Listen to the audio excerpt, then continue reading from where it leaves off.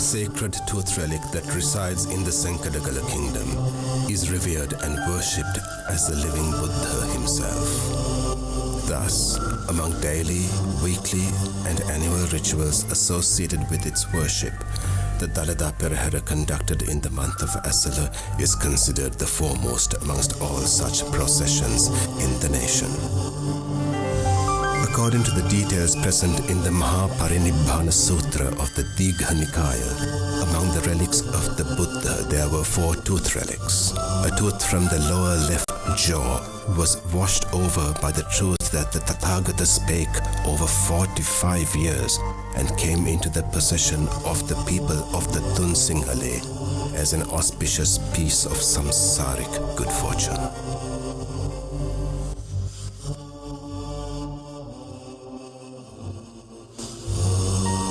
Due to the threatening conditions that occurred in the Kalinga nation during the reign of King Muttasiva, Princess Hemamala and her consort, Prince Danta, brought this sacred tooth relic to our nation during the reign of King Kitsirimevan.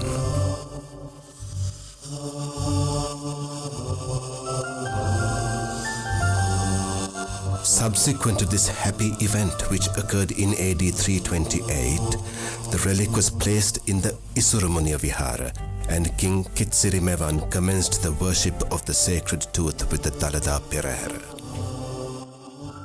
The procession was of such pageantry and such beauty that King Kitsirimevan conducted the Perahera every year during the time of the Anuradhapura kingdom to invoke blessings on the people, bring rain, and to give us a bountiful harvest. It was in this way that the background was laid for the annual celebration of which the sacred tooth relic was taken in procession along the streets for the devotion and worship of the people of the country. Therefore, regardless of how a king ascended the throne or how his coronation took place, if he did not have the blessings of the sacred tooth relic and the rains and fertility that it promised, he was subject to the censure of the people and not considered by them to be a sovereign king. The successive kings of Anuradhapura, Polonnaruwa, Dampadeniya, Yapahua, Kurunegala, Gampola, Kotte, Sitavaka, and the Kandian kingdoms conducted the Dalada Perahera according to the great traditions of its worship that had been established before them.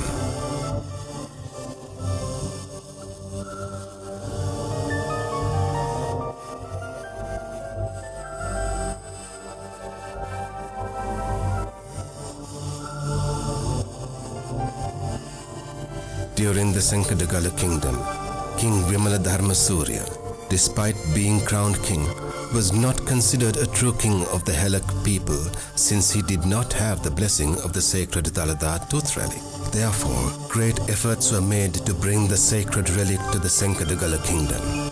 Then, the relic, which was in the custody of Bhikkhu Ratana Lankara of Devanagala at the Sabaragamua Dalgamua Mahavihara, was brought through the Uva province in secret and on the first day was placed in the Gedige Vihara. Historians knowledgeable of the matter say that on that day, the Dalada Vahanse was brought into the courtyard of the king and a special building constructed to house the sacred relic. The Kanda Udarata Sri Dalada Mandira came into being in this way. Up until the year 1815, when the Hela kingdom passed into the control of British colonists, the Dalada Perahera was conducted with royal honor and devotion each year in the month of Asala. During the period of the colonists, in the absence of the Hela king, the Diyavadana Nilame was tasked with conducting the annual Perahera according to the ancient traditions, and space was provided for this. The Dalada Perahera traditions and those of the associated Devalas arose from the devotion of the Buddha and great compassion for the people and were founded on the highest of human qualities. The Sankadagala Dalada Perahera is the only such ceremonious procession in the world where the streets are lit up by the collective devotion of the gods, human beings, and elephants to the living Buddha.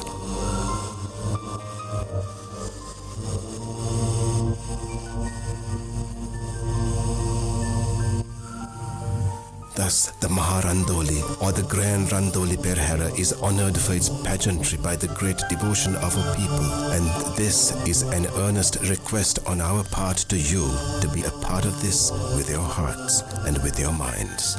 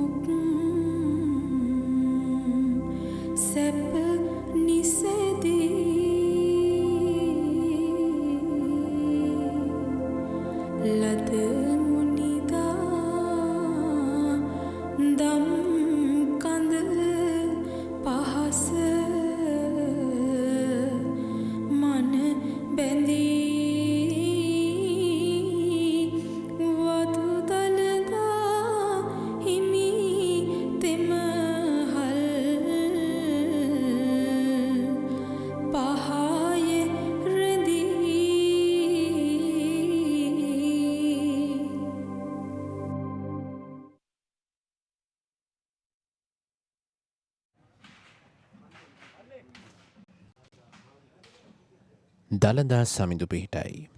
We are delighted to welcome you to the special live broadcast of the fifth and final Grand Randoli Perahera of the Kandy Esala Perahera 2025, brought to you by the Media and Special Projects Bureau of the Sri Dalada Maligawa Kandy. You are now seeing the Perahera officials obtaining the permission and blessings of the Devadana Nilame, the lay custodian of the sacred tooth relic, before commencing their street perambulations.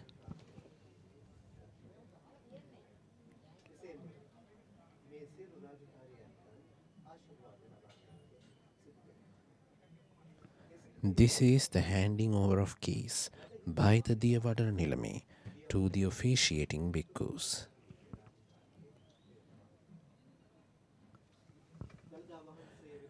It is with respect to the ancient traditions that on this day of the Grand Randoli Perahera that the chief priest of the Pullayar Kovil in Kandy will put garlands on the Devadana Nilame with flowers and place a tilak on his forehead as a form of blessings, which is a unique tradition that symbolizes the unity among our faiths and religion.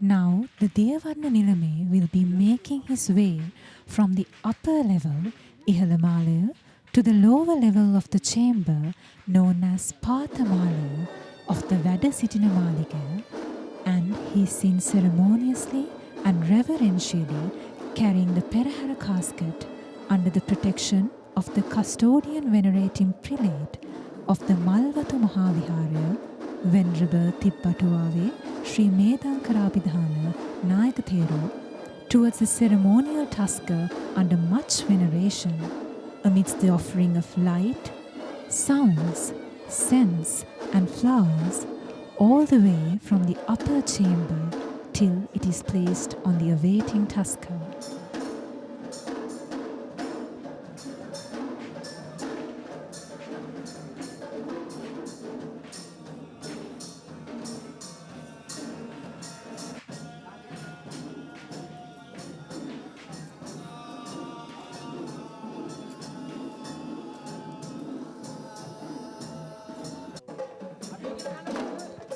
We are now seeing the Perahera casket, which contains 32 relics of Lord Buddha, being placed within the Ranhilige that is mounted on the lavishly costumed tusker, who will uplift the majesty of this great procession.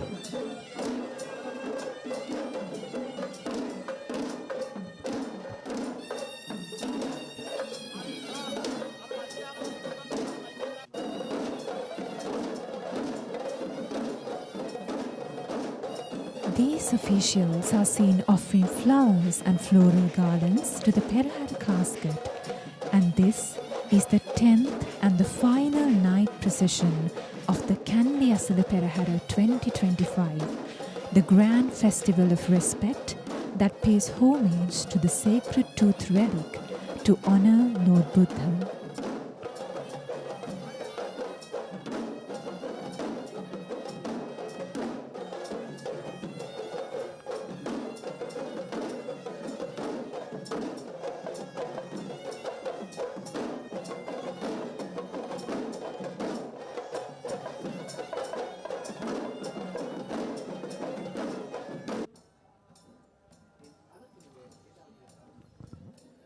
This is the devout moment when the royal tusker shall step majestically down from the Mahavahalkada, the main entrance, onto the Sandagala, the moonstone, amidst the tune of traditional Nagasingham music in preparation to parade the streets of the Kandian city. Today, the royal tusker will be Vasana of the Ruhunumaha Kataragama Devala, and as per the customary of the 5th Randoli Perahera, he will be walking on white carpets known as Pavada under the large decorated canopy known as the Uduviyana.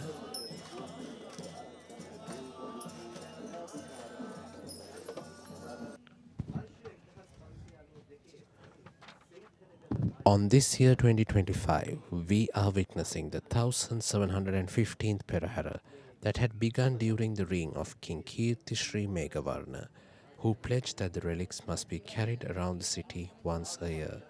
And this tradition still continues, followed by the succession of many ruling kings, prime ministers, and presidents of our country.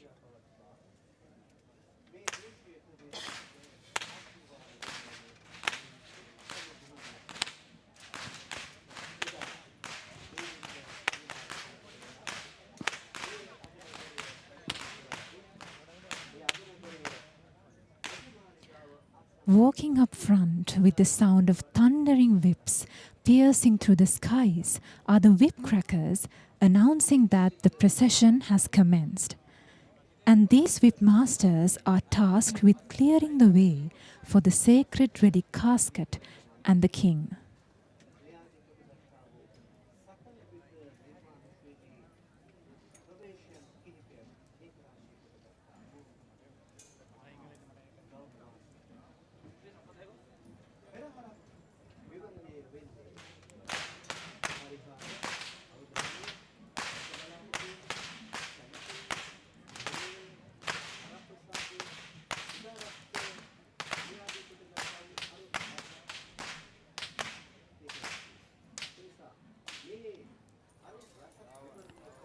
When looking back at history in the ancient times, it was the ruling king who would parade the streets in the Perahera. But now it is the Diyavadara Nilame, the lay custodian of the sacred tooth relic of Lord Buddha, who will resemble the king in the modern day Perahera.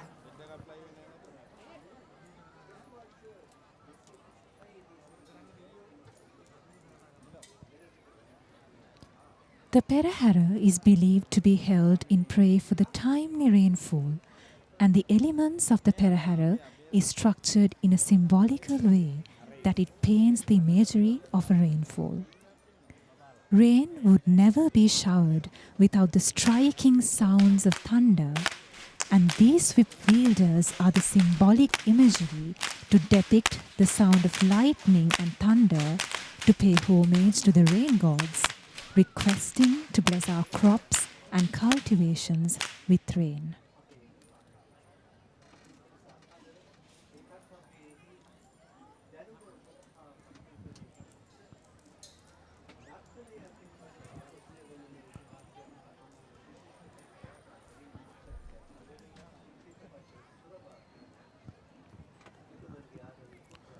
The whipmaster's duty is handed down from generation to generation of their clans, and only those who have mastered the art of whip cracking will be taken to participate in the Kandy Esala Perahera.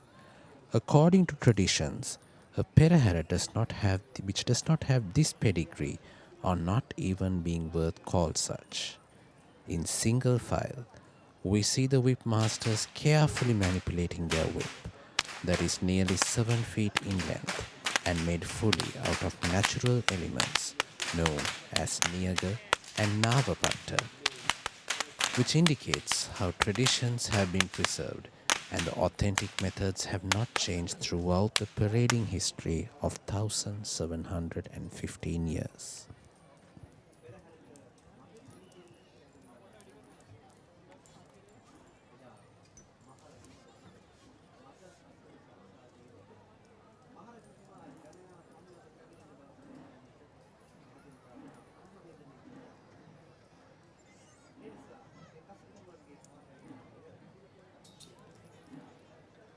It can be noticed how these whip masters are untying the knots that are formed with the whipping, and that is symbolic to the various problems that we face in this journey of life, where we too spend a careful expense of mind in untying our problems down our own walk down the journey of life.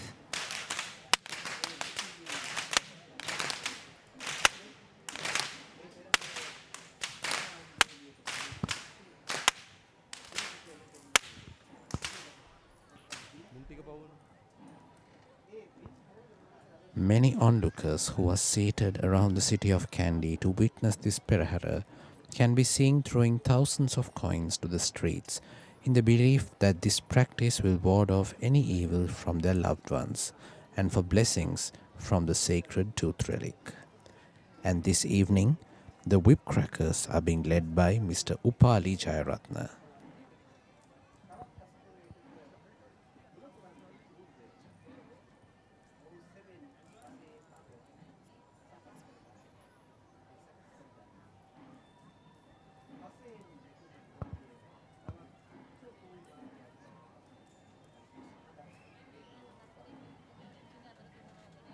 This is a beautiful tradition that highlights the basis of giving, offering, and sharing among the people of our land. Sri Lankans are among the top in the world's giving index. That is indeed an outcome from the social influence of Lord Buddha's teaching.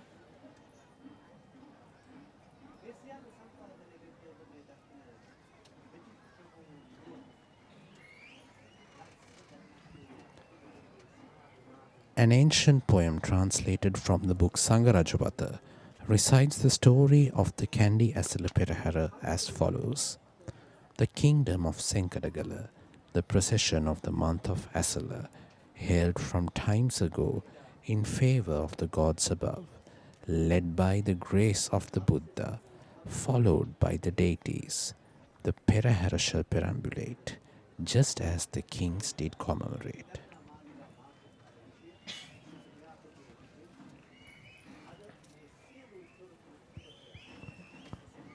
Rain does not come with thunder alone. Just as lightning flashes across the skies, the procession too has its flashes of light dancing across the faces of the people lining the streets to watch. These are the fire dancers who are offering fire, inviting the rain gods to water our lands with rain.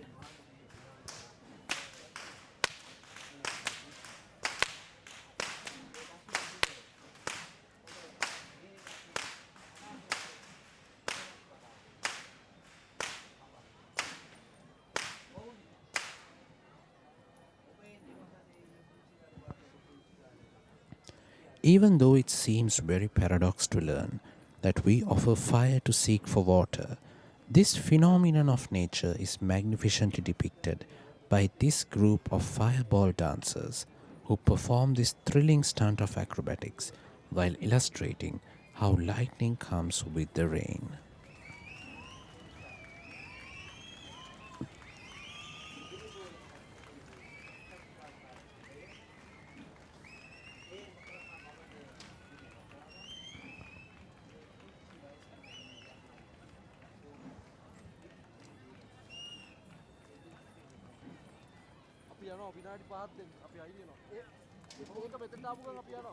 The turning of fireballs is called Pandampalia, which paints the night with varied patterns of light using both hands and feet, along with thrilling episodes of fire stunts.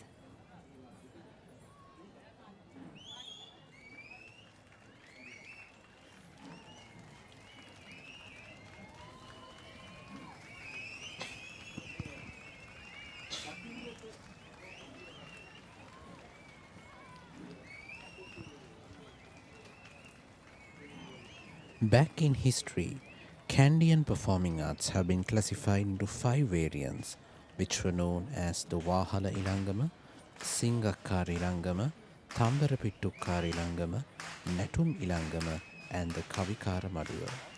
Interestingly, it was the king's order that all 5 of these classifications must be performed in the Perahera, which is a royal order that is still being obeyed since the ancient times till the modern days.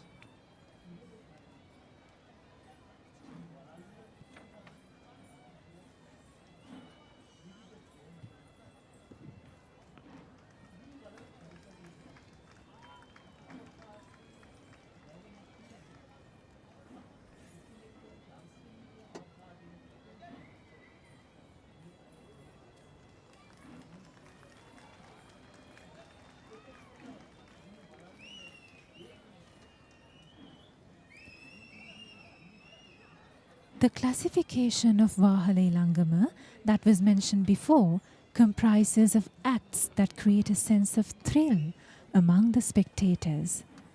And the fireball dance we see in front of us is one such example of a performing art that belongs to the Wahala Ilangama. The fireball dance is performed in all 3 levels that we can see in the screen, known as the Bintale or the low level, Madatale or the mid level, and Ahastale, the sky level. That is definitely the highlighted episode of the fireball dance that is performed while standing on each other in great discipline and balance.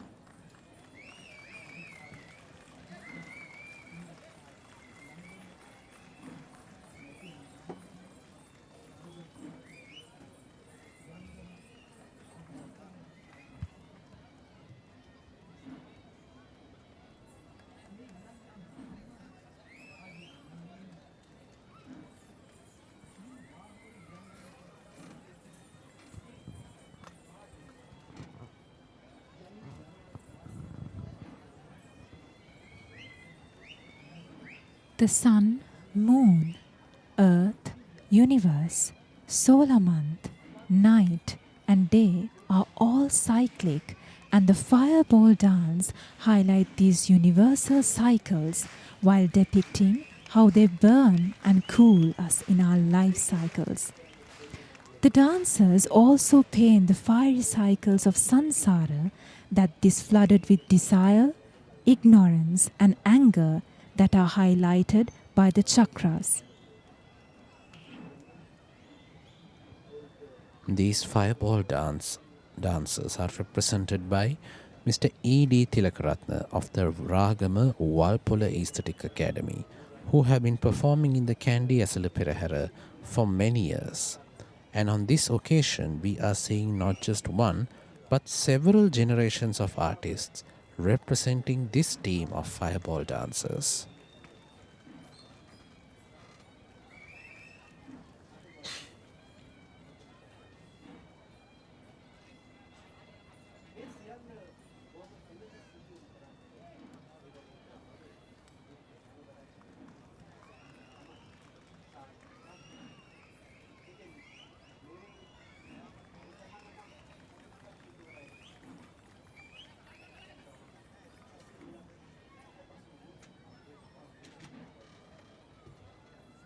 The dancers are seen creating their paintings of fire across the night sky as they move in the procession. For the children, it is a fire play, but for the experienced elders, it is a devout and a committed fire offering.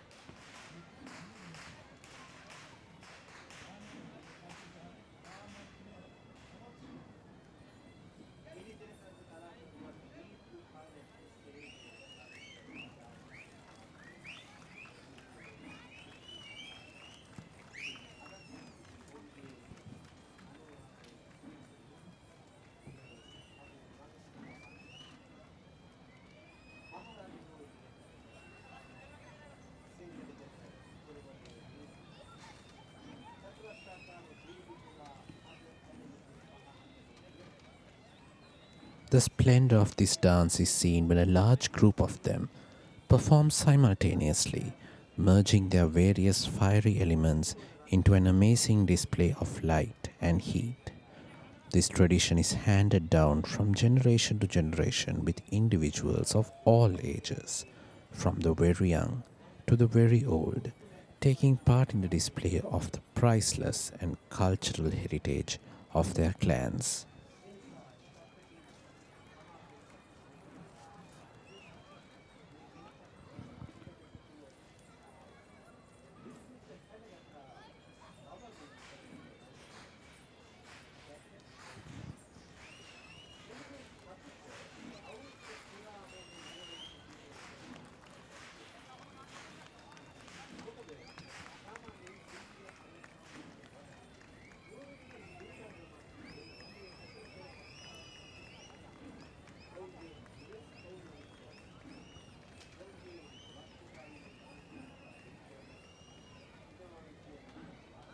The dancers being mindful of the part that fire plays in dispelling darkness, cooking, protecting crops and shenas, are seen taming the fire and making it an offering to the sacred tooth relic of Lord Buddha, while creating curiosity, satisfaction and amazement on the onlookers.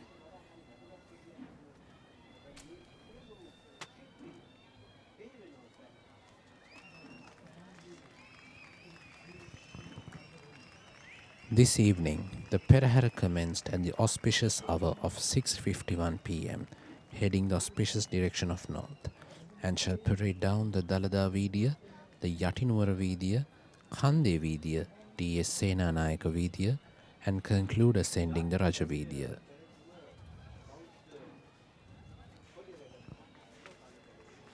Next in line of the procession are the Buddhist flag bearers who are clad in white national costumes, who are carrying the most respected flag of Buddhism while being preceded by the national flag of Sri Lanka.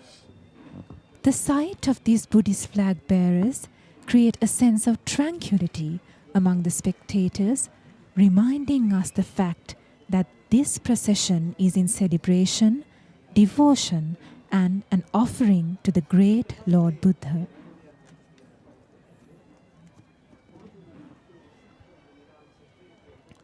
A priority of the Kandy Esala Perahera is to reflect the unity of Sri Lanka as a nation, which in here is symbolized by the national flag that was leading this army of flags.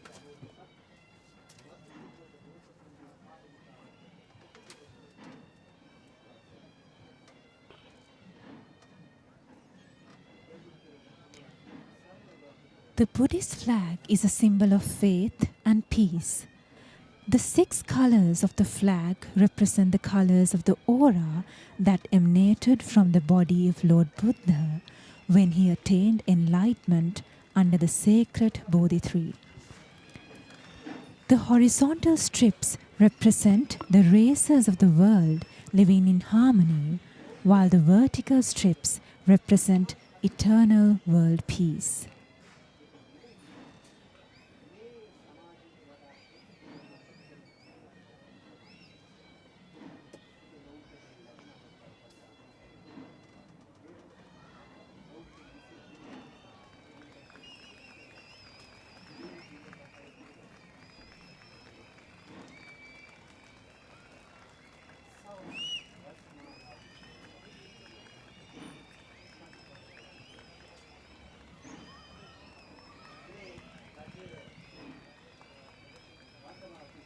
The colors displayed in the Buddhist flag represent the perfection of Buddhahood and the Dhamma, his preachings.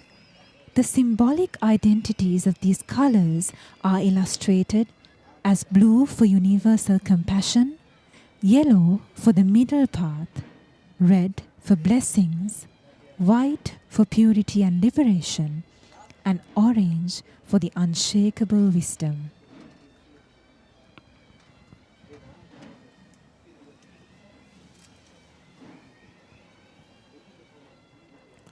This ceremonial procession is performed in the adulation of the living Buddha and as well as a paramita or act of kindness for the future Buddha. And this troop of Buddhist flag bearers were represented by the inmates of the Pallekele open prison camp. The unique collection of flags in front of us right now are the provincial flags.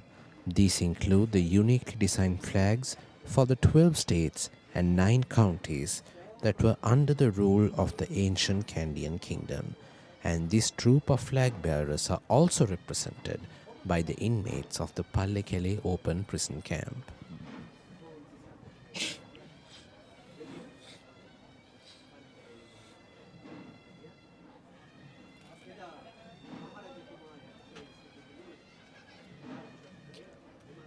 It was a tradition that the respective chieftain of the state, known as the Raterala, would participate in the Perahera with their respective flag that is unique to their state to showcase their loyalty towards the king. While this traditional display reminds us on the glory and the sovereignty of the ancient Senkaragala kingdom, it also represents the symbol of governance in compliance to the 10 great leadership qualities preached by Lord Buddha, known as the Dasaraja Dharma. The flag seen here could be identified as the sun and moon flag of the Satara Koralaya, the lion flag of Sat Koralaya, a white flag of Mathale, silk flag of Sabaragamuwa, Beherunda Pakshiya flag of the Tun Koralaya, peacock flag of Uhavellassa, and the lotus flag of Udapalata, which represents the states of Sri Lanka. These flags are followed by the county flags that represent the counties of Vellassa, Bintanna, Tamankaduwa, Udunuwara, Yatinuwara, Dumbara, Hewahata, Kotmale, Udabuladgama, and Pathabuladgama. The same flags we saw before are now displayed in metallic form, and these are the brass flag bearers who remind us of the proud heritage of the Kandian era, and this troop of brass flag bearers are represented by Mr. Ajit Mahendra.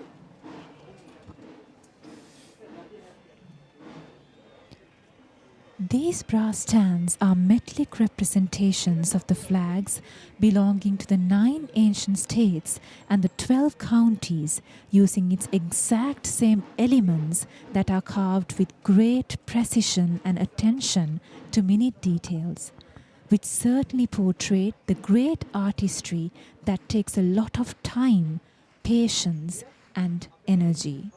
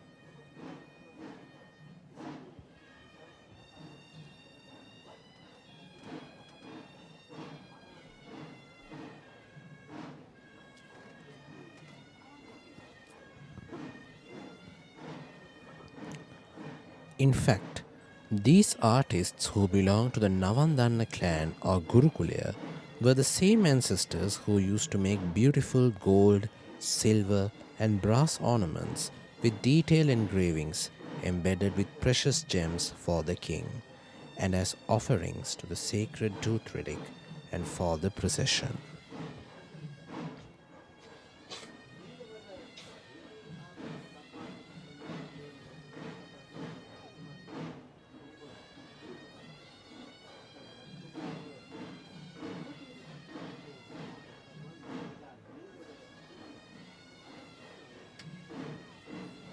The army of officials who are carrying these stands are dressed in a white sarong and a turban with a bare upper body, which interestingly symbolizes the energetic lifestyle of our people back then in the ancient times. And they too were chosen to represent it from the ones that were practicing the traditional martial art of Angam.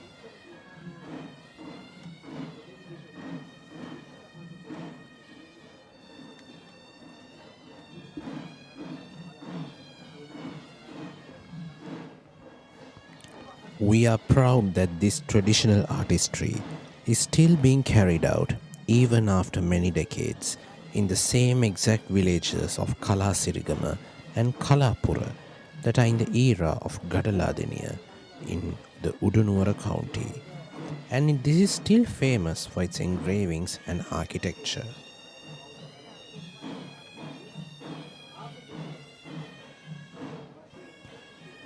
The sight we see in front of us was exactly what the kings wanted to present, to symbolize the unity of the nation, the strength and the sustainability of the kingdom. Walking next in great discipline in their calm and beautiful nature are the army of sword bearers who provide protection to the Perahera relic casket, and this troop of sword bearers are represented by the Angampura team of the Sri Lanka Air Force. Clad in white sarong and a white headdress, this army is seen carrying the raised swords not in warfare but in a disciplined walk of calm serenity. The symbolic idea of these sword bearers in the historic protection that is provided with utmost might to the sacred tooth relic. For those who know about the history of the sacred tooth relic would be patriotically proud of our history and the heroic personalities who always protected the sacred tooth relic with the highest level of bravery. We now see the most magnificent sight of the Perahera, which is the arrival of the very first elephant who will be carrying the Peramunerala. It is the norm of the Perahera that the Peramunerala, or the front runner of the procession, is the first person on elephant back, and neither elephants nor officials are permitted to go before him. And this evening, the front runner of the procession is the elephant Banda, belonging to the Honorable Diyavarna Nilame of the Sri Dalada Maligawa, Honorable Pradeep Nilanga Dela.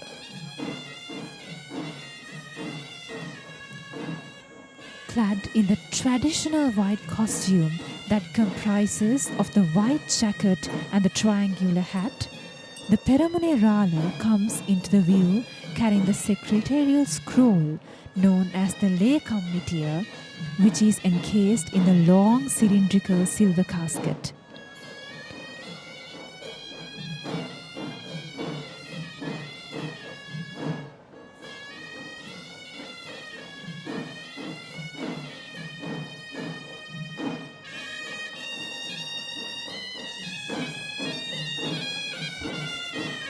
This is the arrival of the first Hewisi troupe that presents the music against the official music ensemble, who are permanently seconded to the service of the Sri Dalada Maligawa. They perform in dignified presence in front of the procession as a tradition which they practice with majestic skill. In fact, no Panchatura Vadana or traditional orchestra of Sinhalese music that produce sounds using either drums or any other musical instruments is permitted before the Hewisi, as per the rule of the Kandy Perahera tradition.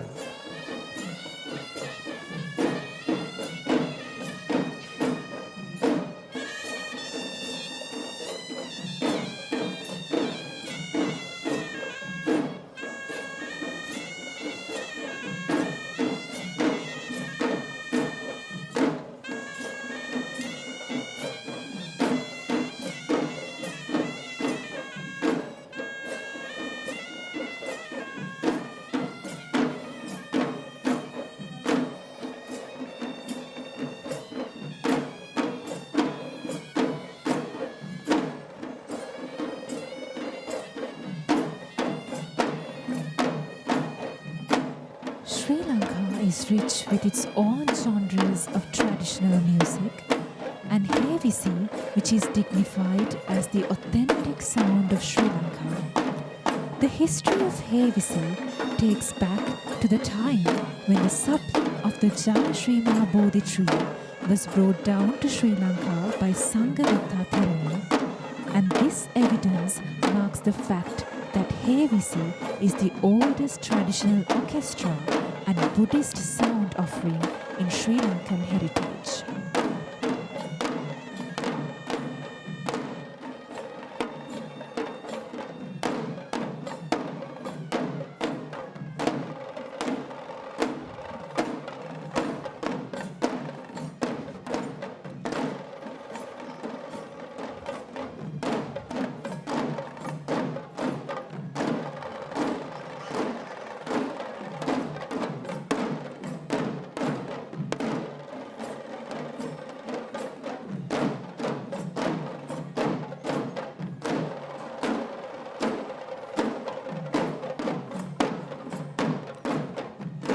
Hewisi is the most popular orchestra of the five-fold musical instruments too.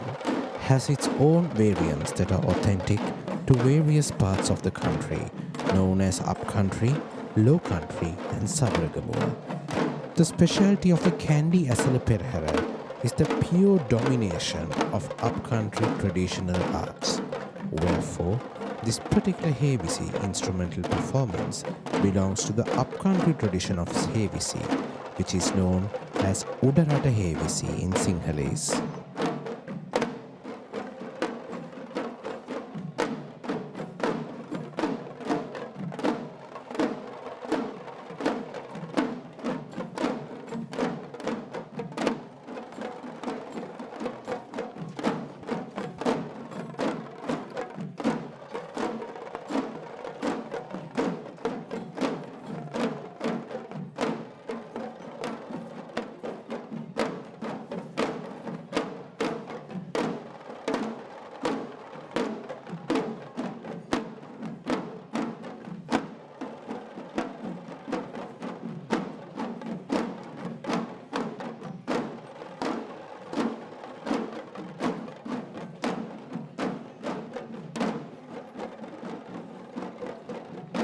The five-fold musical instruments, as recognized by the Sri Lankan music culture as Panchaturyanada, is noted as Atata, instruments played by both hands, Vitata, instruments played using sticks, Vitatatata, instruments played using hands and sticks, Gana, instruments that are dashed with each other, and Sushira, instruments that are blown.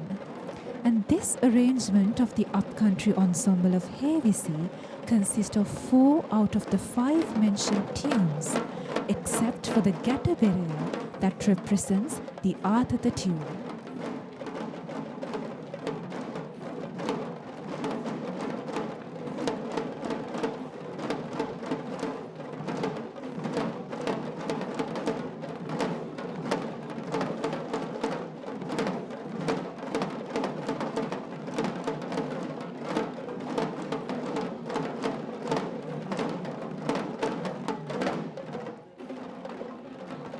If we would identify the other instruments that are played here, we see the horanava or the traditional windpipe representing the tune of Susira, the thammatama or the kettle drum that represents the tune of Vitata, the daula that represents the tune of Vitatatata, and the thalampata or the little hand cymbals that represent the tune of Gana. The beauty of the Hewisi evolves when all of these instruments are played together to make a symphonic sound, and it must be noted that these instruments are played only according to the traditional rule. And this is the live broadcast of the 5th and final Grand Randoli Perahera of the Kandy Esala Perahera 2025, brought to you by the Media and Special Projects Bureau of the Sri Dalada Maligawa. And next we are seeing the second elephant of the procession, and riding him is the dignified majesty of the Gajanayaka Nilame of the Sri Dalada Maligawa. The Gajanayaka Nilame is the royal official in charge of the king's troop of elephants, and it is a position given to him directly by the king himself. And this evening, the Gajanayaka Nilame of the Sri Dalada Maligawa, who is Mr. Palitha Jayawardena, will be riding on the Tusker Miyan Raja, belonging to the Sri Dalada Maligawa.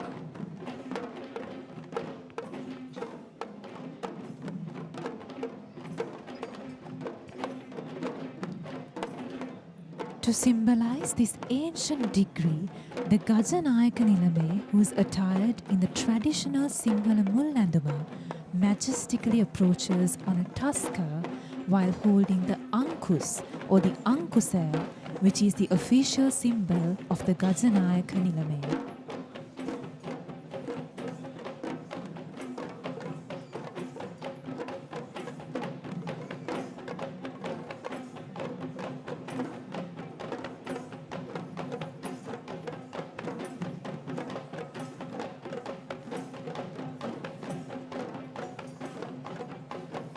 Now we will be seeing the very first dance performance of the procession this evening. And this is the Kotalapadaya dance performance represented by Mr. Nalin Jayasekara of the Sri Dalada Maligawa.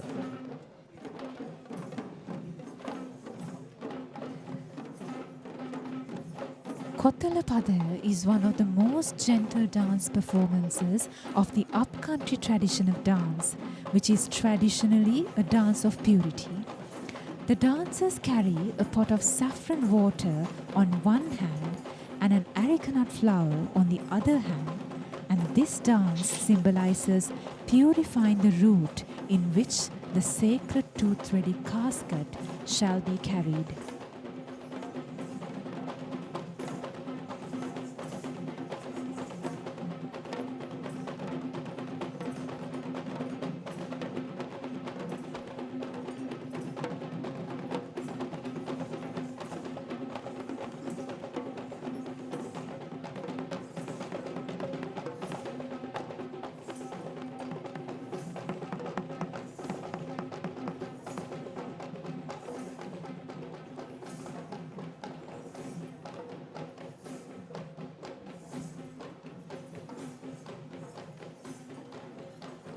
Kotalapadaya is one of the most gentle dance performances in the upcountry tradition of dance, which is traditionally a dance of purity.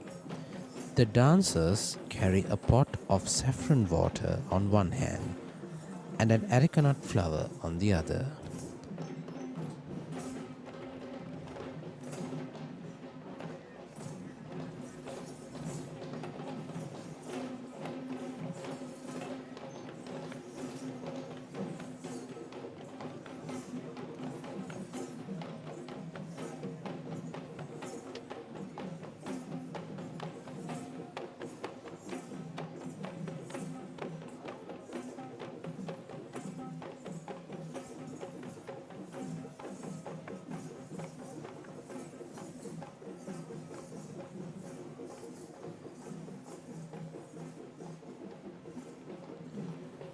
This is the arrival of the third tusker of the procession, with an official carrying a Buddhist flag, symbolizing the fact this procession is a true Buddhist festival, and this official is on the mount of the tusker Janaraja, belonging to the Sri Dalada Maligawa. Janaraja is a tusker who was gifted to the Sri Dalada Maligawa in 1988 by the government of Sri Lanka, led by the former president Mr. J.R. Jayawardena.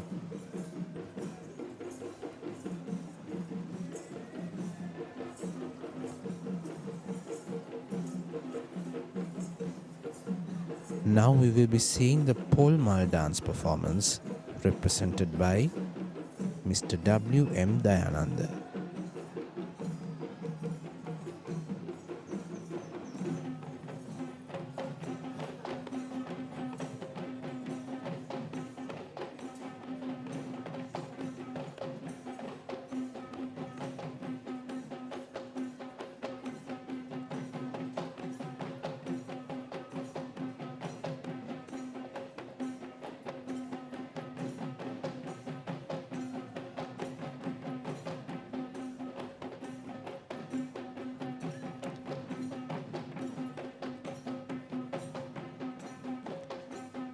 The Malpade dance performance, which is also known as the Polmal, Malhatpadaya and Madhuporaya, is also a ritualistic dance performance that has its own variants across the traditions of upcountry, low country and Sabaragami. And this act of this upcountry tradition that originates from the Kuhumba Kankarya healing ritual.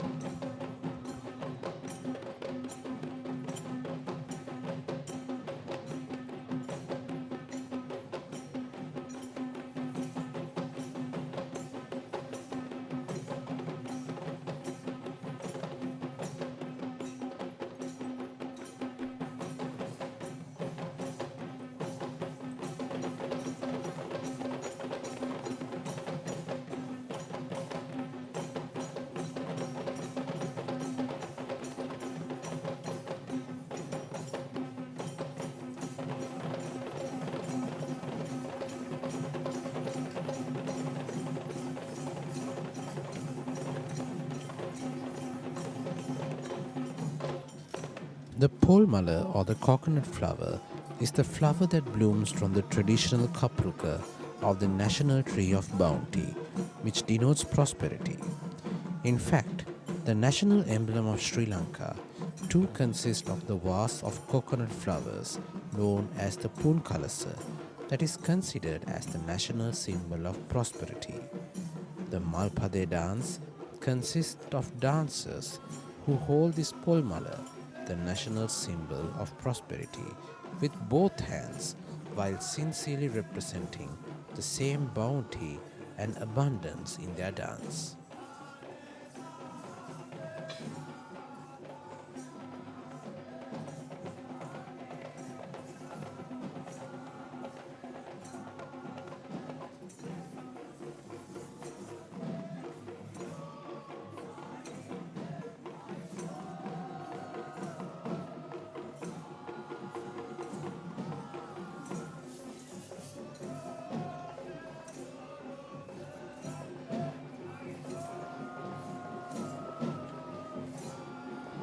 The symbol of this dance is to pray for fertility and prosperity, which is interestingly the prime motive of the Perahera itself, where the dancers sing various ritualistic chants, which are in fact verses of prayers from prosperity.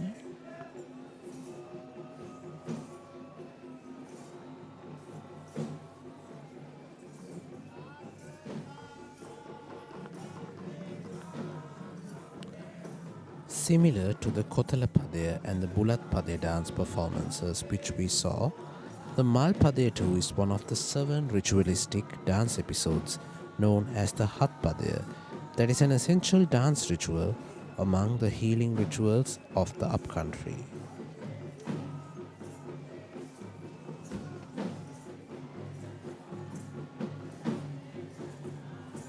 This is the next tasker we shall see in the procession this evening, who is Mian Kumara, belonging to Venerable Bellangwila Dhammaratana Thero, the chief incumbent of the Bellangwila Rajamahavihara in Colombo. Mian Kumara is a young Burmese tasker who was gifted to the Bellangwila Rajamahavihara in the year 2013.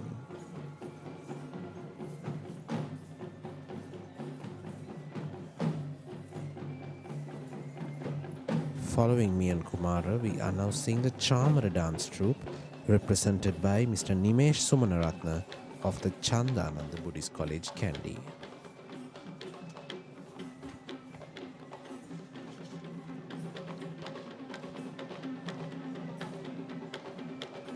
The ancient poetic anthology that was written during the kingdom of Kotte, that is famously known as the Saladihini Sandesha, quotes that the white tussle in motion along with majestic elephants are one of the supreme sights of auspicious visualizations, and the Chamara dance is certainly an inclusion to add more auspicious value to this Perahera.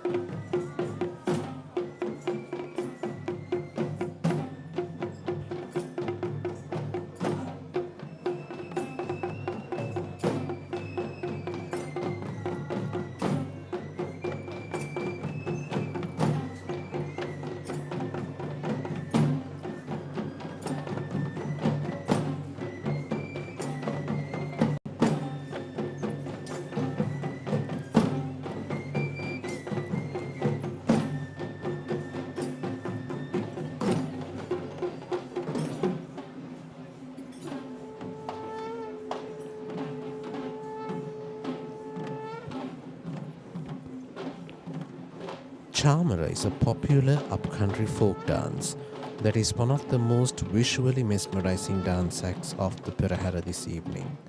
The Chamara is a white tasseled object that was used historically as a fanning tool for the sacred tooth relic.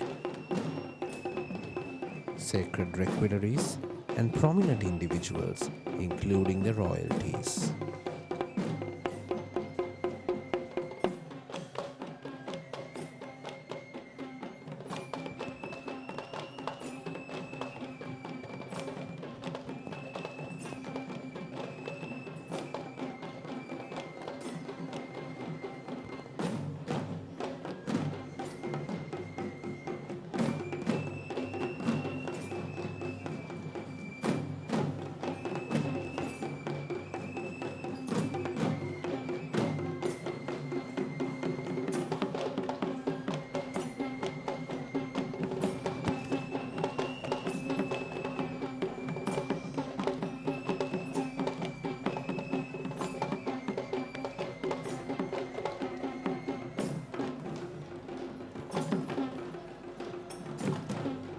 The tassels are fanned to the rhythm of the flute and the Kandian drums, where the gentle cool breeze that is produced by these chamaru brings a very pleasant feeling. This was in fact a regular feature of the royal courts in our ancient history.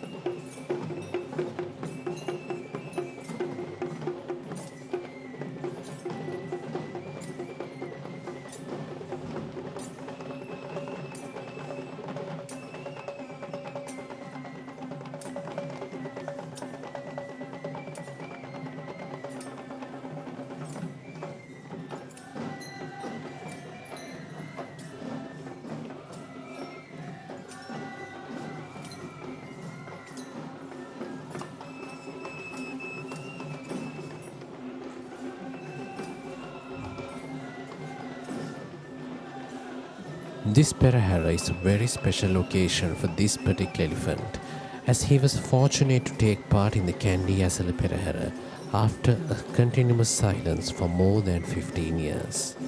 This is the elephant Raja, belonging to the Honorable Diyavada Nilame of the Sri Dalada Maligawa in Kandy, Honorable Pradeep Nilanga Dala. Raja is an elephant who was found lost in the year 1973 and was a member of the herd of elephants living at the Devala Zoological Gardens until he was auctioned in the year 1991 and stands to be one of the tallest elephants living in Sri Lanka today.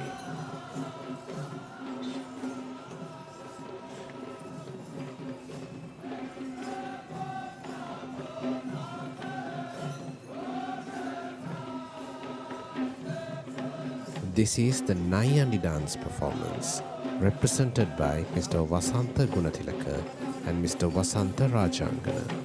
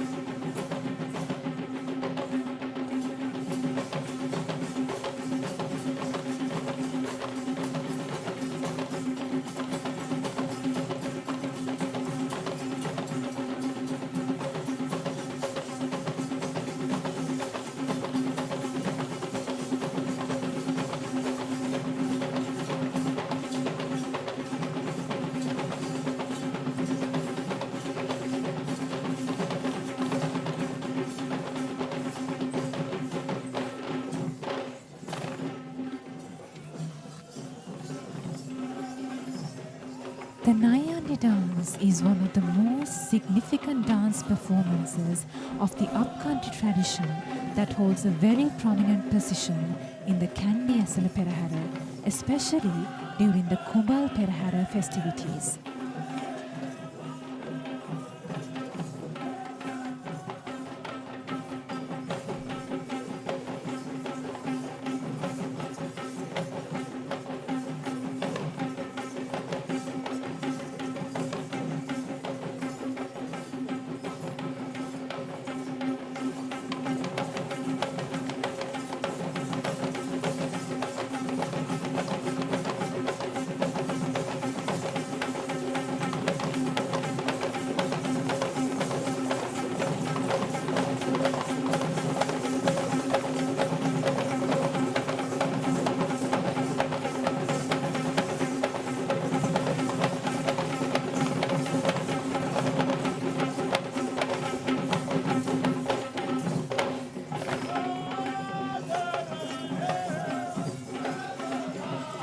The word Nayandi is in fact the name of the costume that is worn by the Nayandi dancers, which is the same costume that is worn by the Kandian West dancer with the exclusion of the devoted headdress.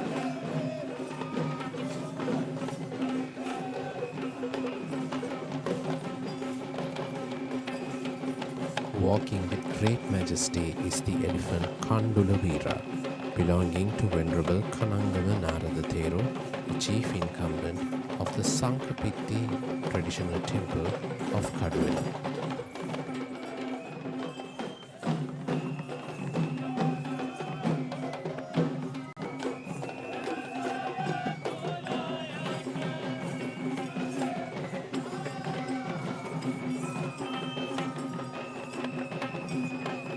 Next, we are seeing the Savarang dance performance, and this team of Savarang dancers are represented by the Nalanda Buddhist College.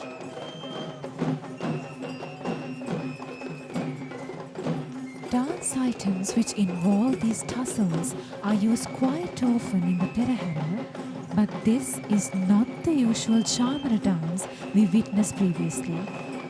This dance, which is recognized as the Savarang dance, is a similar dance to Chamara but with a difference in the prop that is used.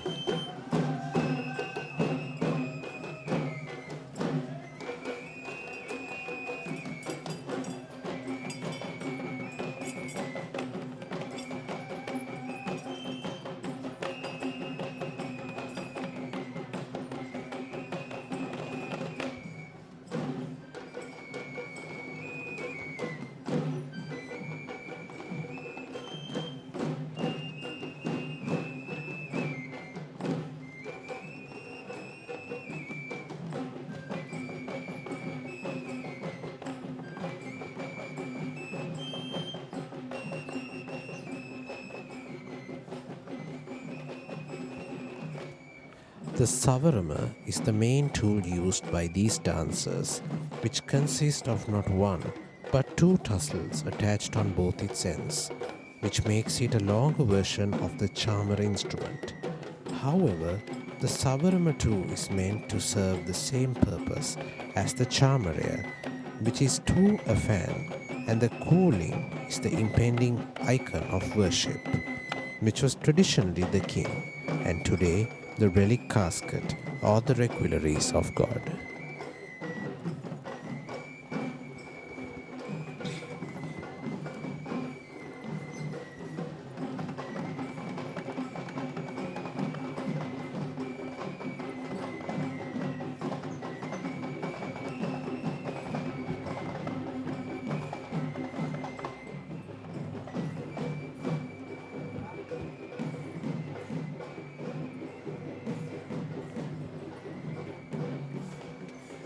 This is the first female representation of elephants that we shall see in this grand Randoli Perahera, and she is the elephant Mali, belonging to Mr. Chatura Vikramanayaka of Maligawa.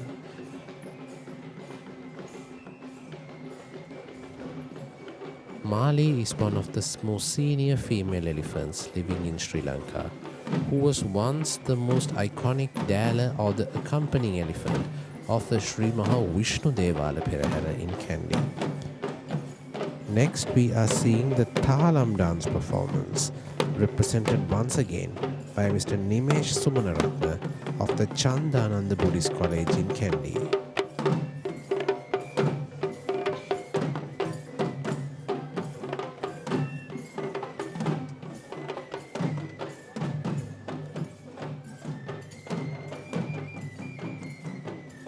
This is the live broadcast of the Grand Randoli Perahera, brought to you by the Media and Special Projects Bureau of the Sri Dalada Maligawa.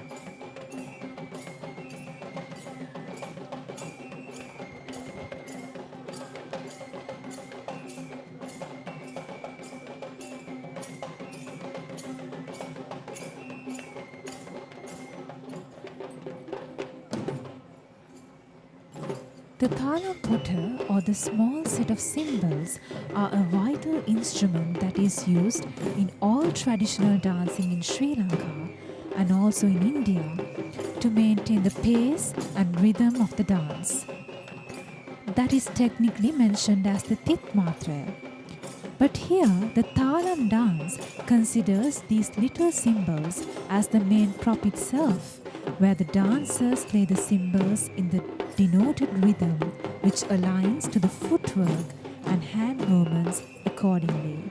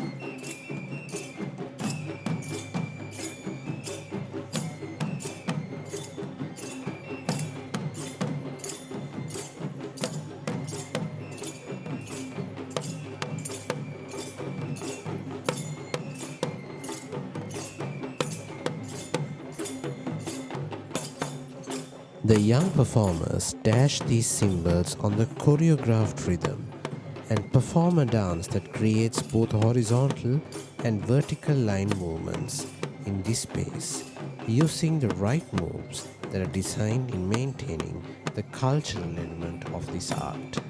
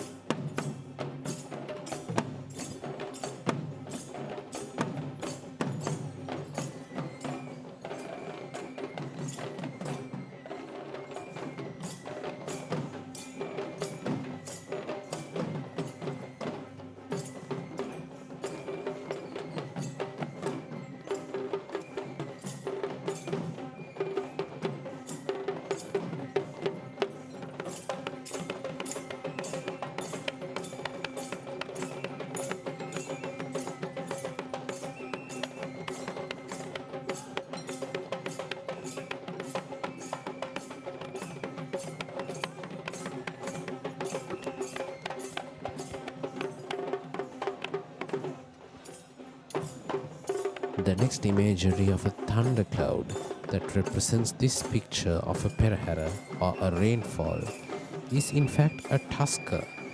This tusker is Buruma Raja, belonging to the Sri Dalada Maligawa stables. Buruma Raja is a tusker who was born in Burma in the year 1980 and was gifted to Sri Lanka upon the request of the present Devala of the Sri Dalada Maligawa and in sponsorship of the Prime Minister of Sri Lanka, Mr. Ratnasiri Vikramanayake, in the year 2007. Next is the Pantheru dance performance, represented by Mr. Sarath Vijayasiri of the Sibas Aesthetic Campus.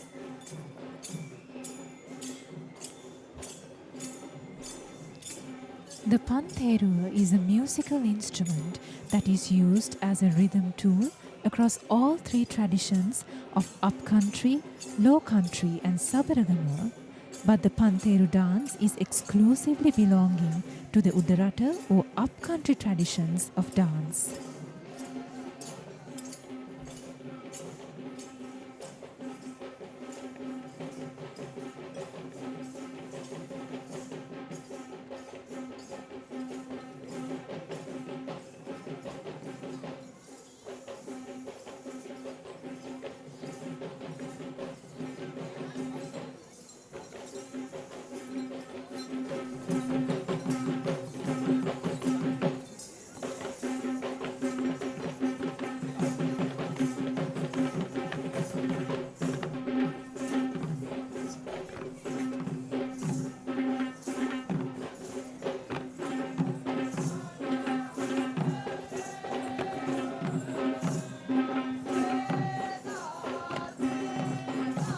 This instrument is a small brass circular framed castanet with 5 cymbals fixed to it, which gives a subtle metallic sound as it makes.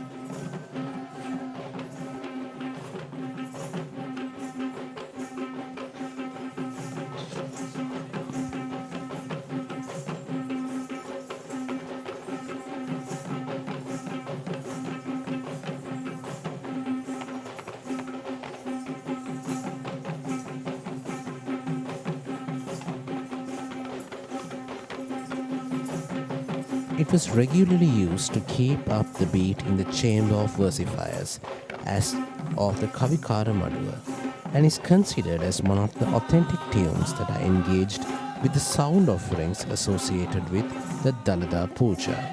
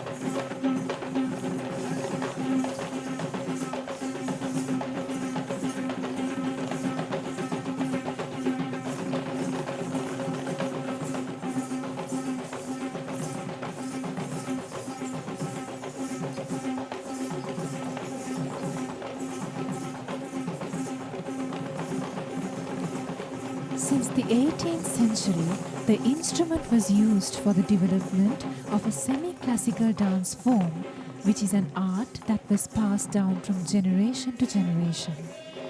The dance is classified as a Gana Natuma as per the theory of Panchaturya Nadani, since the Pantheru is an instrument belonging to the Gana classification as it needs to be dashed in order to be instrumented.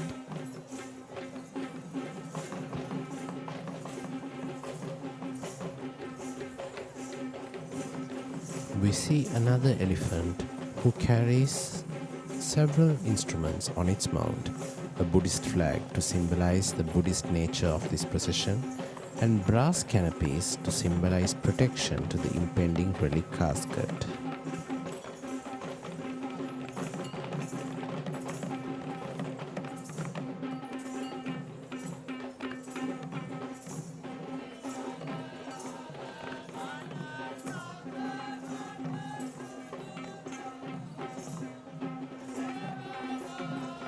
And these officials are riding on the mount of the elephant Gamunu, belonging to Mr. Ratnasiri Arangala of Veyangoda.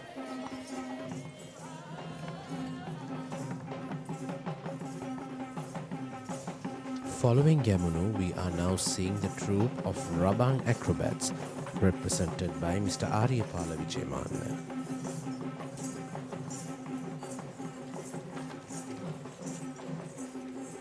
The rabana or the hand tambourine is a very popular object used in the folk dancing tradition in Sri Lanka, but this is no such dance even though we see the presence of the tambourine in play.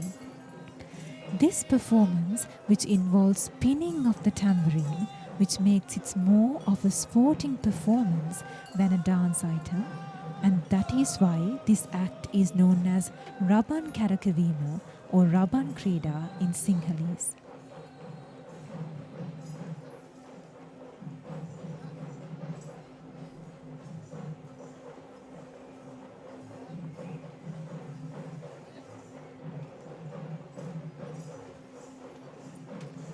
There are many forms of Raban in Sri Lanka. We have the Maharabana or the Banku Rabana, which is a considerably large drum that is played by multiple artists at the same time. The Virindu Rabana, that is played while singing comical verses of Virindu. And the Atrabana, which we see now, that is of most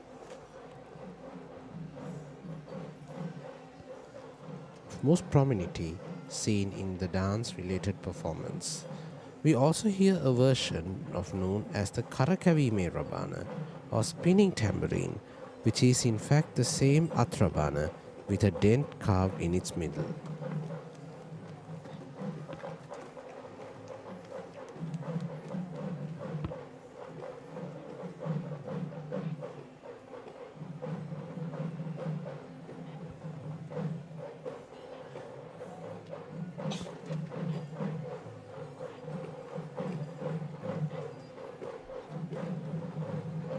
They spin the raban in their flexible long stick canes in great balance, and the highlighting episode of this act is when they throw the tambourines toward the sky and surprisingly catch the raban back on their sticks or from their hands with no room for failure.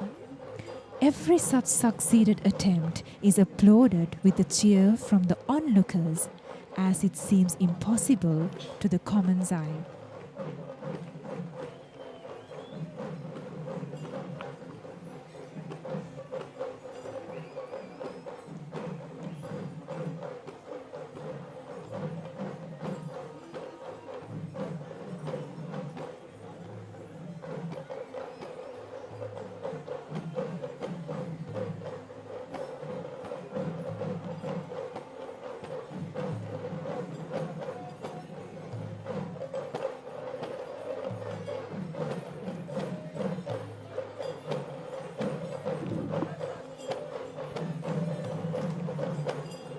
The artists do not forget to initiate several creative twists to the play of Raban, where some artists create episodes of changing the Raban with their colleagues, while the tambourines are flying high in mid-air. And we see how some artists spinning multiple Raban on specially designed stands. All of these wonderful episodes of skill are certainly expressing the talent behind native Sri Lankans to the world, that witnesses this great pageant of Kandian heritage.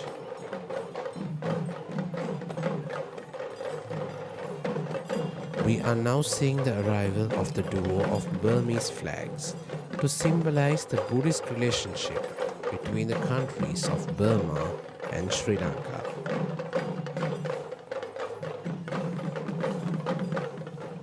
Here we see the elephant Mutubanda belonging to Venerable Murundani Dhammaratana Thero, the chief incumbent of the Mutiyangana Rajamaha Viharaya, alongside with the elephant Kandulatissa belonging to the Basnaik Nilame of the Ratnapura Mahasaman Devalaya.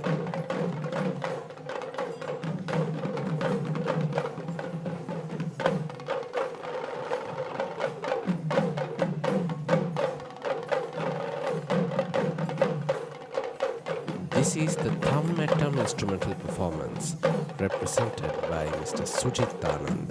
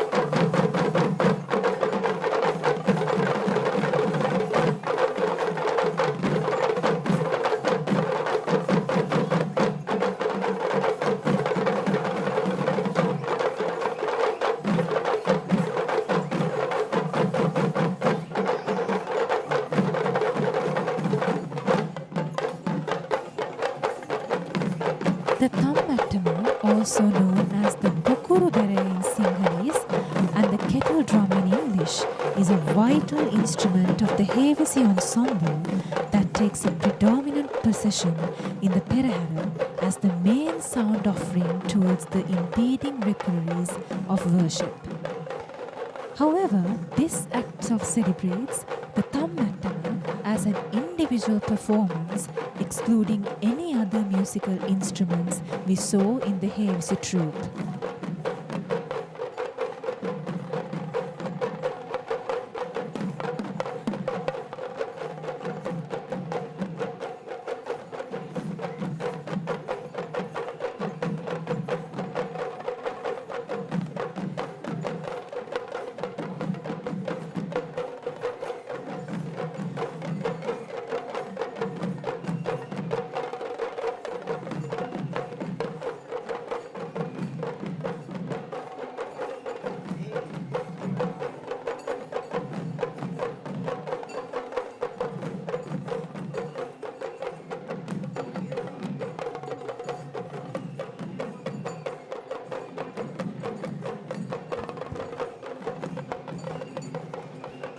Among the different elephants who we will be seeing in the Perahera this evening, this is the tallest elephant that we shall be seeing. He is Taraka, belonging to the Kaduvila Sri Siddha Rankadu Patini Devala.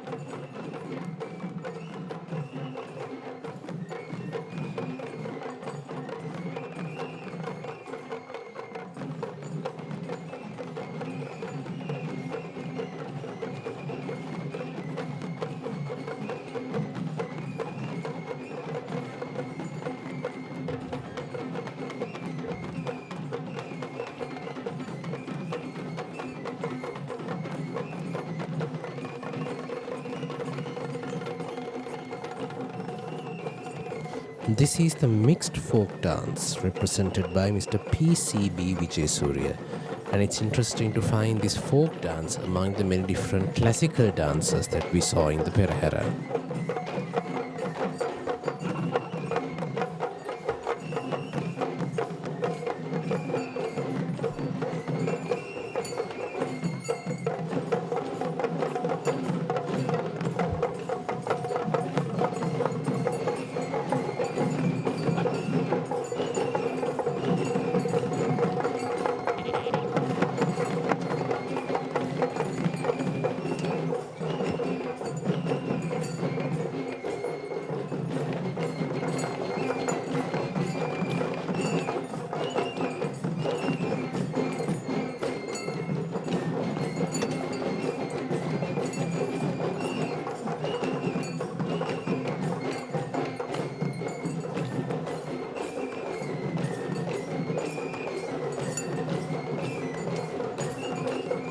Traditional dancing in Sri Lanka is segregated into two main types, which are the Shastriya Nattu or dance performances that are based on healing rituals, and the other being Gami Nattu or folk dance performances.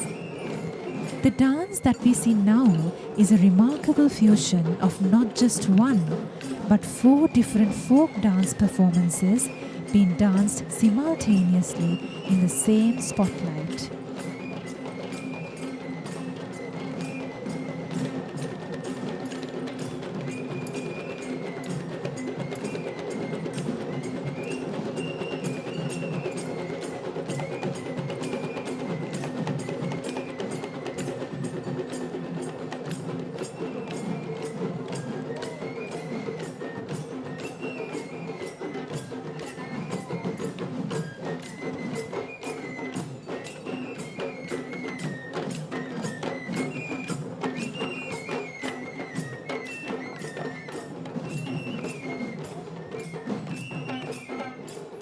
Here we see the dance artists presenting 4 different folk dances, which are the Talamputtu, the Likeli, Rabang and the Savarang, which we could see being performed as individual dance items across all 5 segments of this majestic Perahera. And this dance act is certainly a snapshot of the beauty of the Sri Lankan folk culture.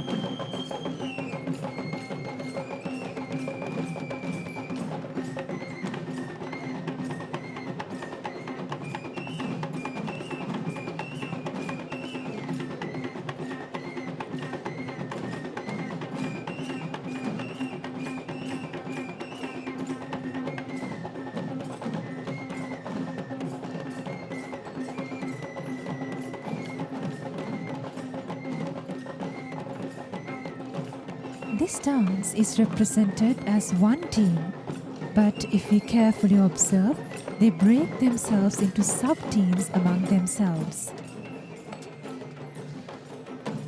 This Perahera contains several groups of elephants of various ages. This representation of 2 junior elephants. This is Deumini, belonging to Venerable Puralande Vajranyana Theru, the chief incumbent of the Sambodhi Vihara in Colombo, alongside with the elephant Suddhi, belonging to Mr. Premasiri Kaluarachi of Habarana. Following this interesting duo of elephants, we shall now be seeing the Likeli dance performance, represented by Mr. Nimesh Sumanaratna of the Chandananda Buddhist College in Kandy, which makes it the 3rd dance item that is represented by the Chandananda Buddhist College.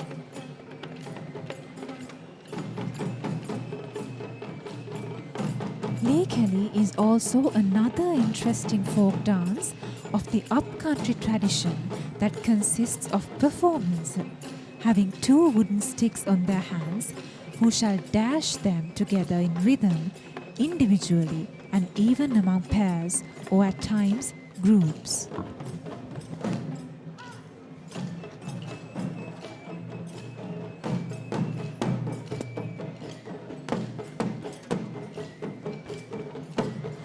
Being a folk dance itself, this dance too sets a village picture for the audience. but the origin of the exact movements performed can be guessed in the ancient practices of war battles among the folk lifestyle, as the name of the dance itself, with the word Kelia, translates to battle.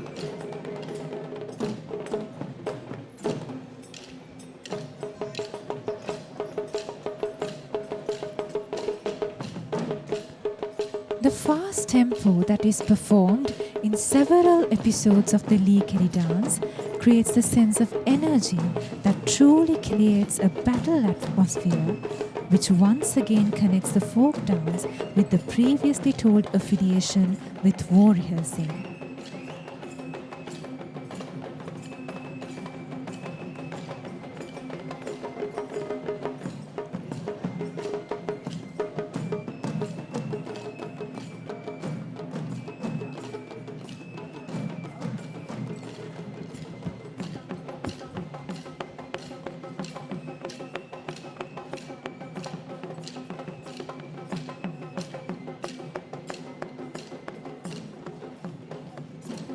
Lee Kelly is one of the dance performances which has been performed since more than centuries ago, which is proved by the evidence that is still visible in all of us. In fact, the wooden carvings of the Ambakke Kataragama Devala that belongs to the Gampola era too portrays a pictorial carving that illustrates a Lee Kelly performance.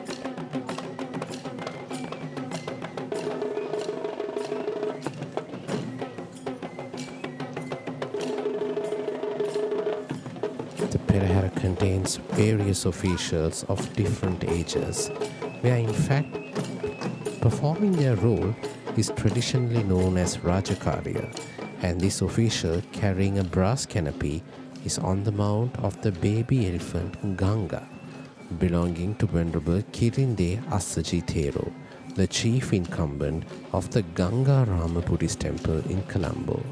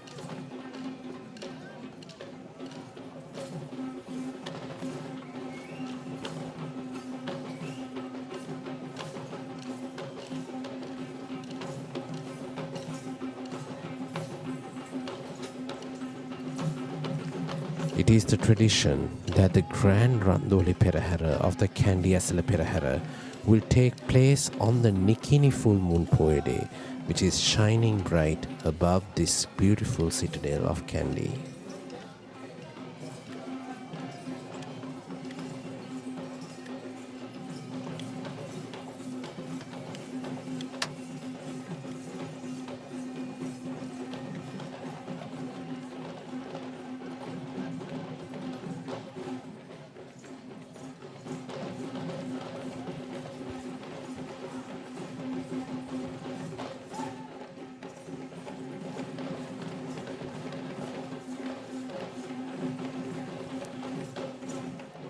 This is the Pantheru dance performance that is represented by Mr. Palita Hapugoda.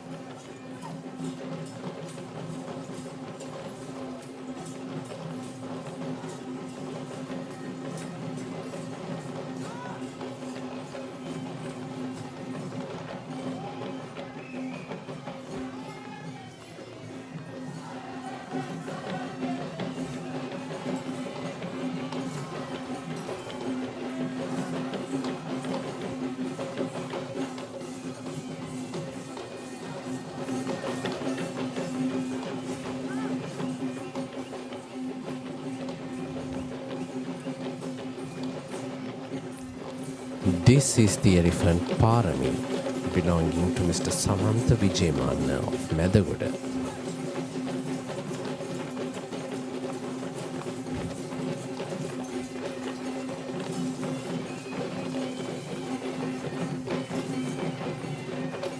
In fact, this is the first year that the elephant Parami has joined the procession of the Sri Dalada Maligawa, where previously she has been a participant of the Sri Maha Nata Devala and the Sri Maha Patini Devala in Kandy. In fact, despite her young age of just 18, she has proven herself to be one of the promising young elephants to be a great participant of the Kandy Esala Perahera. We are now seeing the Raban dance troupe that is represented by Mr. Janaka Rajapaksha of the Central Lanka Northeast Academy.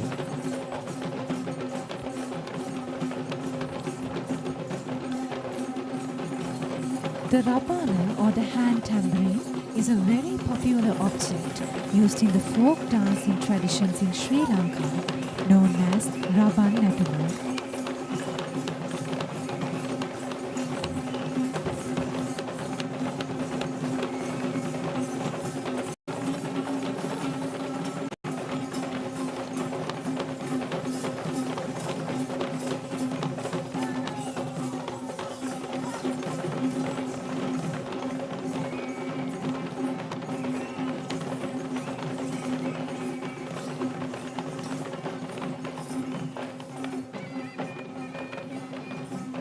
The rabana is at times recognized as a drum of prosperity. Belonging to the Arthata classification of traditional music instruments, both the rabana and the bummedia, which are drums played only using bare hands, are used in the agricultural entertainment and ritualistic activities in the village setup. Similarly, the Raban also takes great dominance during the Sinhala and Tamil New Year festivities.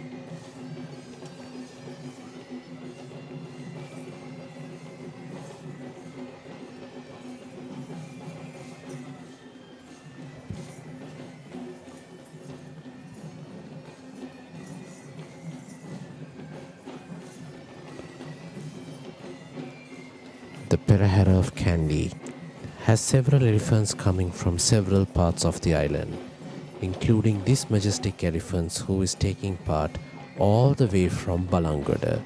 This is the elephant Raja belonging to Mr. Asanka Vijayasinghe.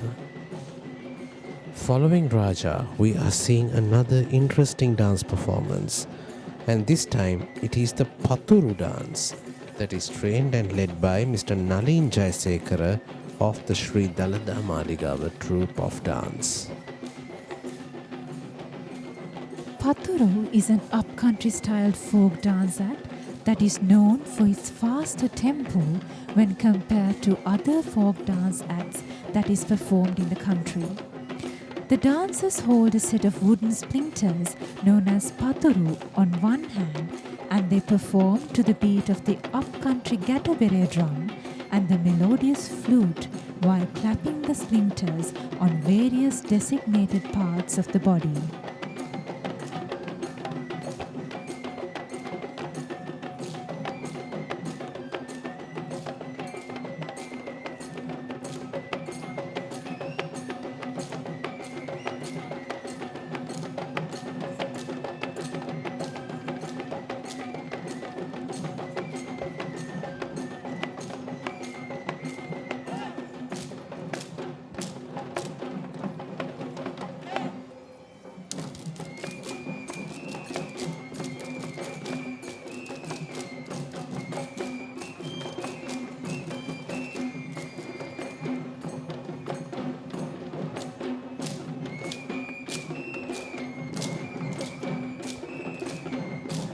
The Pathuru dance may explicitly seem as if it is a singular choreograph, but if you look carefully, you would show how this dance involves group work, where we see the performers collaborating with each other as a group and in subgroups that highlights the unity and harmony among the village youth of Sri Lanka.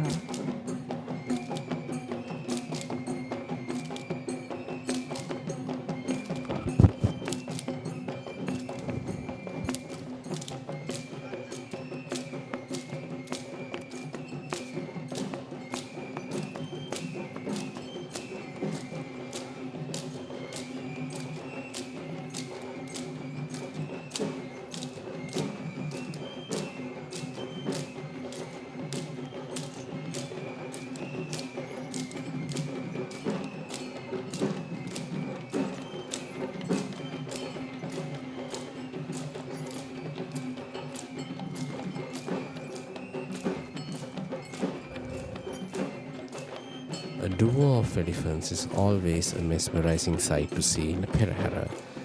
Representing this duo is the elephant Kanchana, belonging to the Sri Lanka Amarapura Nikaya under the bearership of Mr. Udara Galapatti. Along with Kanchana, it is the elephant Rani, belonging to Mr. Chanaka Jayasekara of Palliveda.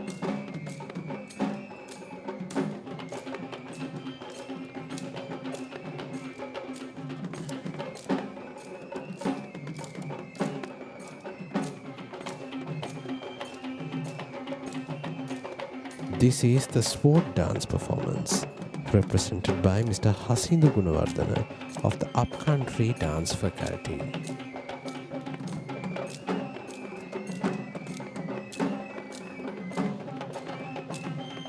The Kadunatuma or the sword dance is not at all meant to promote violence in this Perahera, that is meant to reflect the love, peace and care that is preached by the doctrine of Lord Buddha. This dance actually is meant to be a tribute and to illustrate the bravery of our ancient Sri Lankan warriors who risked their lives to protect Sri Lanka as a nation.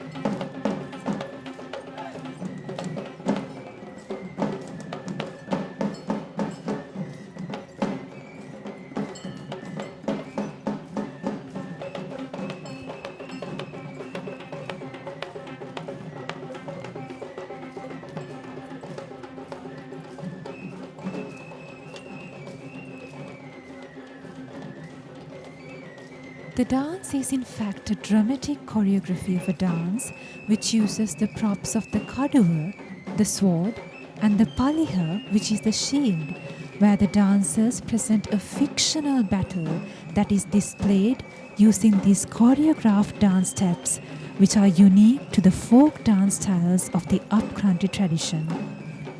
One could notice how the facial expressions of these dancers show an abundance of bravery and courage to ignite the true momentum of this play.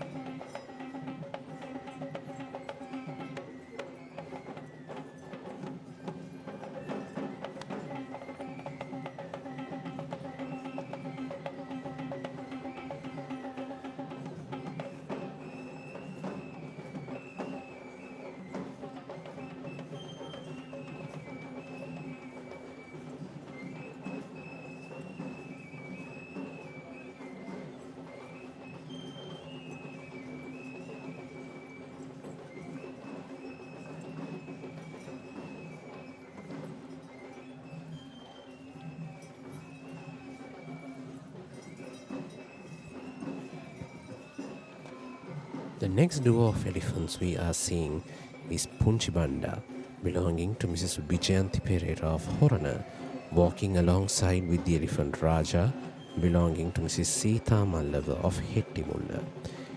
Both of these elephants have not taken part in the Kandy Esala Perahera until the year 2005, where in fact it was the thankful move of the present Diyavadana Nilame of the Sri Dalada Maligawa who took initiative to retire these working elephants and introduce them to the Kandy Esala Perahera, where now Punchibanda and Hettimulle Raja are two elephants who have been taking part in prominent roles of the Kandy Esala Perahera. And interestingly, these two elephants are quite friends with each other, which makes them another important and beautiful story of friendship among the elephants taking part in the Kandy Esala Perahera. And next is the Nayandi dance performance, represented by Mr. Saman Nilvita.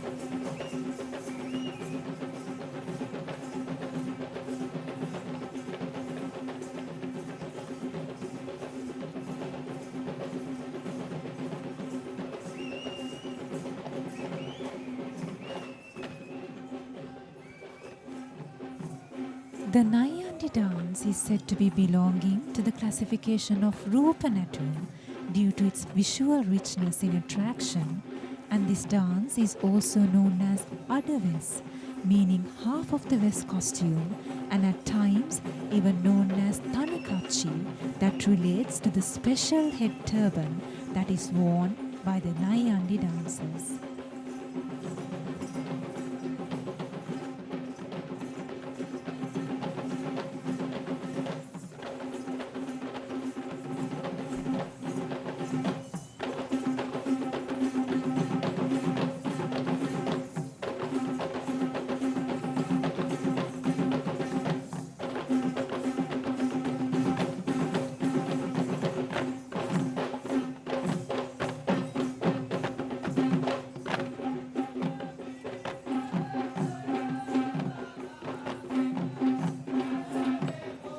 The speciality of the Nayandi dancing is that this dance is primarily performed by the primitive Kandian dance artists who have not yet been attained reverentially as a West dancer, and any dance artist who aspires to be crowned as a Kandian West dancer would first need to master the skill of Nayandi in order to proceed.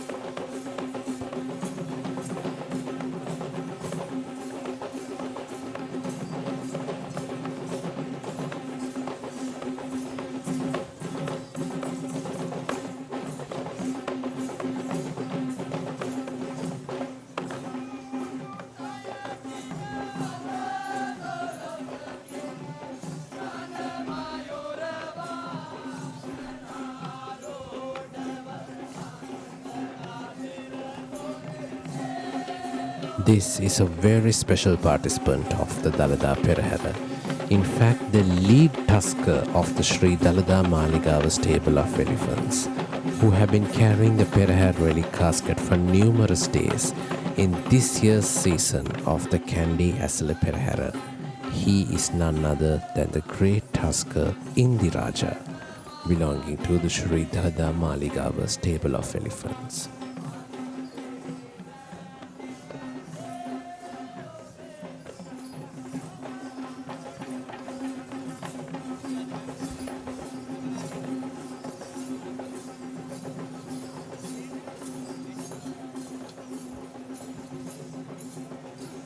Next is the Udakki dance performance represented by the veteran artist M.B. Tennakon.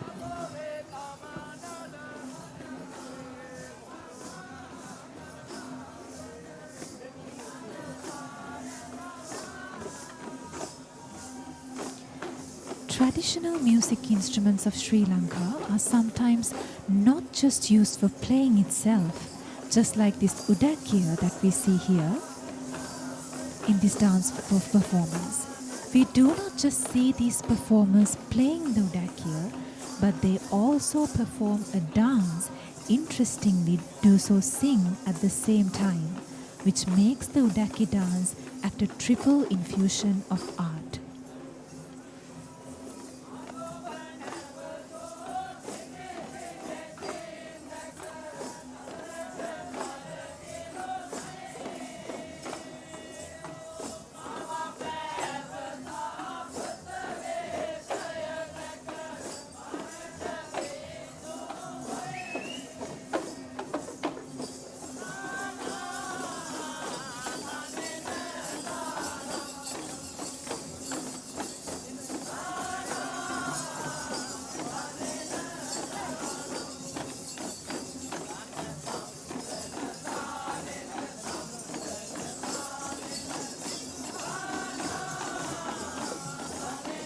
Most of these dance performances have various episodes that are highlighted in this performance. And what you see right now is this particular episode known as the Udaki Gatera, where they make a knot out of the Udaki drums they play.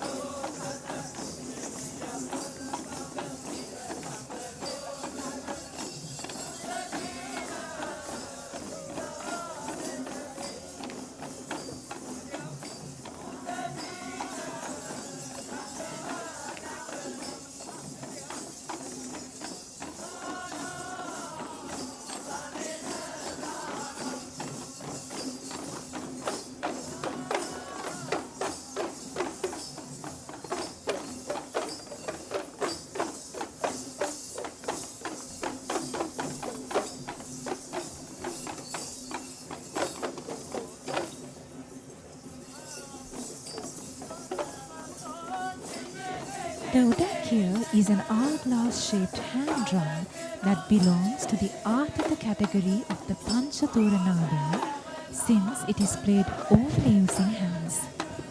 The dancers are dressed in the traditional Kandian attire and dances while playing this instrument along with recitals that glorify the qualities of Lord Buddha.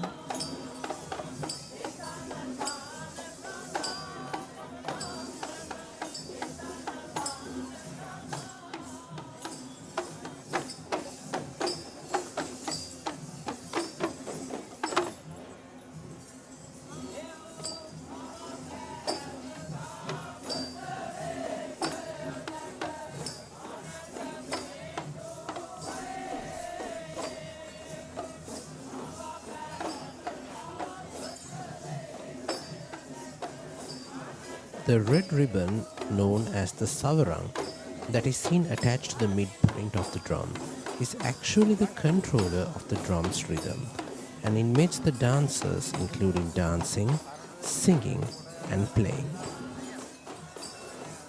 A very beautiful and majestic sight indeed. Three Tuskers who are the future of the Dalada Perahera someday. In the middle, it is the Tusker Court Raja, belonging to Venerable Alutnuwar Anuruddha Nayaka Thera, the chief incumbent of the Kotte Rajamahaviharaya.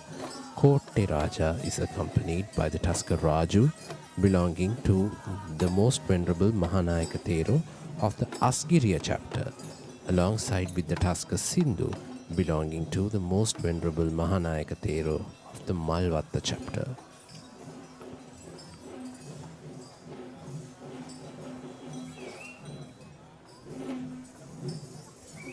Sri Lanka has its own variant of Asian elephants, but unfortunately, only 3% of the Asian elephant population in Sri Lanka is blessed to become a tusker. Therefore, the value of these tuskers are simply unmatched.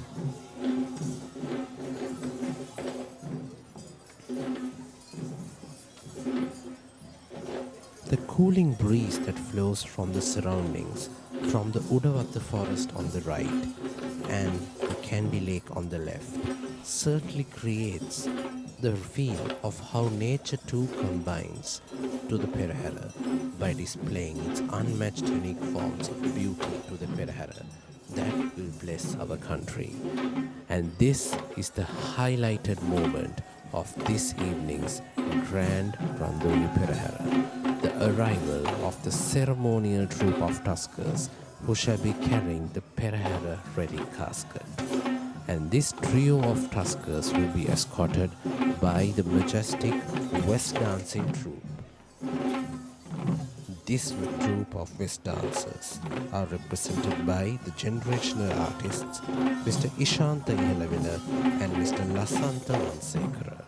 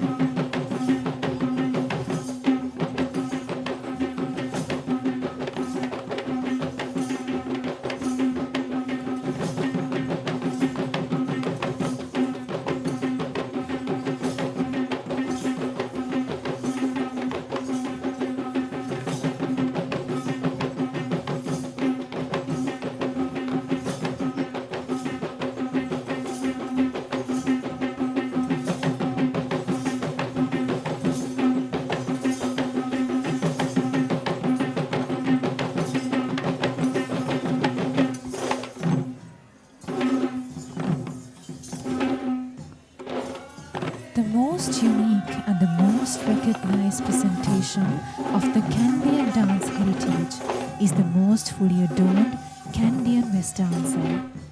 The Kandian dancer's skill and dance form have been considered as an authentic expression of Sri Lankan culture.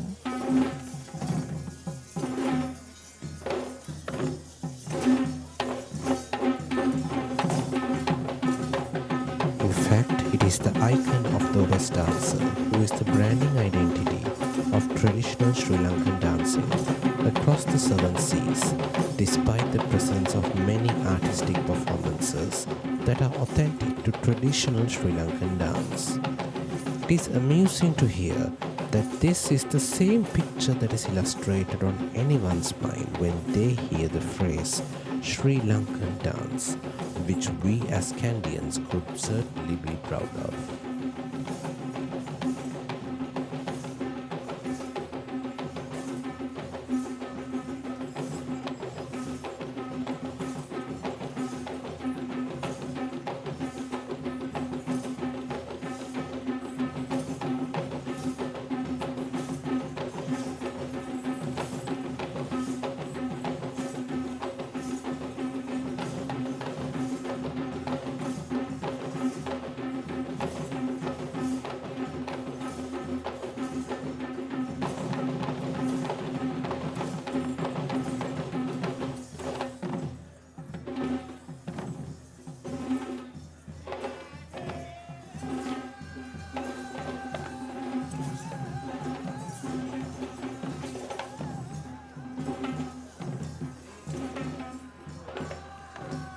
The West dance is more than just a ritual. It is a sacred recitation for the protection against misfortune. Therefore, the costume of these dancers are also considered sacred. This most glamorous costume symbolically represents the regalia of the King Malaya, the royalty who performed the ancient ritual of Hattapas Mangala, which is a healing ceremony that was held 2,500 years ago. This is the Karya Karavana Korala of the Sri Dalada Maligawa, dressed in the white Dupatia costume. He is the royal official that holds responsibility for all engagements in regard to the offerings, the Perahera and the Relic casket. The special orchestra that you will hear is Nagasingha. This Indian-influenced ensemble of music that plays its authentic music to escort the Relic casket as part of the traditions were conducted in Lord Buddha's origin country in India too, and was added to the Perahera during the time of King Veera Parakrama Narendra Singha. And this evening, the gracious moment of the Perahera Relic casket being carried by the great Tusker Vasana belonging to the Rohunu Maha Kataragama Devala.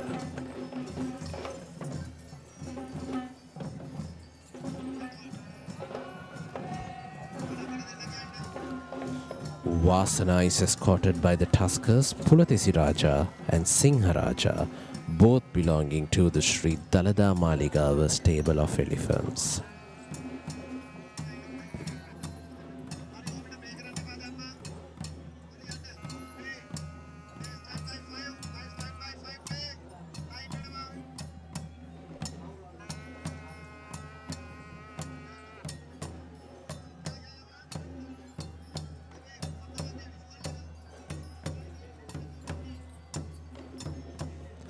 This is the Chamber of Versifiers, or the Kavikaramaduwa, the group of poets who walk behind the Relic casket while singing the virtues of Lord Buddha. These versifiers are holding several instruments including the Pantheruwa, the Udakya, and the speciality of the Kavikaramaduwa is that these versifiers shall only perform when the Relic casket is taken out of the Relic chamber, and shall continue to sing until the Relic casket is placed back after the Perahera. This too is in fact an offering that King Veera Parakrama Narendra Singha added to the offerings of the sacred tooth relic.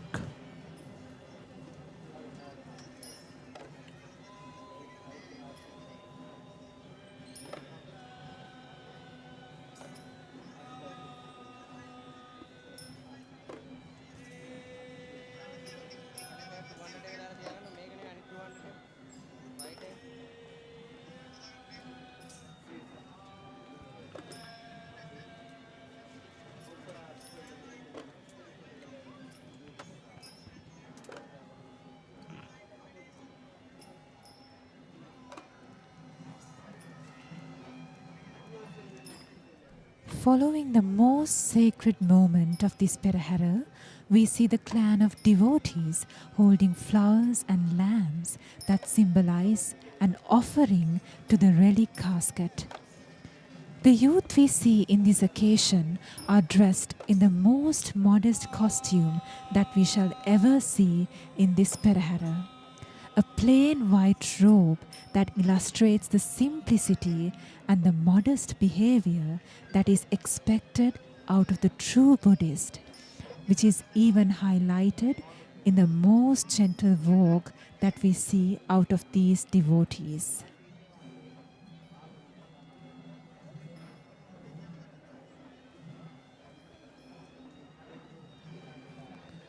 This is the moment when the Honorable President of Sri Lanka, His Excellency Andrakumara Dissanayaka, is witnessing the Perahera from the Mahamaluwa or the esplanade of the Sri Dalada Maligawa.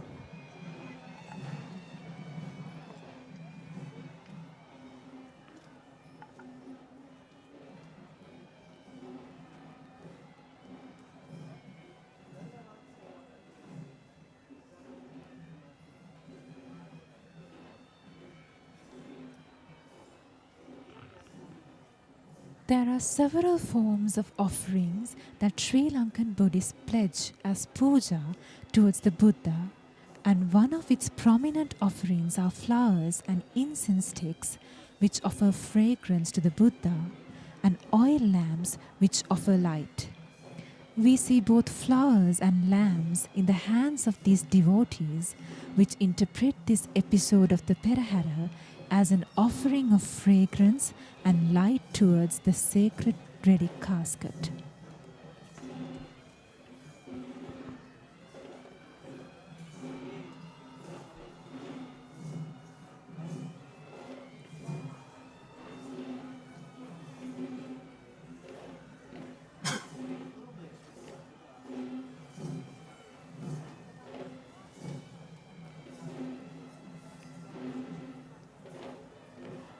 As we mentioned before, it was the king who used to parade in this Perahera back in the ancient times.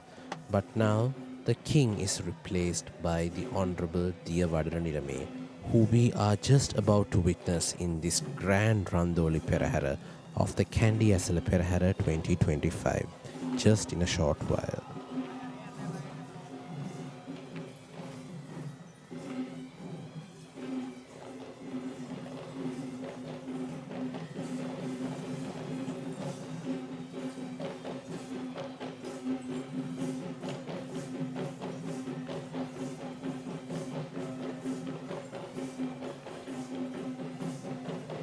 In order to welcome and pave the way for the majestic walk of the Diyavadana Nilame, we are seeing the second troupe of West dancers in this evening's Perahera, represented by the generational artists Peter Surasena and Sanjeeva Verapitiya.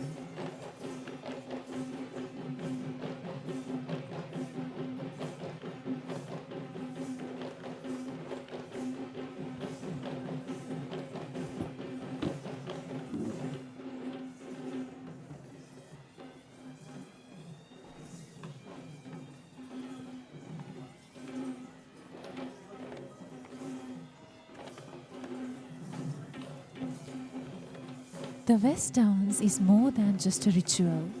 It is a sacred recitation for protection against misfortune. Therefore, the costume of these dancers are also considered sacred. This is the most glamorous costume, symbolically representing the regalia of the King Malaya, the royalty who performed the ancient ritual of Hatapasmangalaya, which is a healing ceremony that was held 2500 years ago.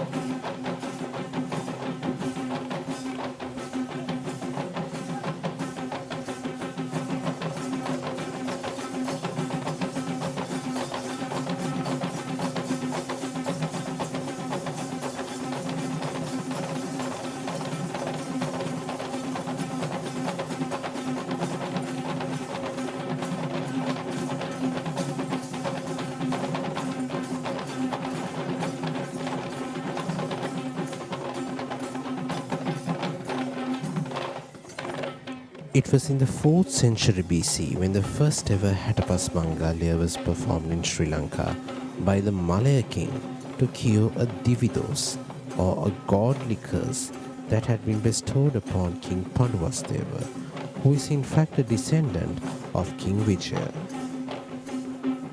the Indian prince who discovered the land of Sri Lanka as Tambapanni. The story of King Vijaya and his tribal wife Kuveni is in fact the birth story of the royal tradition of Kandian dancing, which is quite something interesting to learn.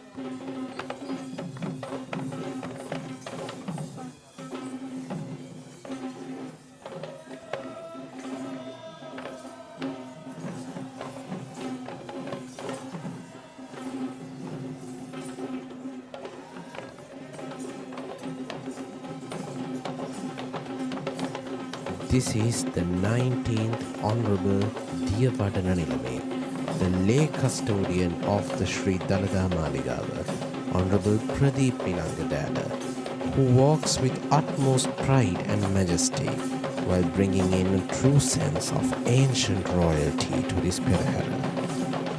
The Diyavadana Nilame is the royal official who granted water to the kings back in history, and is now designated as the lay protector of the sacred tooth relic of Lord Buddha, which makes him one of the most truly respected lay leaders in Buddhism in Sri Lanka.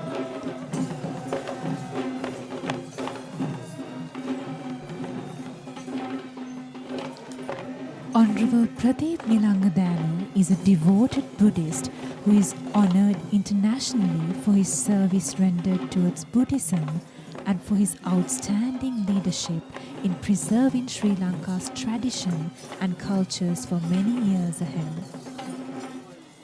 The Diyavadana Nilame shall walk under the Muthukudaya, or the pearl umbrella, surrounded by his army of guards, and followed by Vidanis, or the chieftains of the 10 associated villages of the Sri Dalada Maligawa.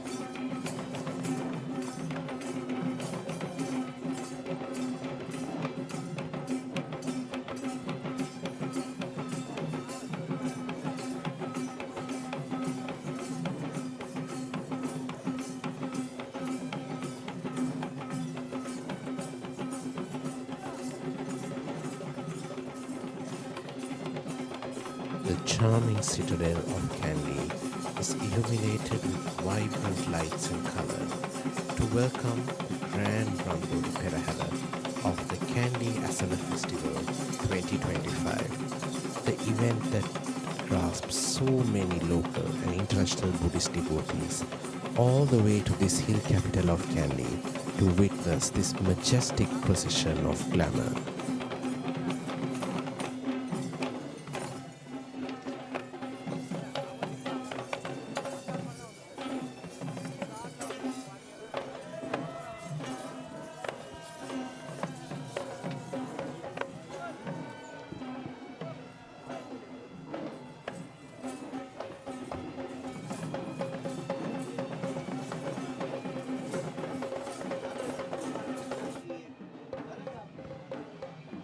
While that marks the end of the Dalada Perahera, let us now commence the second episode of this Perahera, which is the procession of the Sri Maha Nata Devala in Kandy.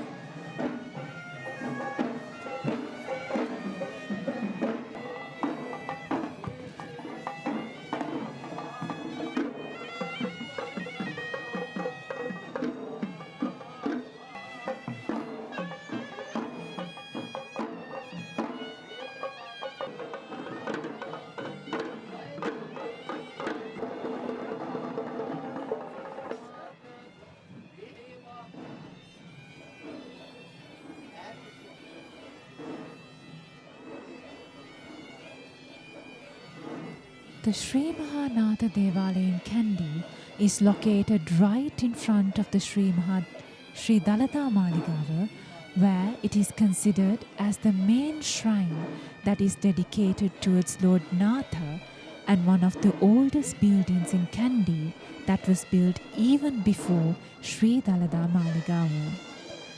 The procession of the Nata Devala is the first to follow the Dalada Perahera due to the belief that God Nata is the next in line to attain Buddhahood.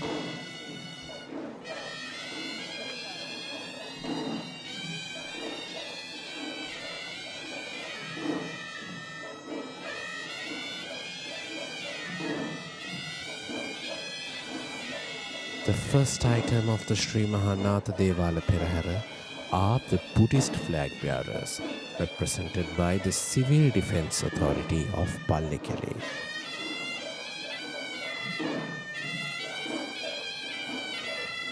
Lord Nata is in fact believed to be a Buddhist deity, which is the reason why Buddhist flags have been used to precede in the procession of God Nata. This is the official Hewisi ensemble of the Sri Mahanatha Devala in Kandy, represented by the veteran artist Mr. S.Y.G. Vijayasena.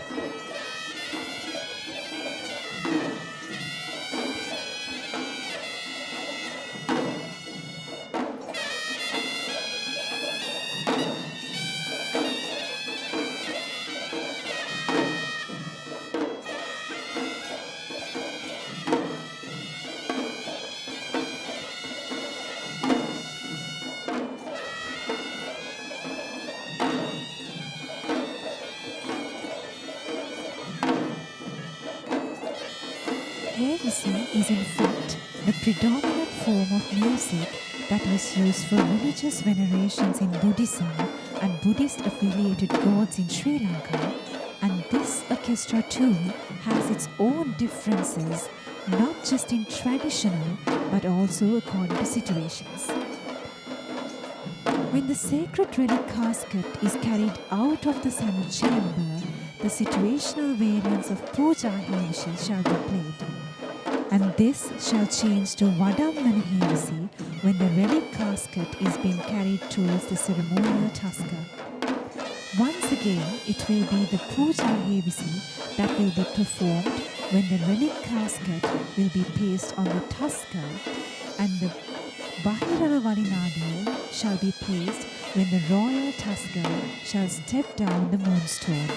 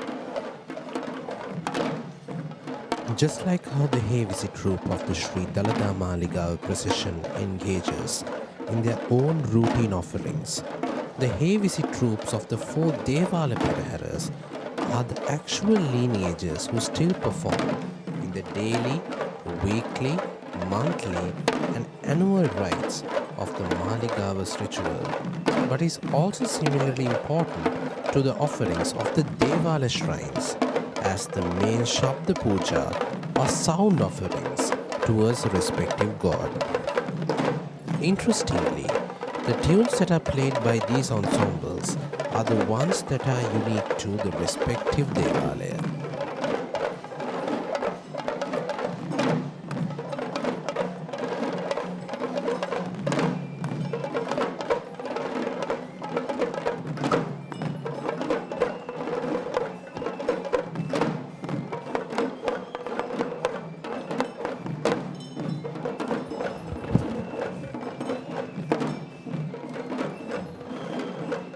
The first elephant of the Sri Nata Devala will be carrying a special flag that is unique to the procession of God Nata, where we see a flag depicting an image of Ravana being carried.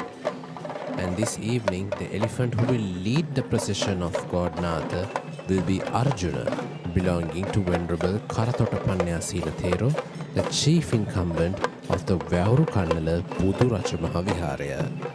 Following the elephant Arjuna, we can see the Lekeli dance troupe represented by Mr. Upali Dharmaratna.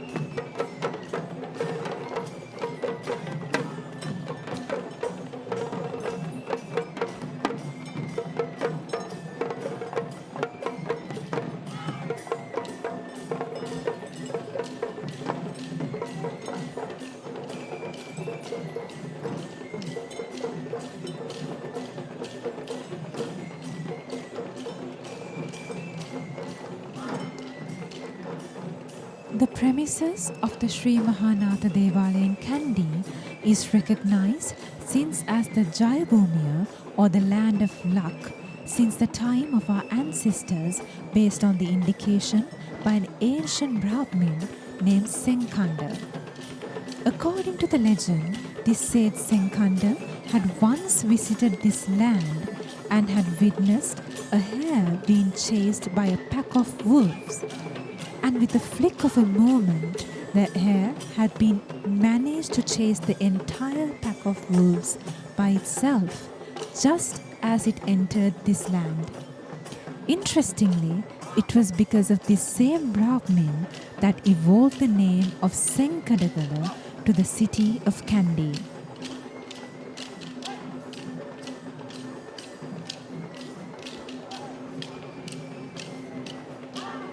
Here we see the Pantheru dance performance represented by the artist Mr. Ruwan Marasinghe.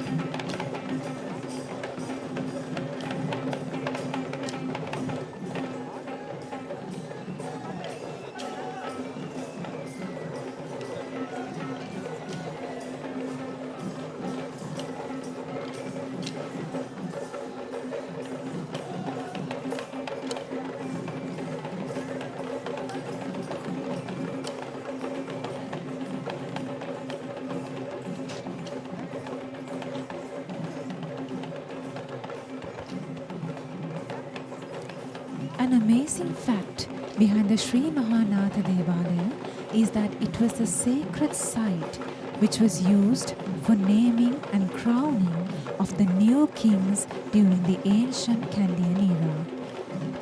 the inheritors of the crown would customarily visit the Vishnu Devala first and then arrive at the Sri Nata Devala to pick their favored name as the king among the golden name plates, and then he be crowned amidst all worship and respect.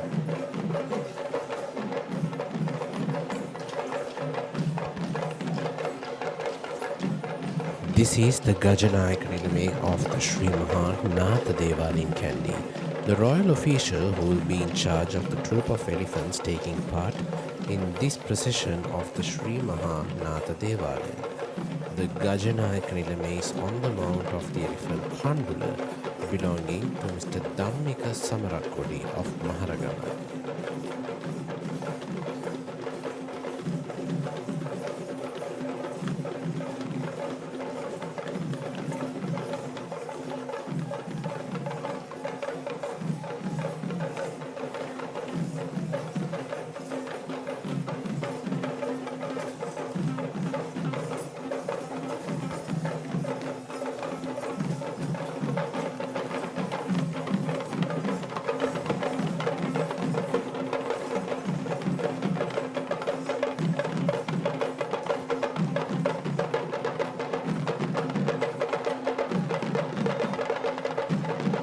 Coming up next is the Thammatam dance performance, represented by Mr. Jagat from Ridigama.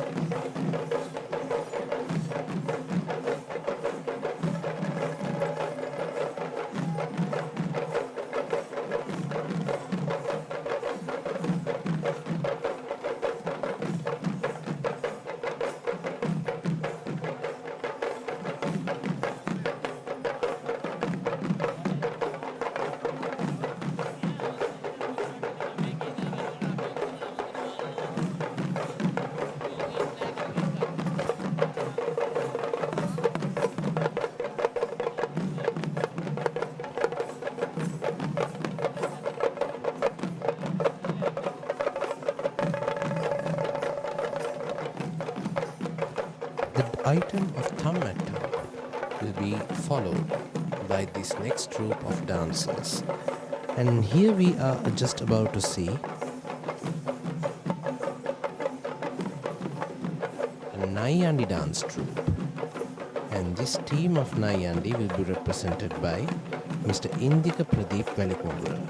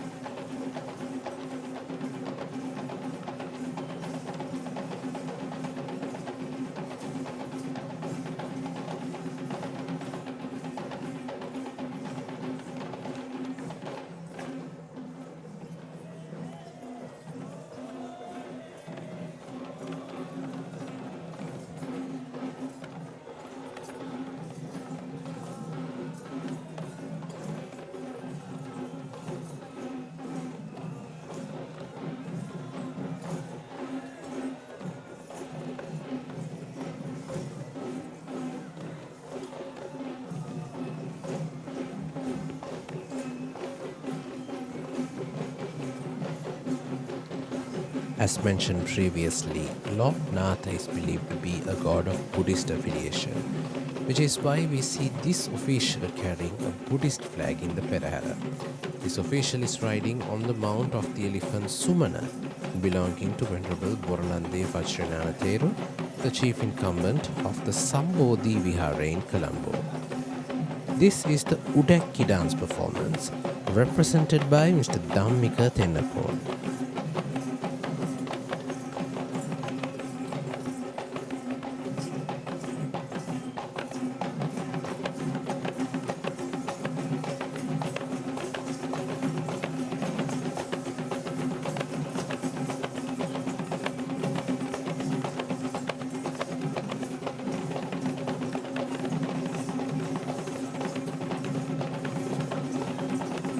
The Sri Nata Devala is believed to be built as an offering towards God Nata by King Vikramabahu III, and the royal buildings, including the palace, had been built in its surroundings. The Devala is built in the form of a Gedige Devala, which is of Indian architectural style during the Gampala era. That is the main shrine dedicated towards God Nata. Adjoining the main building is a smaller shrine that is dedicated to god Gambara. It is believed that the Dutch armies had used this same space as their resting place when they arrived to meet the king.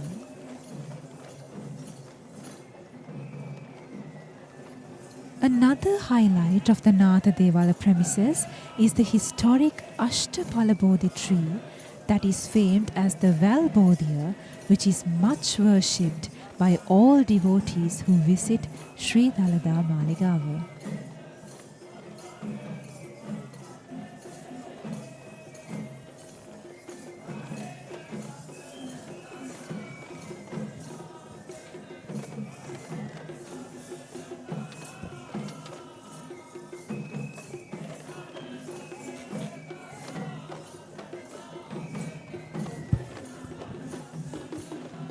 The well-known fact behind God Nata is the belief that he is the next in line to attain Buddhahood as Maitri Bodhisattva, where he is also identified as Avalokiteshvara in Indian cults.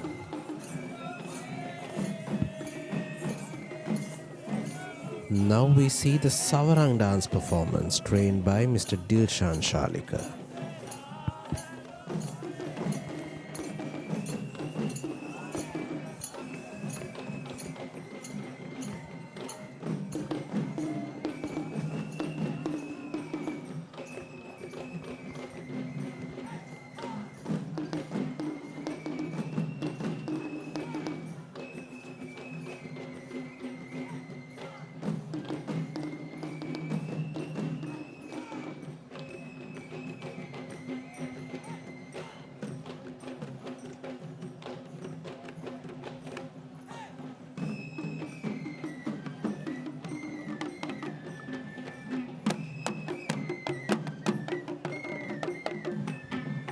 The iconography of God Nata is shown as a young gentleman of fair complexion who holds a lotus flower on his left hand.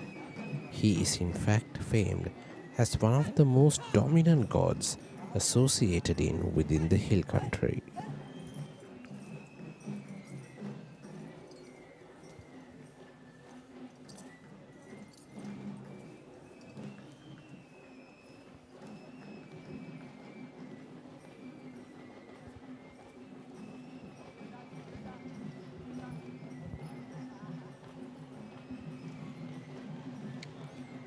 This is Sakura, also known as Sudumahattya, belonging to Mr. Tilinagamage of Maharagama.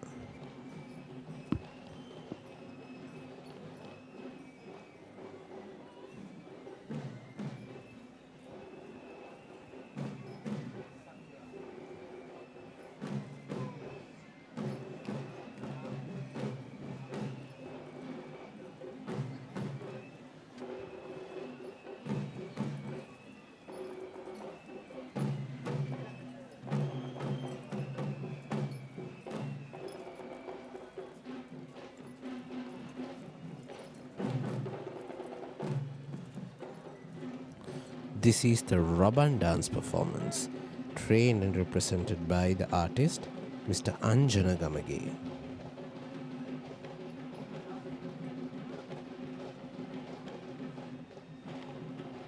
The legend of God Nata takes us down through many cults in Buddhism, including the Mahayana and Theravada traditions, where he is predominantly associated with the future Buddha.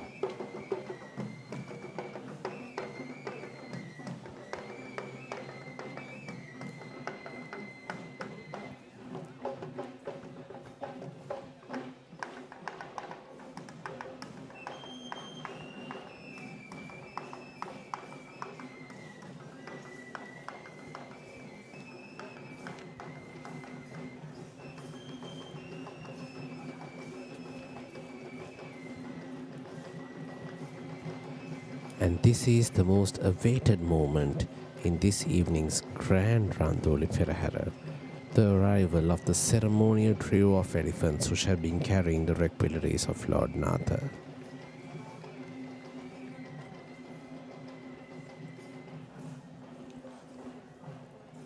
These ceremonial tuskers are being welcomed by the traditional West dance trained by Mr. Vishnu Devala.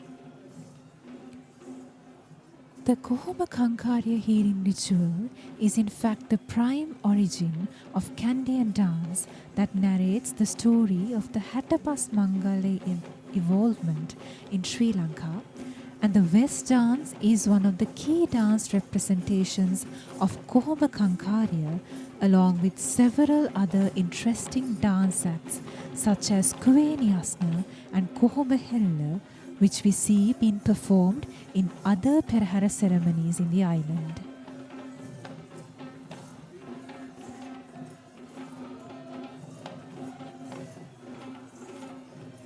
West dancing was considered as a part of royalty itself, where it was formally associated with the kings since ancient times. When going down history, the West dance was performed in the time of Anuradhapura kingdom, and this had been rebranded as Kandian dance only after the royalty had shifted to the kingdom of Kandy.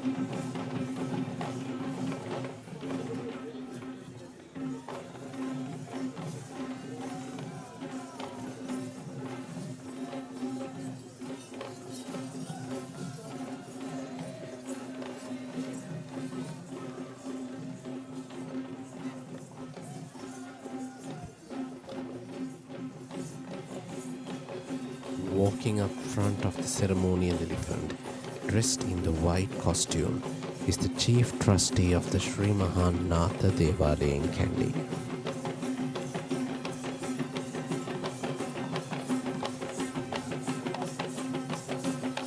This evening, in the final Randoli Perahera, the requelaries of Lord Nata will be carried by the elephant Rohana, belonging to Mr. Varuna Kannangara Forana.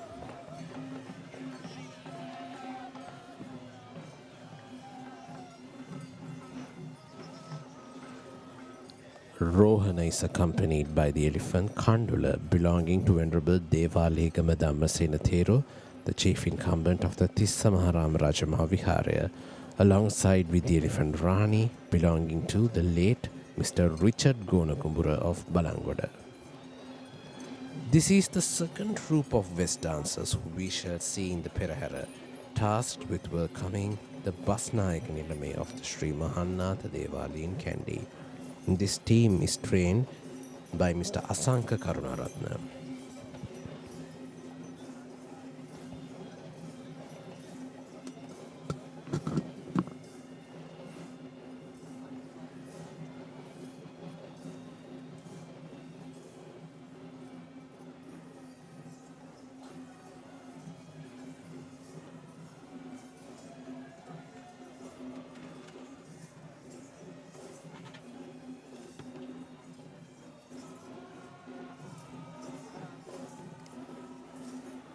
Being a West dancer is no easy deal. Any primitive dancer needs years and years of practice and skill in order to be crowned as a West dancer, and they are only permitted to wear the West tattoo or the much respected headdress only after they are religiously coronated as a West dancer, which is a highly respected tradition that is even practiced in the modern times.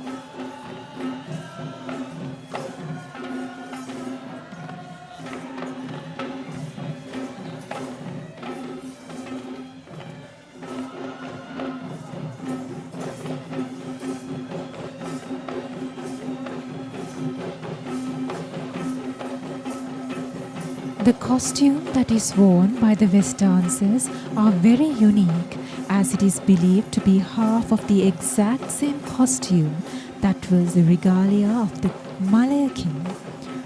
The colors of white and red takes prominence as the only shades present in the West costume that is different to the multicolored costumes that we see in our low country tradition of dance.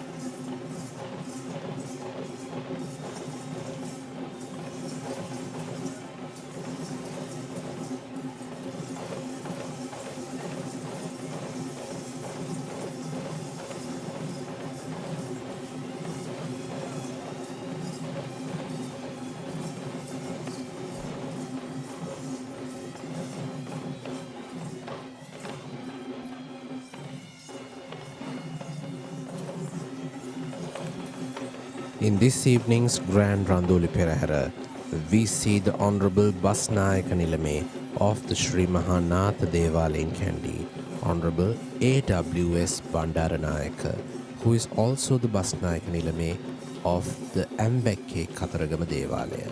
He is accompanied by the Basnayaka Nilames of the rural shrines, represented here by the Basnayaka Nilame of the Vegiriya Nata Devala in Gampala, Honorable Anurasudanta Iriyagama, and the Basnayaka Nilame of the Dodangwala Nata Devala in Yatinura, represented by Honorable Akalanka Bandara Verapitiya. And that marks the end of the procession of the Sri Nata Devala. And here we commence the procession of the Sri Vishnu Devala in Kandy.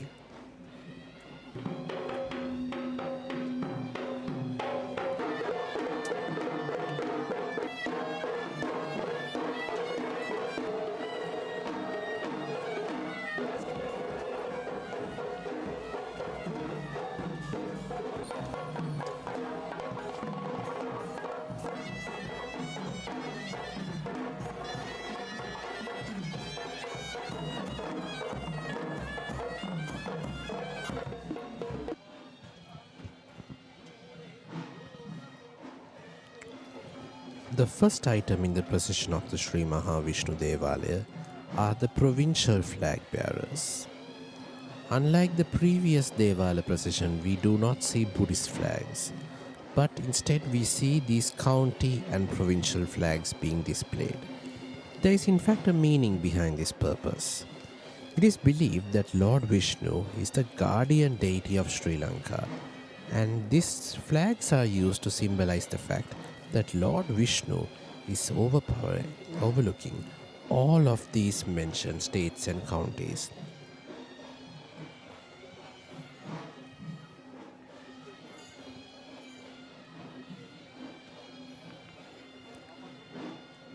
The Sri Mahavishnu Devala in Kandy, that is also prominently identified as the Mahadevala or the Great Shrine, is the main shrine in the hill capital that is dedicated to Lord Vishnu among the Satara Mahadevala in Kandy. The Devala is located northeast to Sri Dalada Maligawa, which is accessed easily via the Rajavidya and is considered as the most prominent religious site in Kandy. This is the flag of the Sri Mahavishnu Devala and the Alutnur Dadimunda Devala, also known as the Irahanda Kodiya, the flag of the sun and moon, or the flag of the Satara Koralaya. And it's the custom that this flag should be taken as the first official flag in any of the processions that is organized by the Sri Mahavishnu Devala in Kandy. This official is on the mount of the elephant Haritha, belonging to Mr. Tusita Ranavaka of Deniyaya.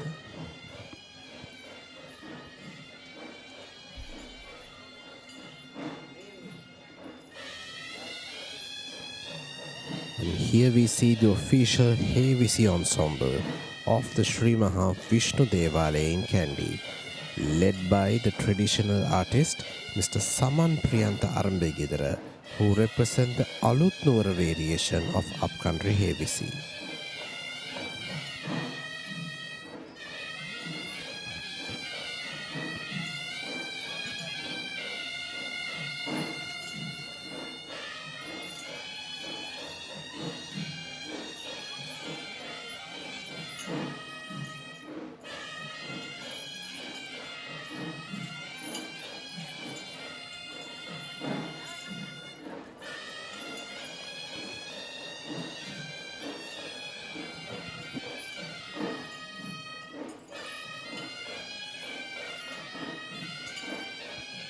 The Hewisi troupe of Sri Mahavishnu Devala is notably a special among all of the other Hewisi troupes that we see throughout this procession based on several importances.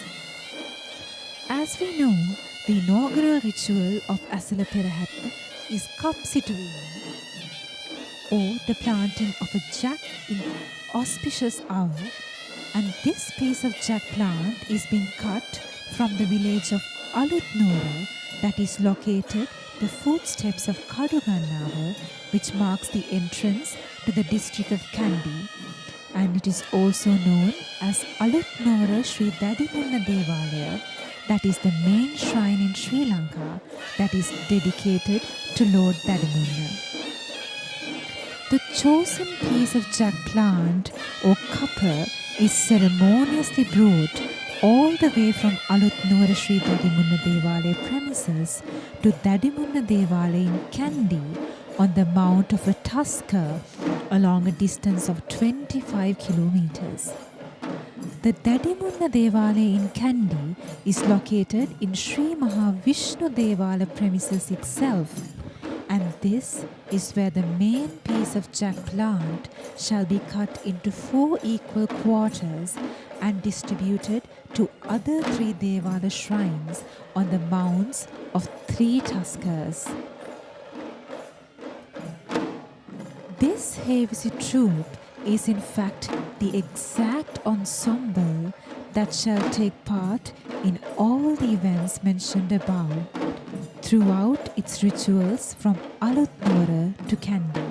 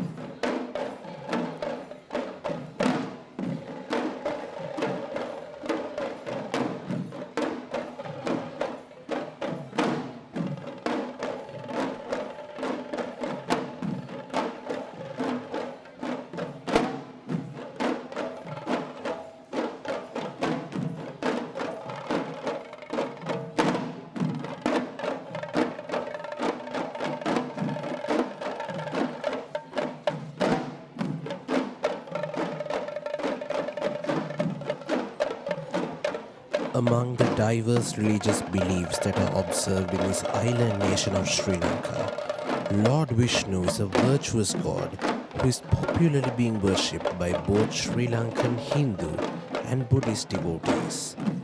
He is known by 108 other names including Hari, Madhavan, Venkateshwara and Narayana, apart from the Sri Lankan recognition as Upulwan.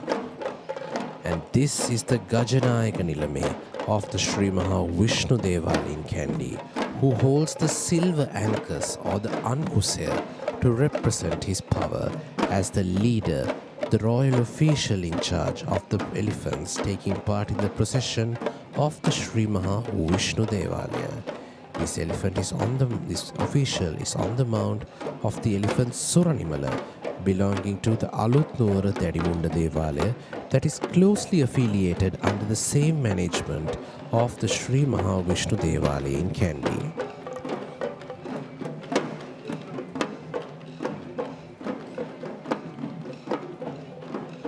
This is the Likeli dance performance, represented by Mr. Lakshal Veerasinghe.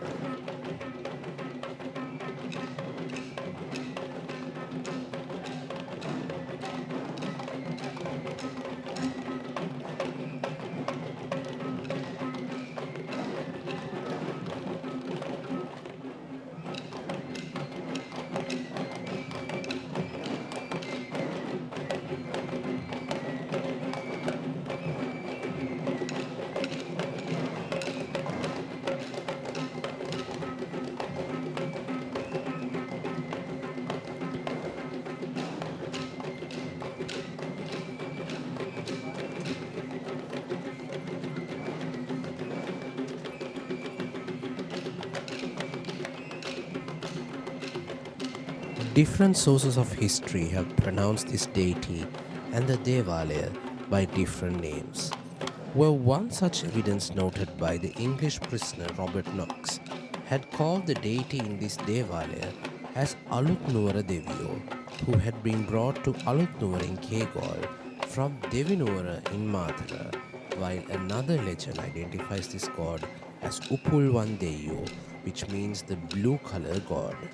The Savarankodiya is what we see next, a special feature that can only be seen in the Randoli Perahera, among the Manyan Paha of the 5 recognitions presented to the people of the Satara Koralaya. And this flag was taken in the Perahera by the elephant Chuti Manike, belonging to Mr. Bharata Amaratunga of Meegoda.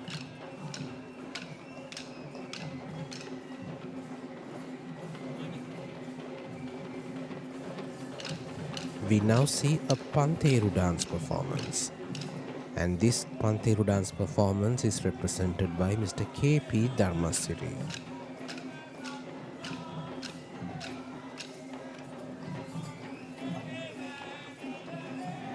Among the many legends behind the evolution of the Pantheruwa, one such story describes how the Pantheruwa is in fact the Chakrayudaya or Sudarshana Chakraya of Lord Vishnu. The illustrated appearance of Lord Vishnu is portrayed as a deity with 4 arms holding 4 different objects: the lotus flower, the conch shell, the mace, and the Sudarshana Chakraya, which is a swirling disc that is considered as the most powerful weapon that can defeat the strongest of enemies. In that sense, Pantheru dance seems literally affiliated and important to be engaged as a dance to be performed in this episode of Perahera that is dedicated to Lord Vishnu.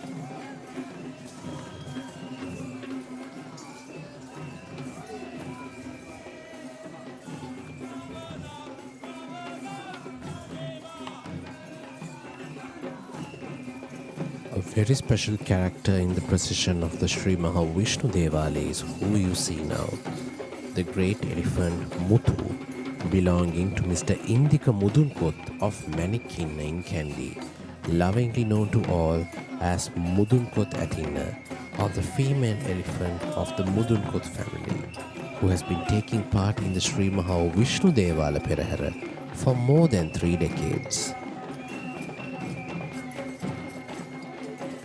Following Muthu, we are now seeing the Savarang dance troupe that is represented in the Perahera by Mr. Ruanthal Ragoda of the Nityatali Aesthetic Academy.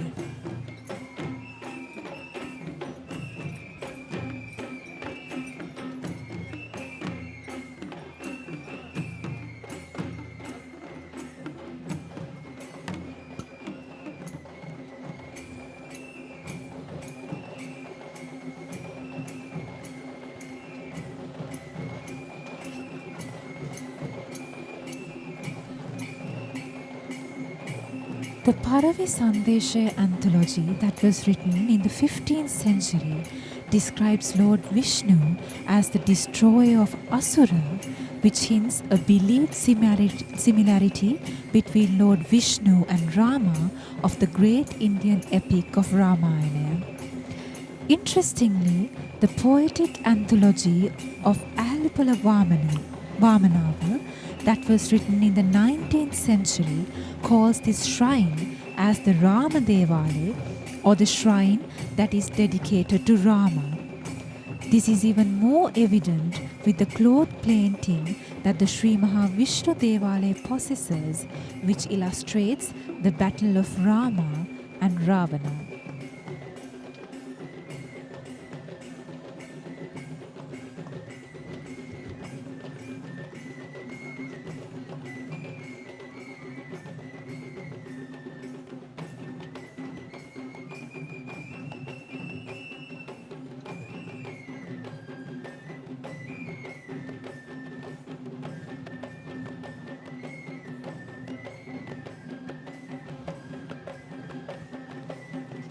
It is believed that the Sri Mahavishnu Devala in Kandy was built by King Senrath in between 1604 to 1635, during the time in which the Upulwan Devala in Alutnura was destroyed by the Portuguese in midst of their Kandian invasion. With the rulers of the Nayakar clan, who are of Indian origin, took over Sri Lanka, the Upulwan Devala was transformed to Vishnu Devala upon their origins of belief. And this is the elephant Banda belonging to Mr. Sisira Samarakona of Narammala, along with the elephant Puja belonging to Mrs. Kamini Samarasinghe of Randeniya.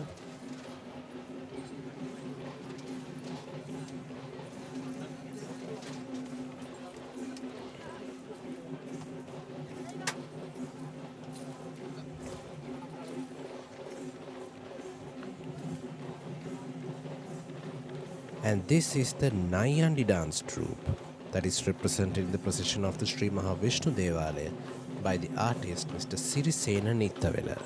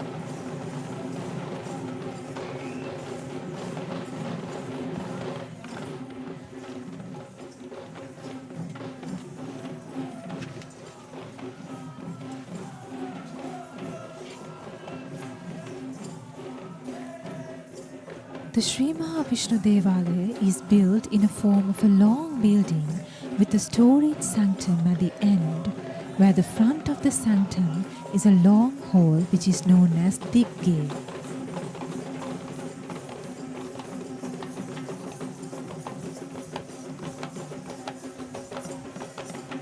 This is the elephant Kumari belonging to Mr. Kamalirugal Bandar of Kottava, alongside with the generational elephant native medicine practitioner Mr. Deepthi Kumara's little elephant named Surani.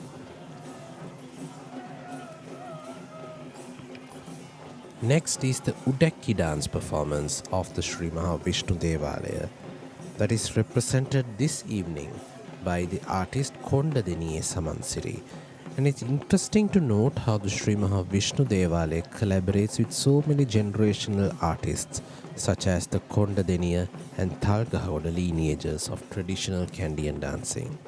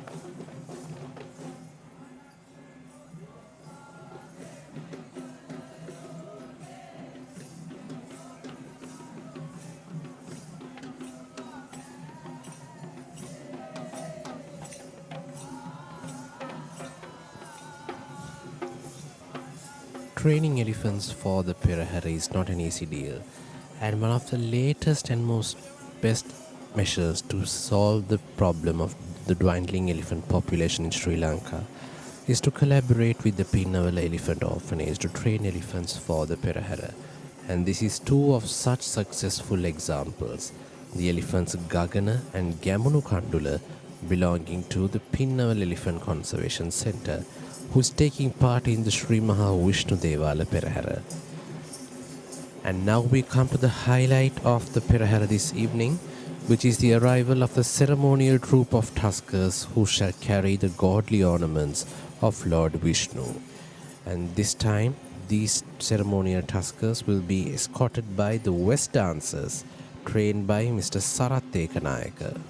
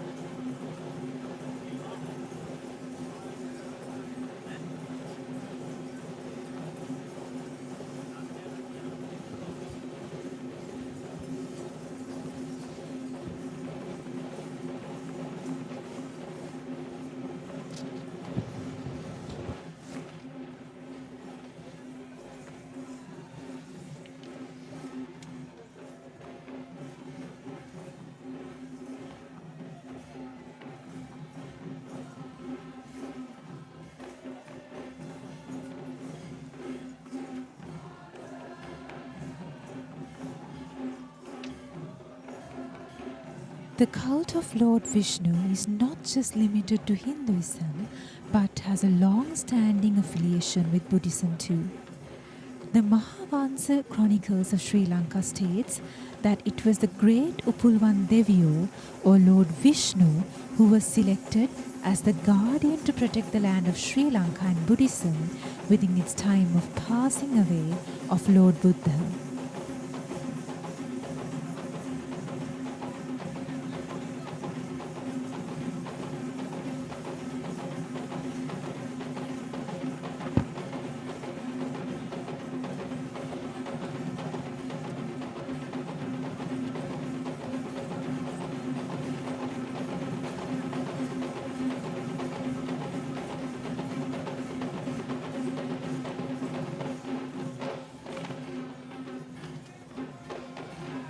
Legends believe that Lord Vishnu is a future Buddha after God Nata, which is the evident reason as to why we see the procession of the Sri Maha Vishnu Devala following the Nata Devala procession in the Kandy Esala Perahera.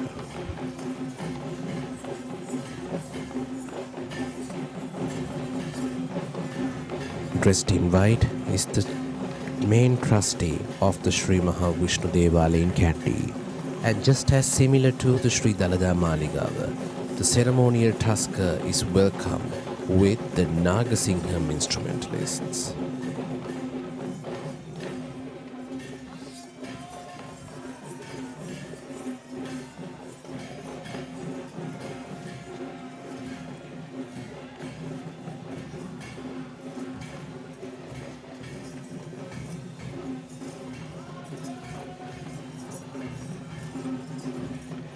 This evening, the godly ornaments of Lord Vishnu will be carried by the tusker Rama, belonging to the late Mr. Tudor Gunasekara of Heyanthudua.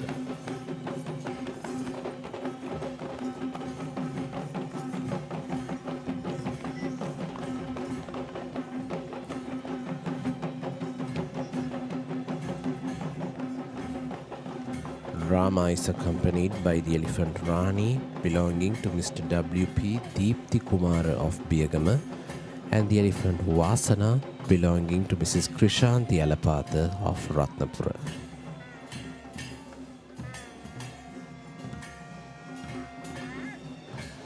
The second highlight of the Sri Vishnu Devala Perahera is the arrival of the Basnayaka Nilame of the Sri Vishnu Devala in Kandy, and they will be welcomed by these majestic West dancers. And this troupe of West dancers will be trained by Mr. Kondadiniye Savansiri, yet again another generational artist who takes part in several items in the procession of the Sri Vishnu Devala.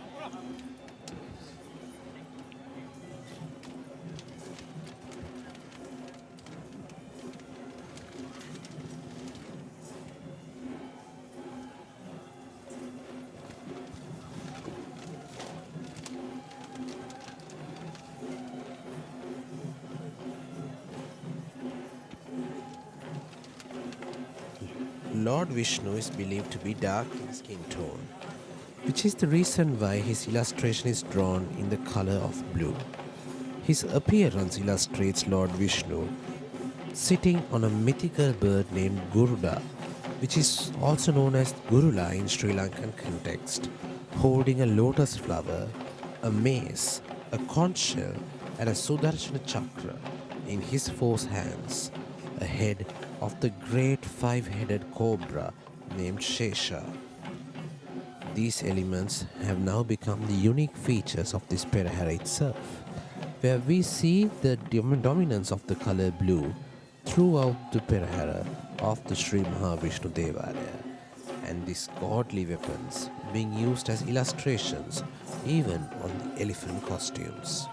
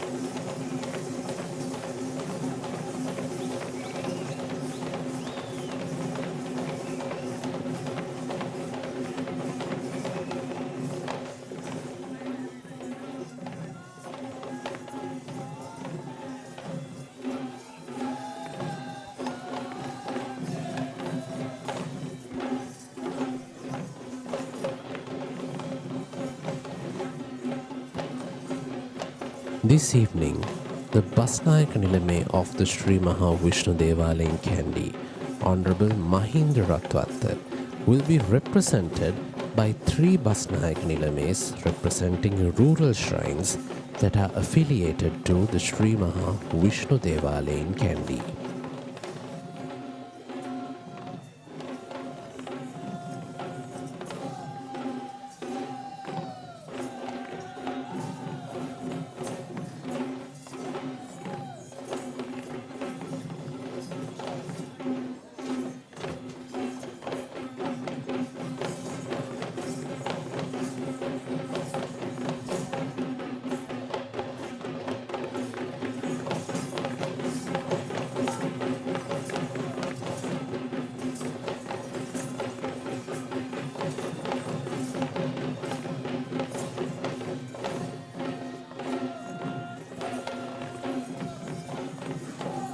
Here we see the Basnayaka Nilame of the Lanka Vishnu Devala, Honorable Priyantha Amunugama, the Basnayaka Nilame of the Gadala Vishnu Devala, Honorable Priyantha Yapa Bandara, and the Basnayaka Nilame of the Ganegoda Kataragama Devala, Honorable Asanka Ranavana.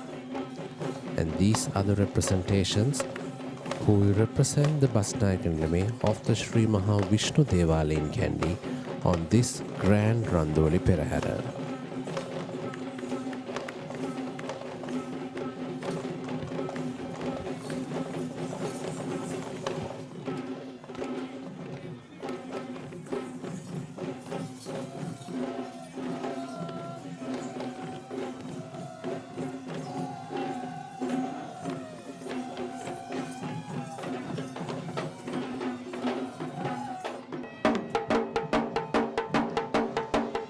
While that marks the end of the procession of the Sri Maha Vishnu Devala, it's time to commence the procession of the Sri Maha Kataragama Devala.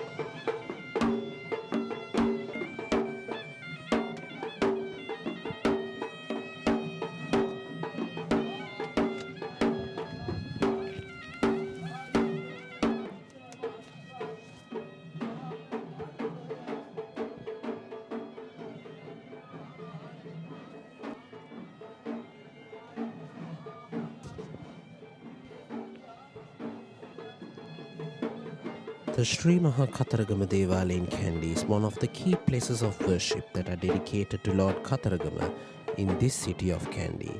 And the speciality of the Sri Maha Kataragama Devala is that it is the only out of the 4 Satara Mahadevala, or the 4 main shrines that are located outside the premises of the Sri Dalada Maligawa, as it is located in the Kotugodalla Vidya, which was known as the ancient Kavikara Vidya, where the poets of the king had used to reside during the times of royalty. And the first item of the Sri Maha Kataragama Devala Perahera are the flag bearers, represented by the Civil Defence Authority of Pallekele. And here we see the Sri Lankan national flag leading the way, the Buddhist flags in second, and the peacock flags in third. It is believed that Lord Kataragama is a guardian deity of Buddhism in Sri Lanka, which is why we see Buddhist flags being carried. The peacock flags depict the peacock, who is considered as the vehicle of God Kataragama.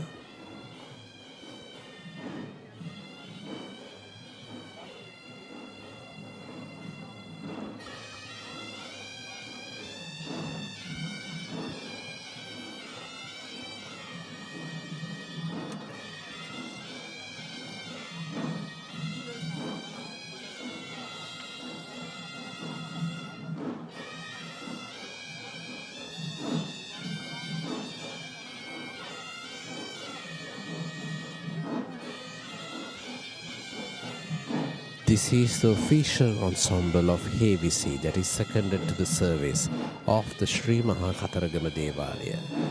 And this team of Hewisi is led by the veteran artist Mr. P.V. James.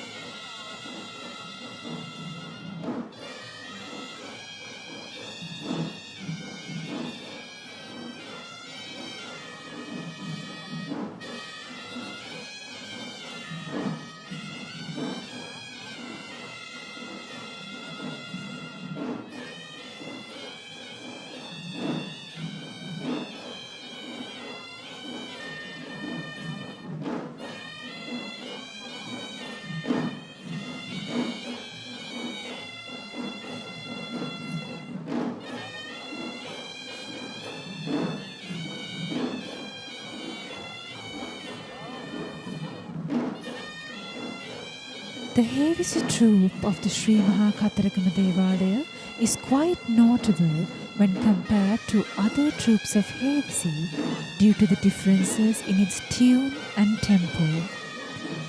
The style of Hewisi not just depends on the regional or situational variances, but also varies among the several lineages that perform this traditional duty. This Hewisi troupe that leads the procession of the Sri Maha Kataragama Devala, that is the Hevi from the lineage of P.V. James Gurunase, is distinguished for its faster tempo that is similarly unique to the customs of the rituals affiliated towards Lord Kataragama, and also by carrying the large windpipe known as the kombua, which we did not witness in other parts of the procession.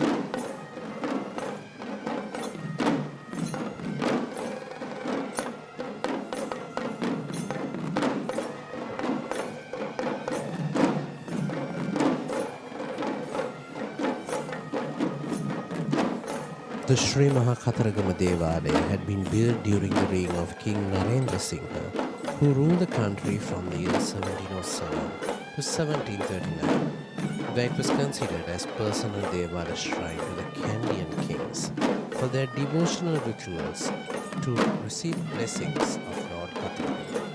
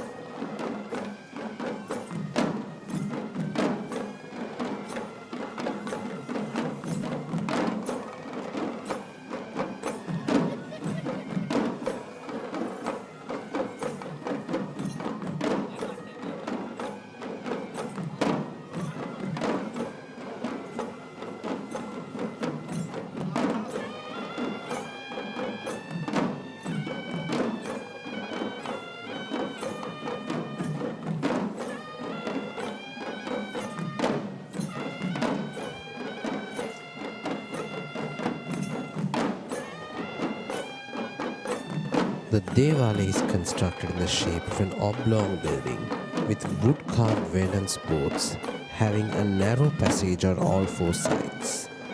The premises hosts a main shrine dedicated to Lord Kataragama, along with several other shrines dedicated to several gods including Lord Ganapati and Lord Ishvara.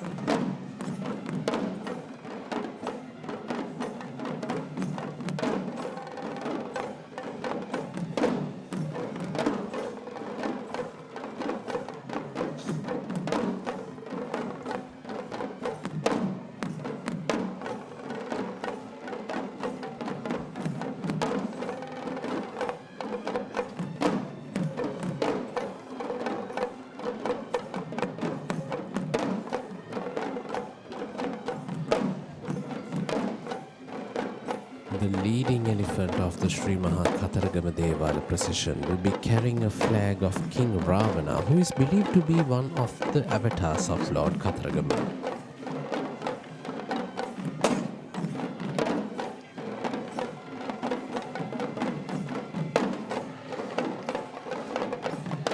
And this official is on the mount of the elephant Manike, belonging to the late Mr. Anura Kempitiya of Kegol.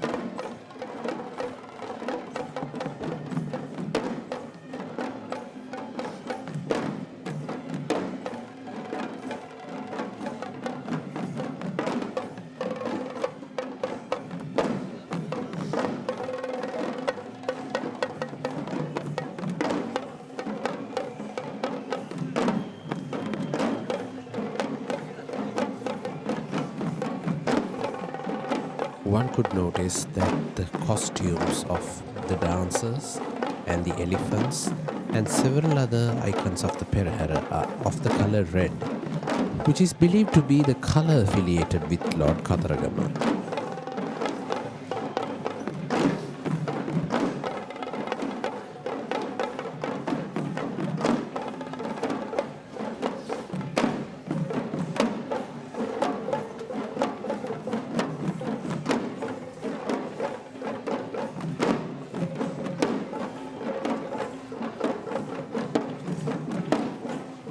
This is the live broadcast of the grand and final Randoli Perahera of the Kandy Esala Perahera 2025, brought to you by the Media and Special Projects Bureau of the Sri Dalada Maligawa.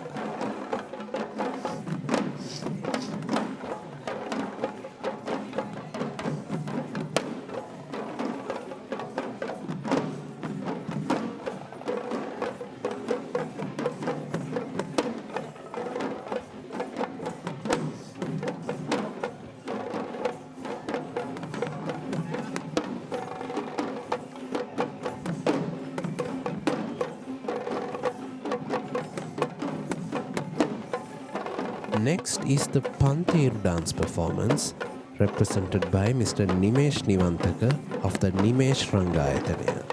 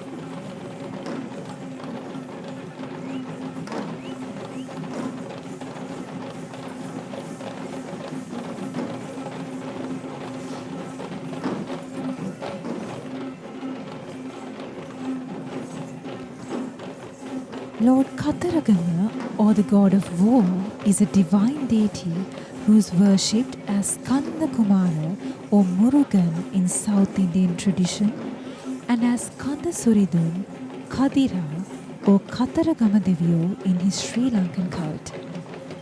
He is considered as one of the most powerful deities who has an appearance of 6 heads and 12 hands. This is the Gajanayaka Nilame of the Sri Maha Kataragama Devala, holding the exact anchors that was used by the Gajanayaka Nilame during the reign of King Rajaski of King Veera Parakrama Narendra Singha.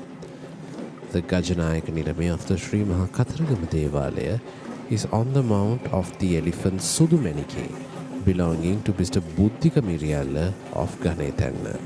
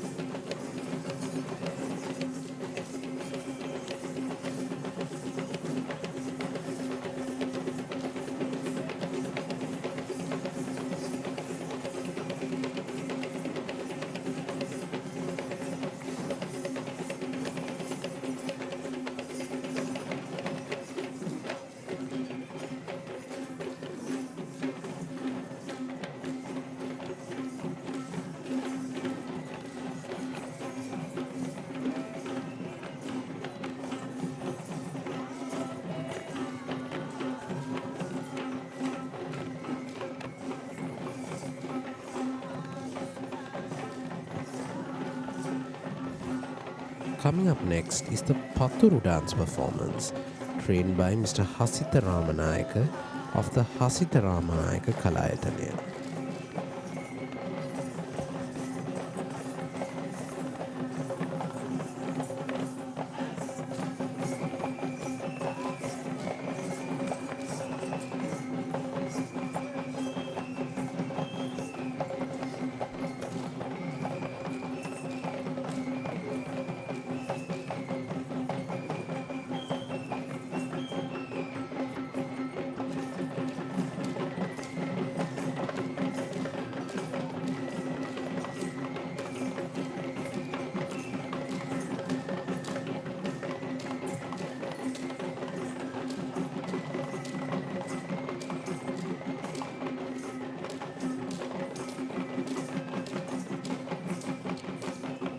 It is believed that Lord Kataragama is the younger son of Lord Shiva and goddess Parvati, and he is considered as an important deity in Indian subcontinent since ancient times.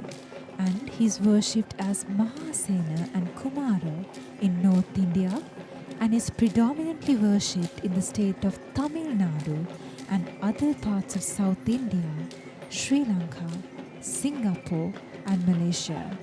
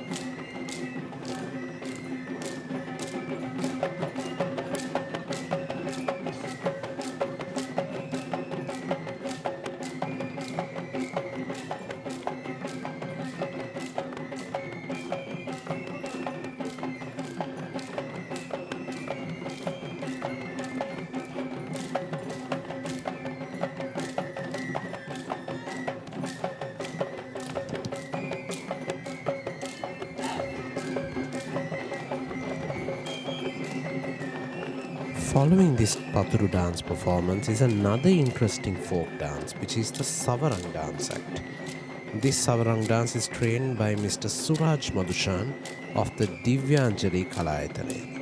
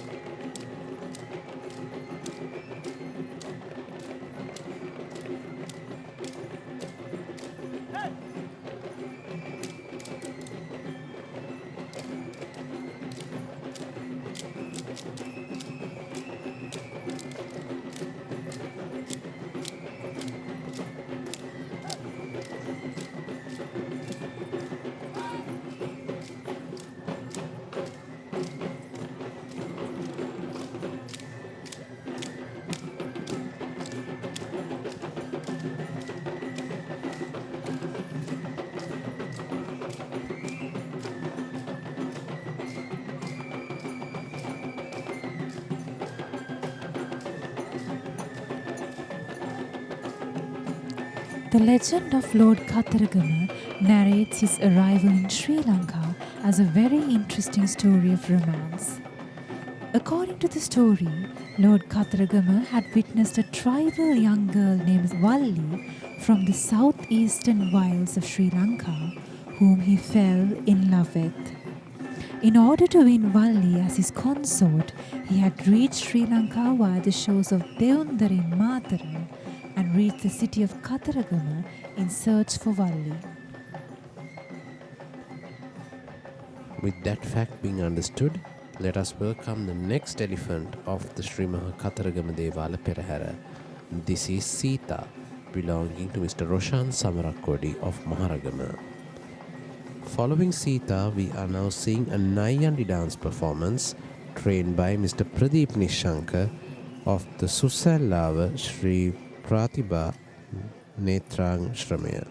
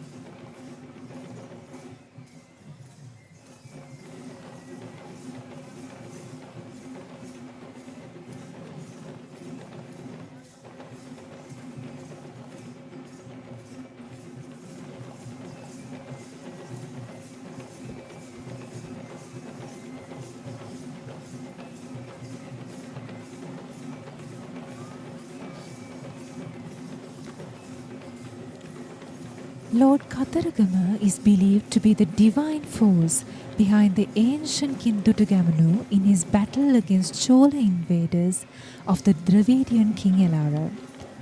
The present Ruhunu Maha Kataragama Devala was in fact the commitment of that vow that was made by King Dutugamanu, who built the Ruhunu Maha Kataragama Devala, inaugurated its Asala festival that commemorates the divine marriage between god Kataragama and goddess Valli, and commanded that the procession needs to be held annually regardless of any circumstances, still is the eternal existence of the sun and the moon.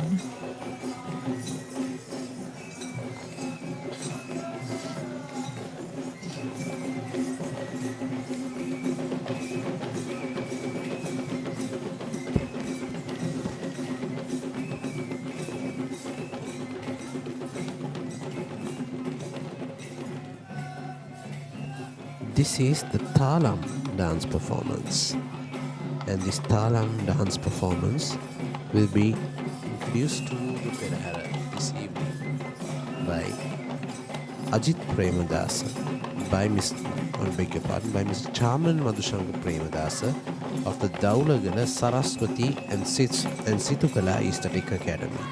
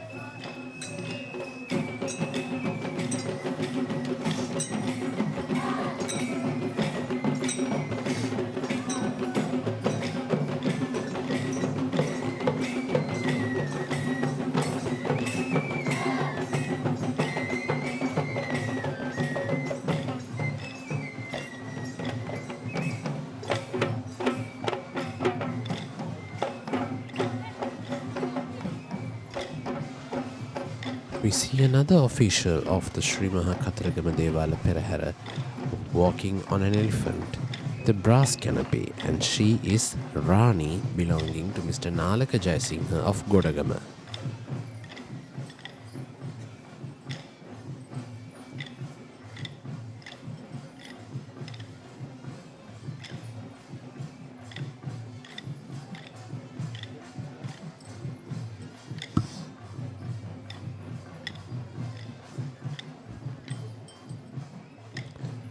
As we will take a turn of the tradition that we have been observing so far, we have only been noticing traditional upcountry dance items, and we are taking a slight turn towards South Indian tradition as we welcome this Kavadi dance troupe represented by the Kandurata Kavadi dance act.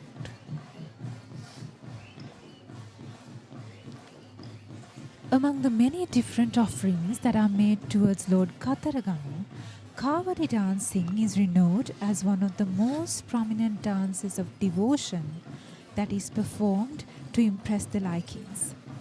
Kavadi is in fact a Tamil word that translates to burden in English language, and this dance ritual originates from the South India by the name of Kavadi Attam or burden dance.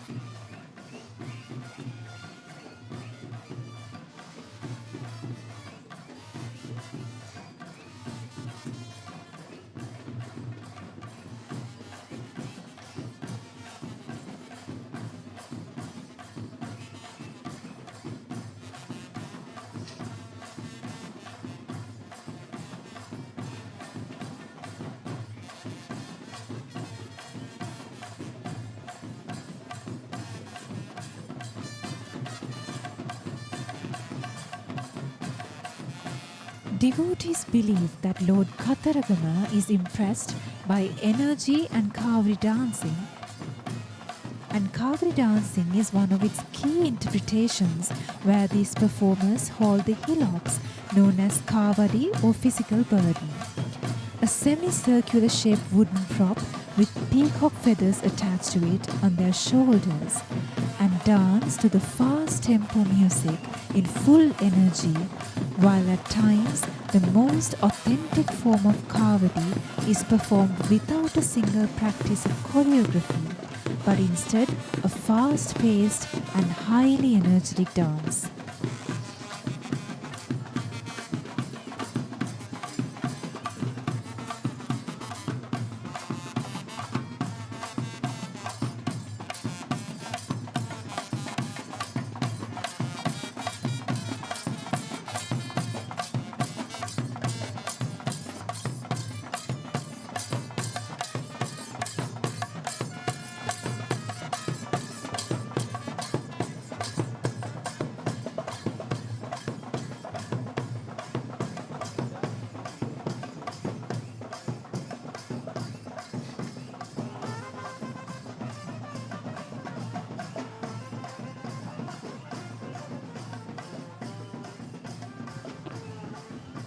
This is the Kohoma Kalaya dance performance.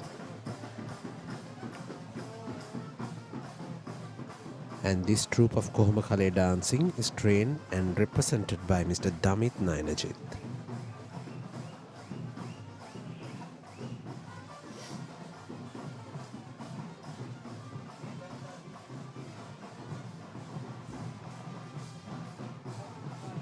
With the ceremonious cup cutting ceremony, the cup situima auspicious hour, the 5 internal processions, 5 days of Kumbal Perahera. Here we are in the last day of the Randoli Perahera segment of the Kandy Esala Perahera 2025.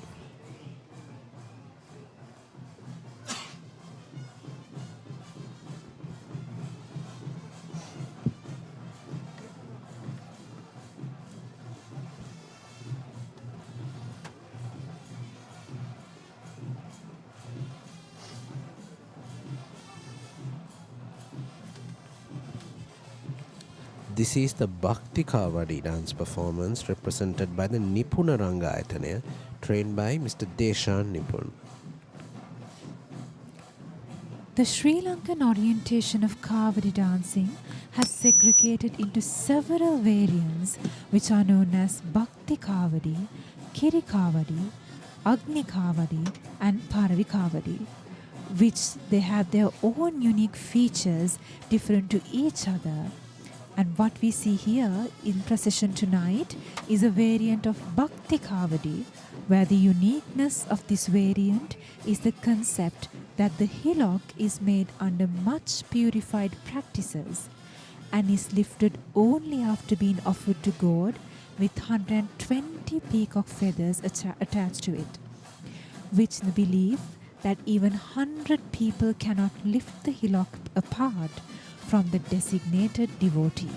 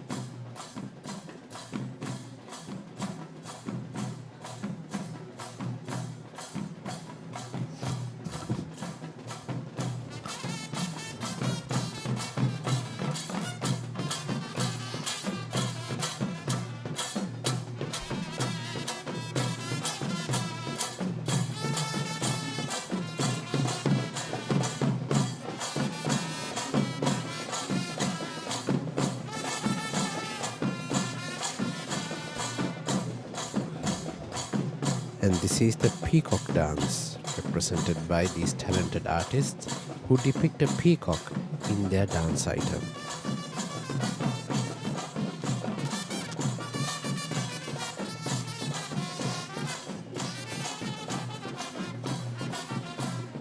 The vibrance of the procession is multiplied by many with the peacock dance coming into the picture. Sri Lankans identify the peacock as a unique creation of nature due to its distinct features of physical appearance. But the speciality of the peacock dance in this Perahera is beyond its attraction, as this dance depicts the beauty of peacock as the godly vehicle of Lord Kataragama.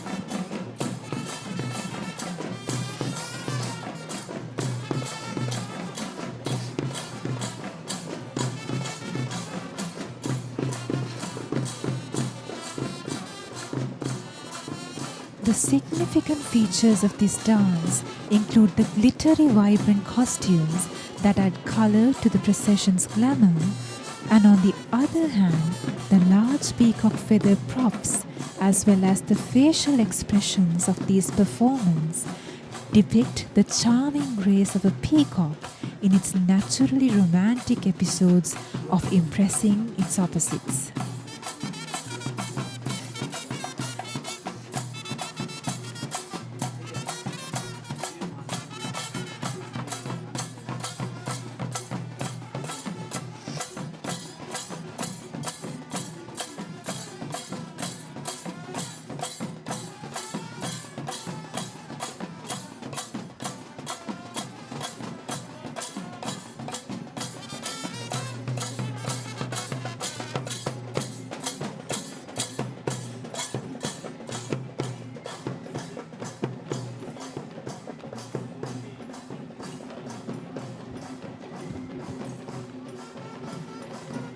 Following these vibrant peacocks, we see an elephant who is draped in a costume that depicts several imagery of peacocks. And this is the elephant Hiruni belonging to Mr. Ajit Gallage of Hokandara.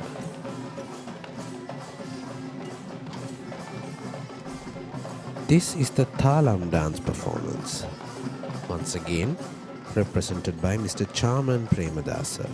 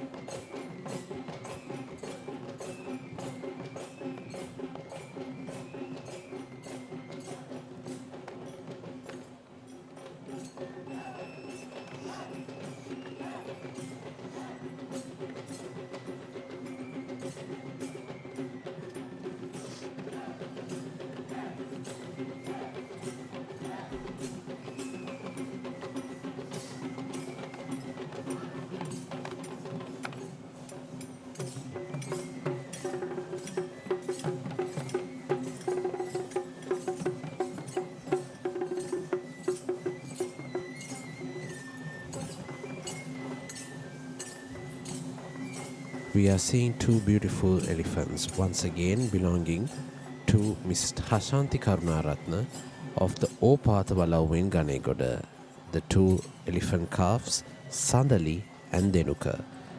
And we are now about to see the pinnacle of the Kataragama Devala Perahera, as we are just about to witness a blend between the upcountry Gataberea and the South Indian Tawil drum. And this is the West Dancing Troupe represented by the Maligawa Aesthetic Academy, trained by Mr. Gaishan Maligawa, as they shall welcome the ceremonial trio of elephants who shall be carrying the godly ornaments of Lord Kataragama.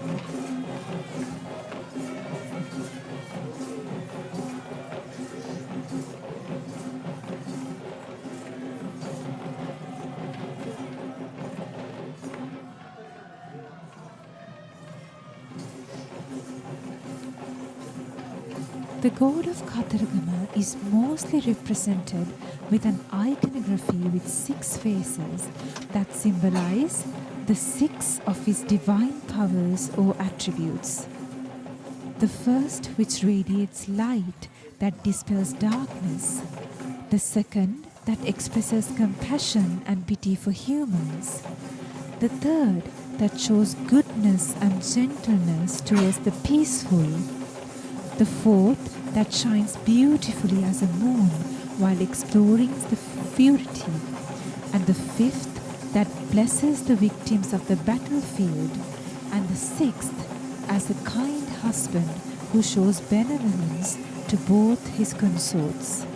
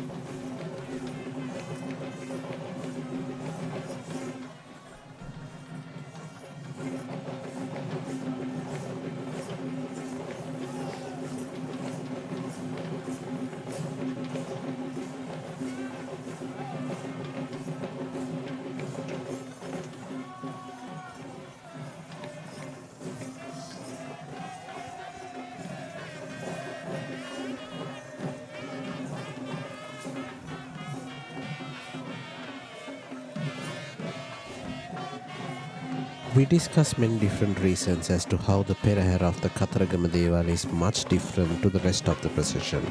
And this is another such reason, the Nadaswaram ensemble, that creates a South Indian music style offering a head of the ceremonial elephant who carries the godly ornaments of Lord Kataragama. These instrumentalists are equipped with the South Indian mridangam, Chennai pipe and the Tawil drum while playing music that are venerative songs towards Lord Kataragama.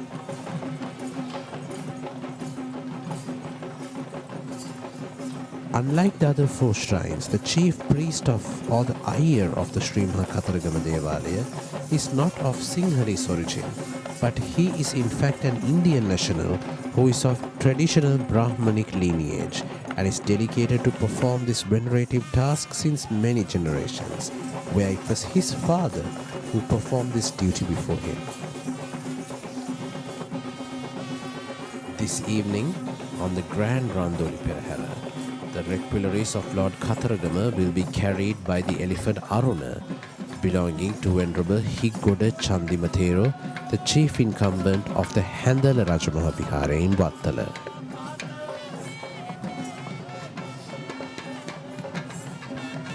Aruna is accompanied by the elephant Esala, belonging to Venerable Katugasthura Sarada Thera, the chief incumbent of the Senanayaka Mudalindarama temple in Pirisyala, and the elephant Bandara, belonging to the late Mr. L.L. Tilakaratna of Randeniya.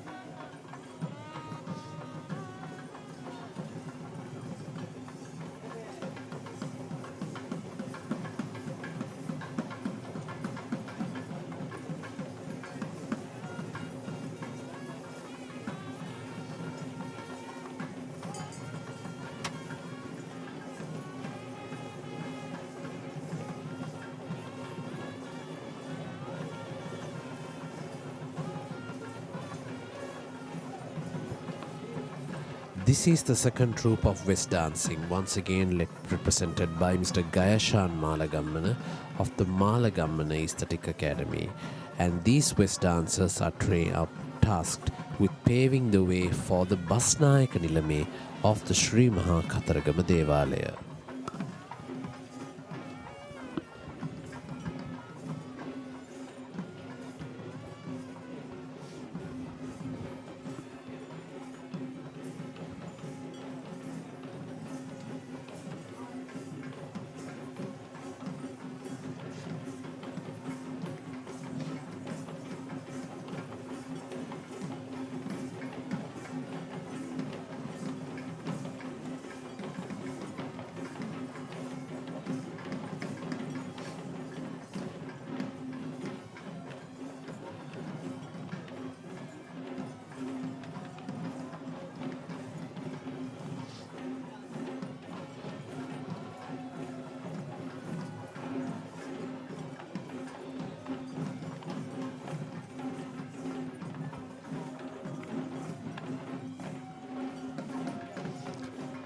The Kataragama Devala in Kandy practices a variety of Tamil-influenced rituals such as annual Theru festival that takes place annually in the month of June, and the chief priest or the Iyer hailing from an original South Indian Brahmin lineage itself.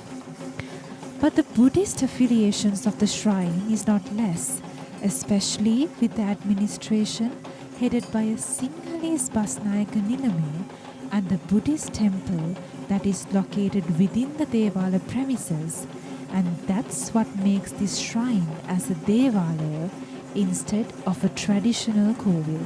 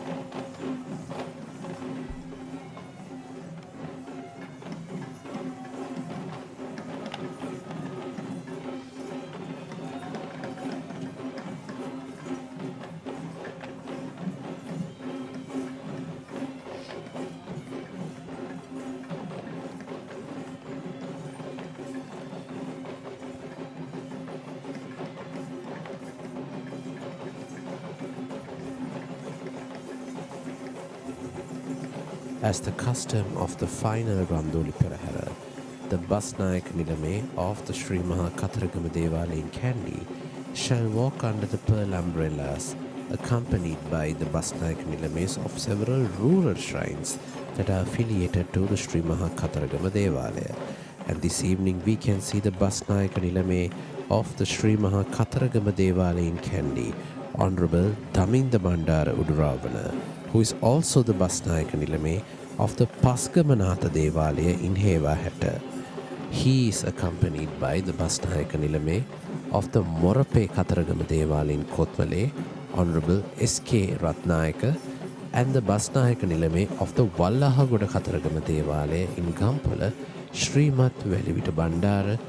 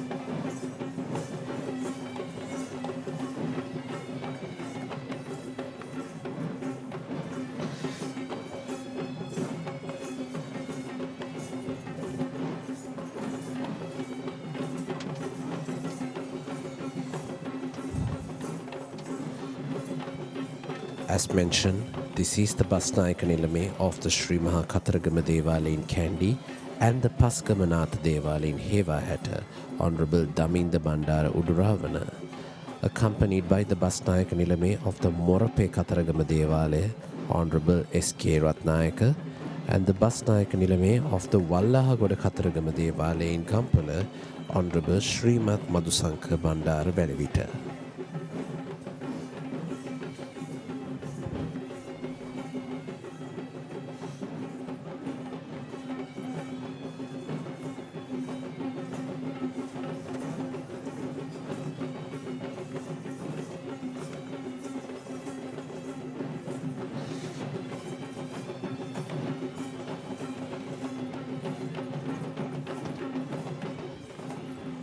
This enchanted city of Kandy wakes up on each of every August to welcome the glamour of the Kandy Esala Perahera.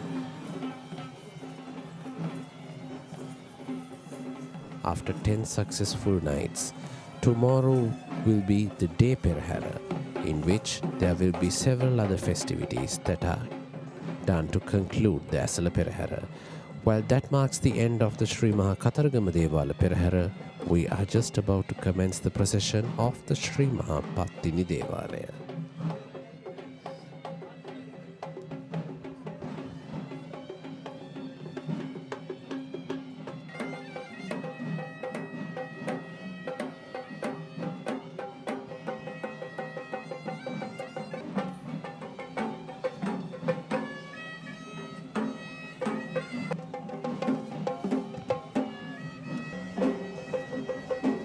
The Sri Maha Patini Devala in Kandy is the only shrine of the Kandian Satara Maha Devala that is dedicated to the virtuous goddess Patini, who is also the only female representation among the guardian deities of the sacred tooth relic. This Devala is located in the premises of Sri Dalada Maligawa, which can be easily reached via the Deva Vidya, and is separated from the Sri Nata Devala from the ancient Advidya, which used to be the resting ground for the royal elephants.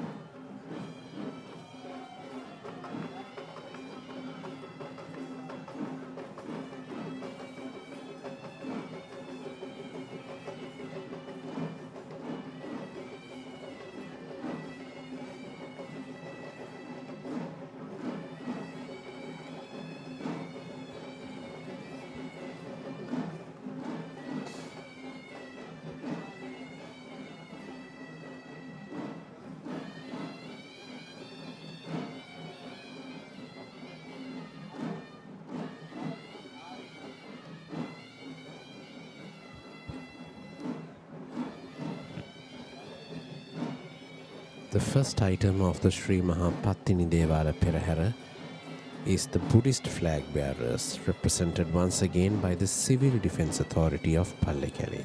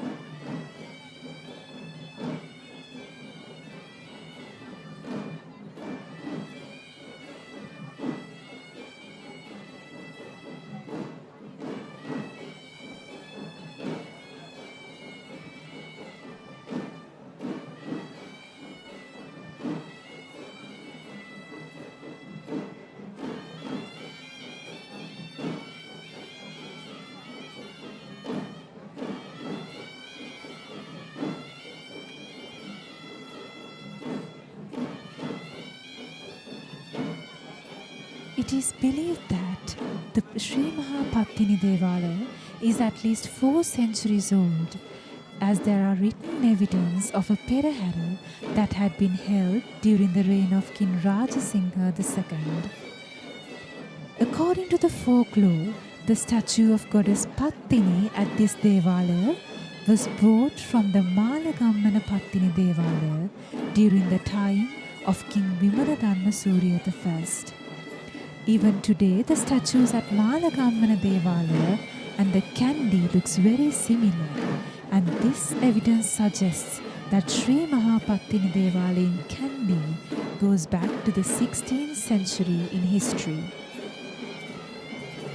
And this is the official Hewisi troop that is seconded to the service of the Sri Maha Patini Devala, represented by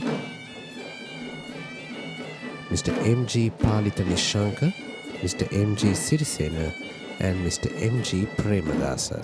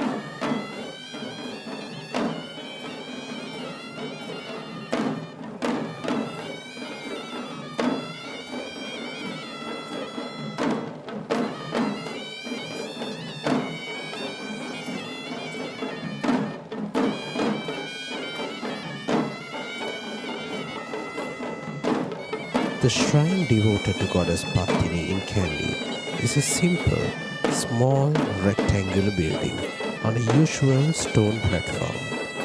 It consists of 4 compartments including the traditional Kandian roof adorns, golden entrance to the chamber, and a charming elegance that makes this Devala a simple but a beautiful shrine that is home to many devotees who flock to this Kandian shrine to worship goddess Patini.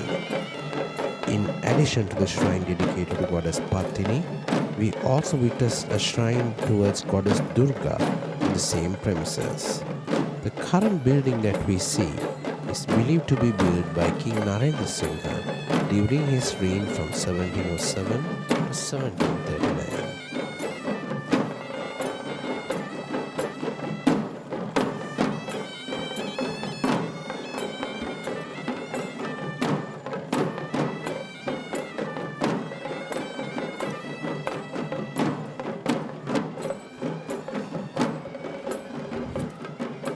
This is the Gajanayaka Nilame of the Sri Maha Patini Devala,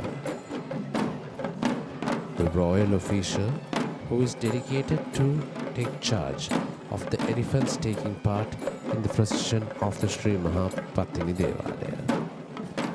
This evening, the Gajanayaka Nilame of the Sri Maha Patini Devala is on the elephant Mangala, belonging to Mr. Udaragalapatti of Kiriyulla, which under the ownership of the Sri Lanka Ramani Nikaya.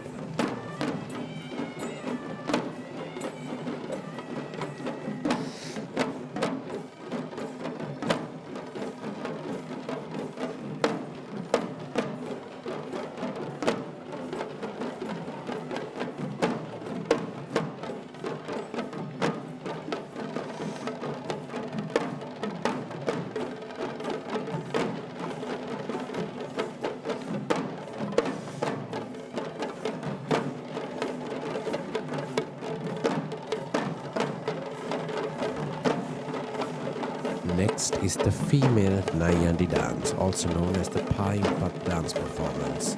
And this troupe is trained by Miss UGLK Suryagoda of the Ketumati Aesthetic Academy of Murtalawa.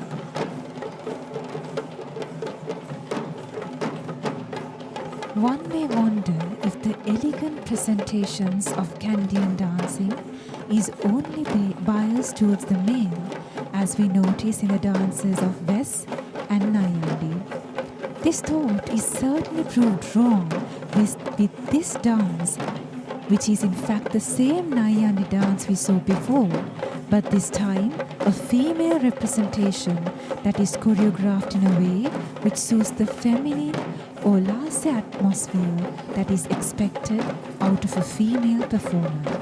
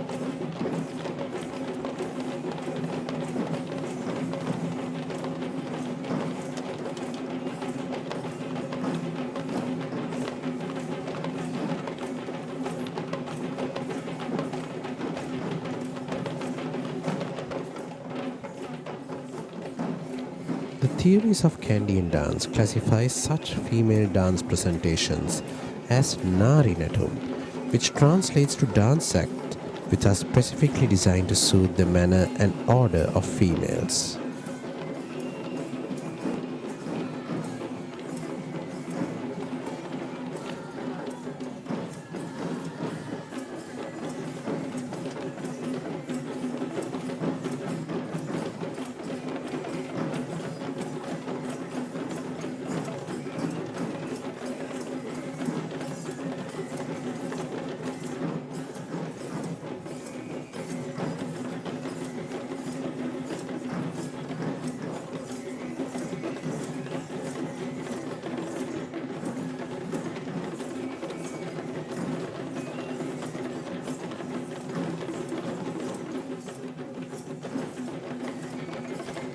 The next dance item we are seeing is yet again another female counterpart of the same Thalam dance performance that we viewed in several parts of the Perahera so far. This Thalam dance is trained by Mr. Aruna Pradeep of the Sri Lanka Nrutya Janakala Mandalaya of Gampola.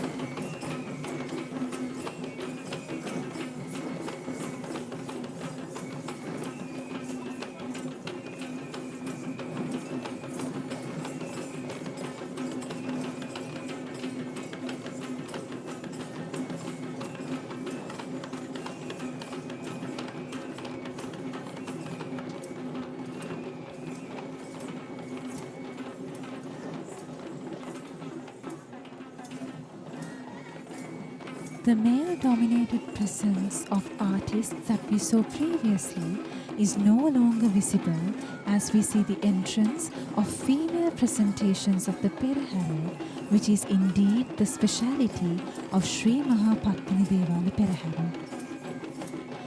Being the only goddess that is venerated in this religious pageant, this segment of Perahera not just celebrates the virtues of goddess Patini, but it also celebrates the greatness of women and their value to the existence of this world.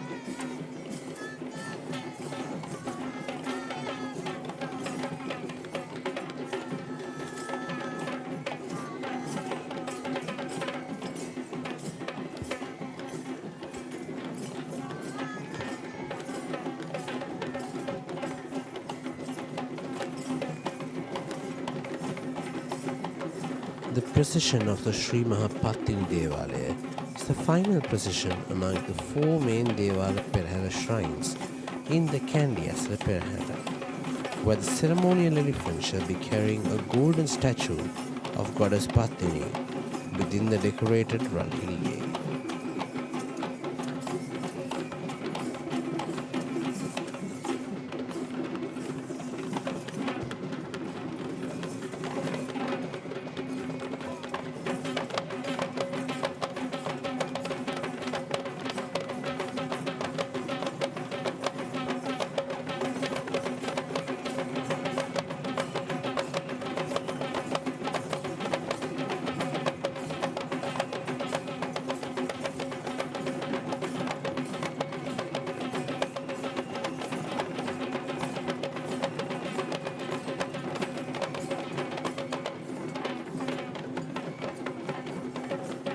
Goddess Patini is famed as the goddess of chastity and is still considered as the most popular deity among Sri Lankans, despite being a goddess of South Indian origin. The virtues of goddess Patini are narrated in a Tamil epic named Silapadikaram, which is written in the 2nd century along with several other poetic literature that was written in Sri Lanka during 18th and 19th century.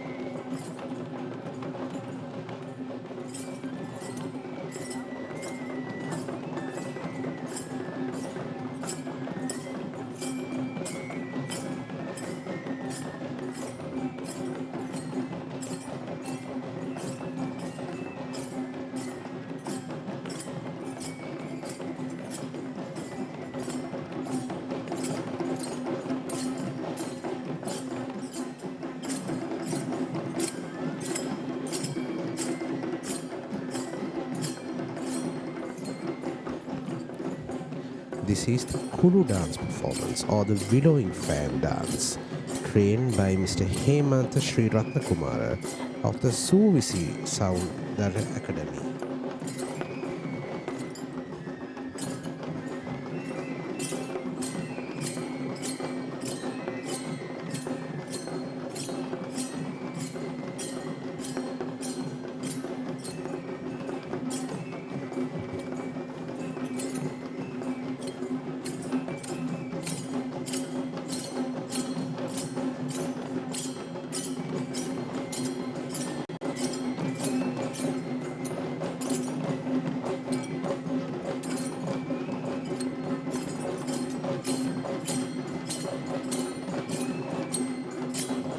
The cult of goddess Patini narrates many amusing stories which are all part of the legend of this great goddess.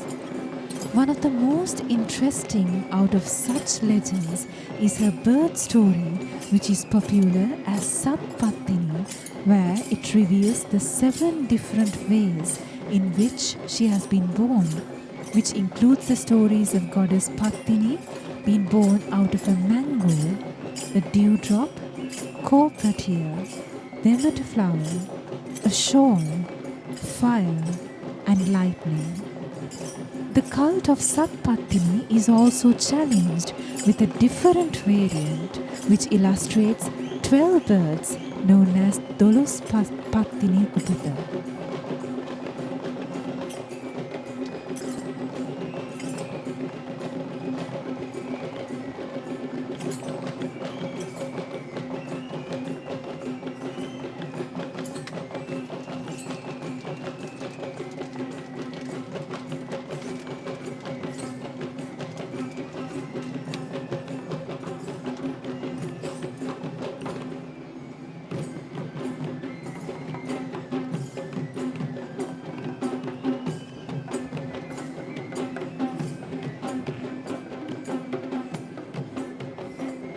Goddess Patini is also affiliated as the goddess of prosperity, and the said virtue of prosperity is symbolized in the Perahera in the form of this agrarian dance that depicts the root of prosperity in our economy.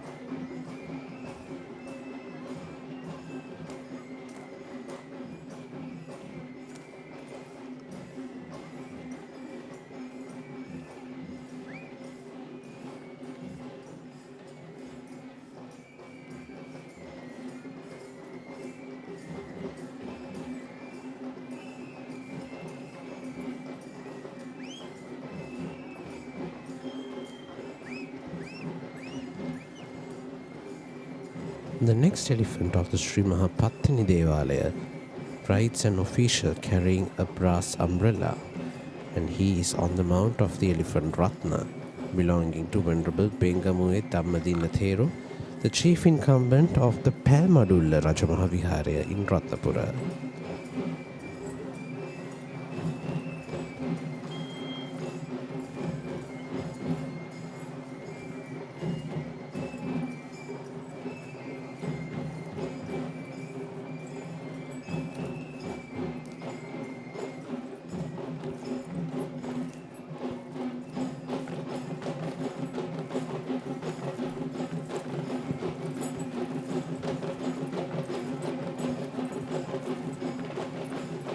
This is the Raban dance, and this Raban Karakavime dance item is represented this evening by Mr. B.G. Chamali Jayaratna of the Rekha Aesthetic Academy of Yatihalagala.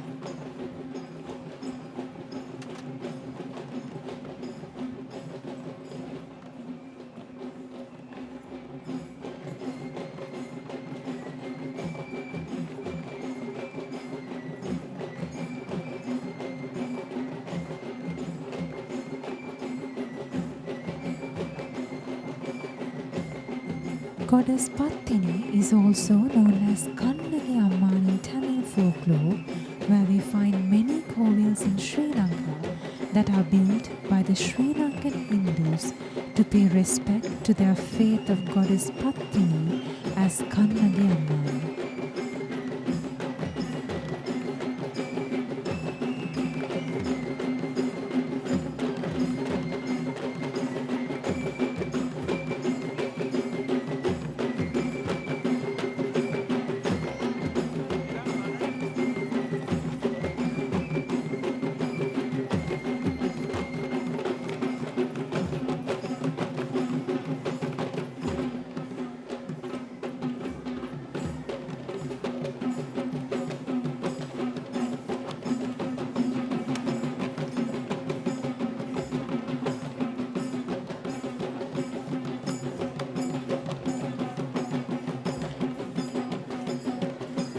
According to the Silapadikaram epic, one of the earliest known shrines in Sri Lanka that is dedicated to Goddess Patini, the Navagamo Patini Devala, along the banks of the Kalari River in Colombo, was built by Gajabahu II in the 2nd century AD. That enshrines the golden anklet of this goddess, which is currently most famous shrine dedicated to Goddess Patini. Other prominent shrines dedicated to Goddess Patini include the Rankadu Patini Devala in Kaduwela, the Vilbahu Patini Devala in Kurunagala, and the Ambeki Patini Devala in Matala, and the Sub Patini Devala in Badulla.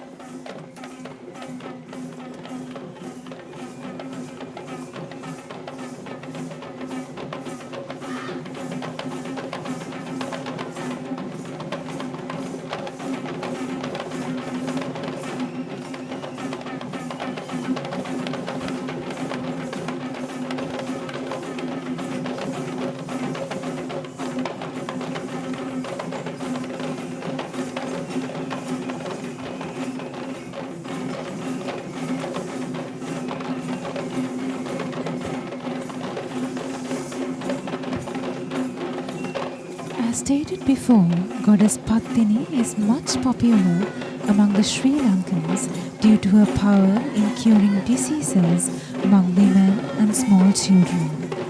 This is the same reason why many of Sri Lankan low country healing rituals, including the Gammaduwa, Deol Maduwa and Pahan Maduwa, have accepted its protagonist deity as Goddess Patini.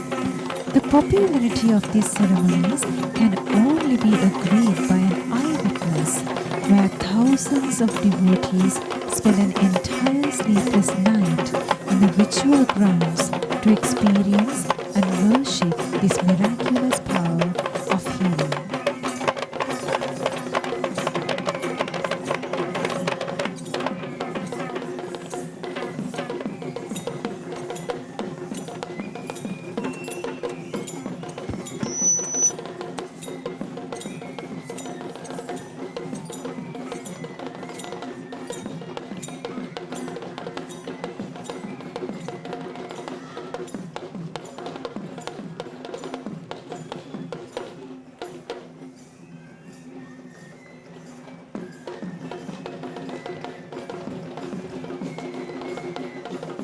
The previous dance act we saw was trained by Ms. Dana Jayawardena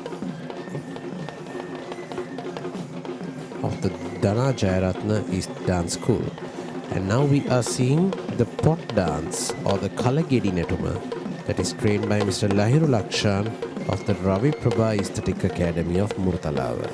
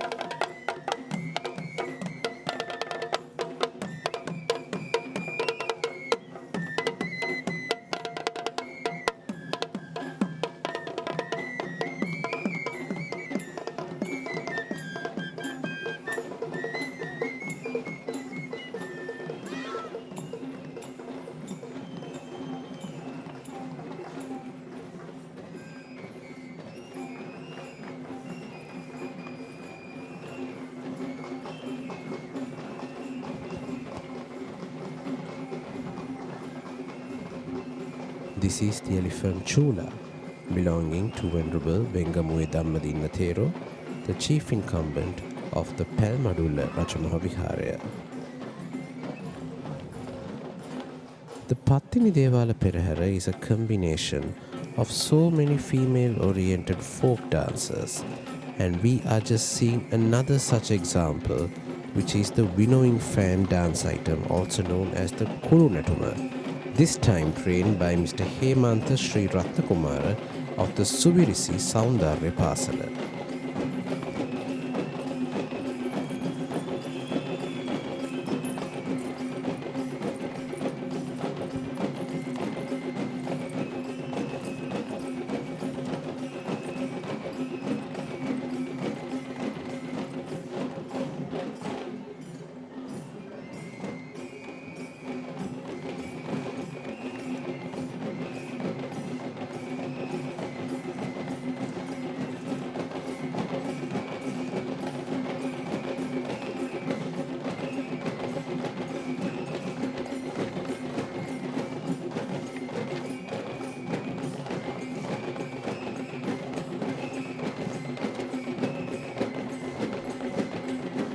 The procession of the Sri Patini Devala is the final representation among the four main Devala shrines in the Kandy Esala Perahera, where the ceremonial elephant shall be carrying a golden statue of Goddess Patini within the decorated Ranhilige.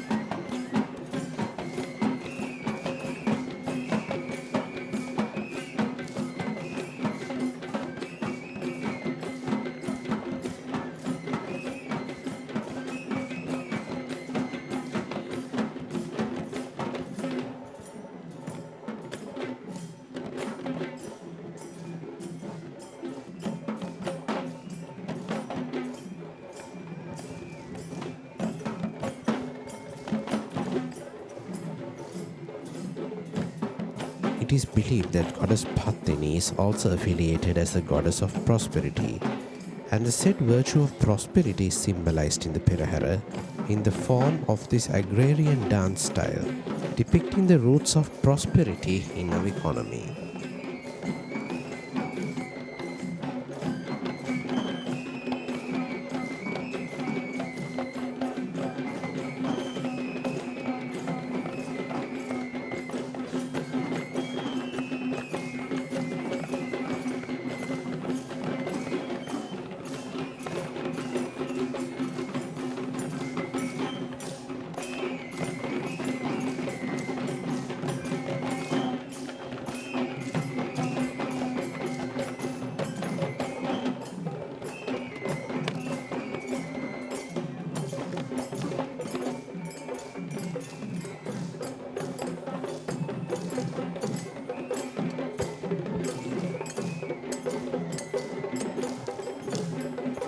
And this is the Paturu dance performance trained by Mr. Nishanta Sanjeeva of the Nishanta Sangeet Navaranga Aesthetic Academy.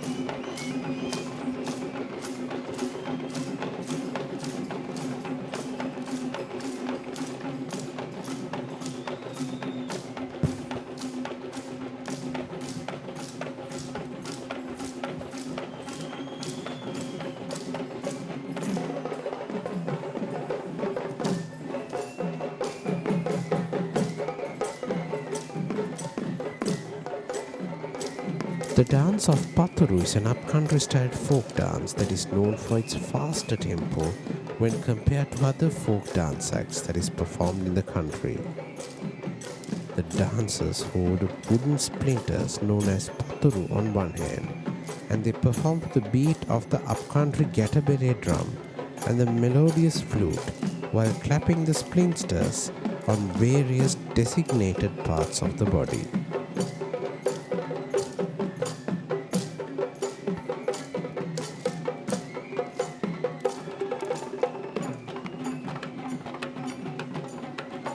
The Paturu dance may explicitly seem as if it is a singular choreograph, but careful attention would show how this dance involves group work, where we see the performers collaborating with each other as a group and in subgroups that highlights the unity and harmony among the village youth of Sri Lanka.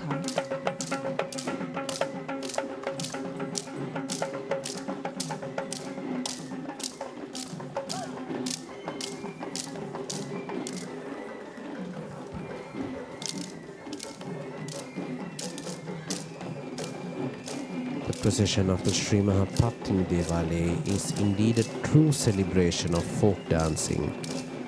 And now we are seeing the famous Savarang dance performance, trained this time by Miss Nelka Vijayanayaka of the Nelka Aesthetic Academy of Murutalawa.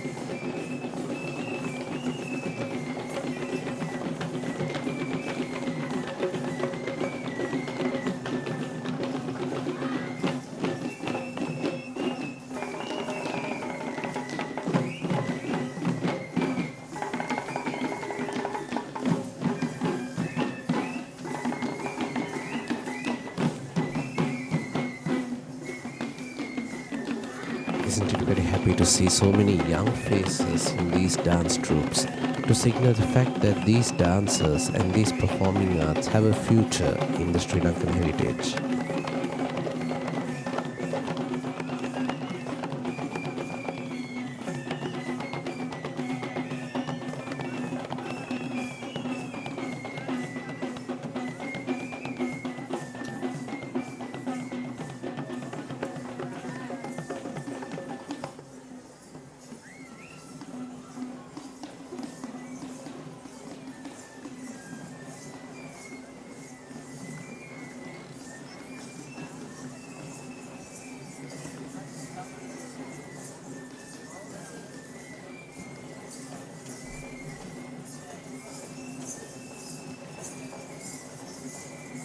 These tassels are not artificial crafts. In fact, this is known to be the tail hair of the sable deer who lives in the tip of Himalayan mountains, which is used as the fanning tool of royalty since the ancient times.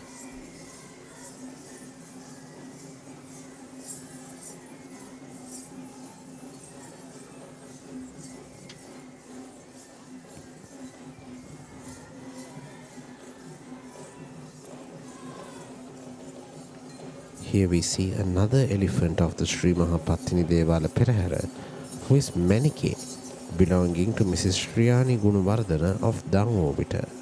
On Manike's mount we see an official carrying a brass canopy, signalizing protection to the impending requiraries of Goddess Patini.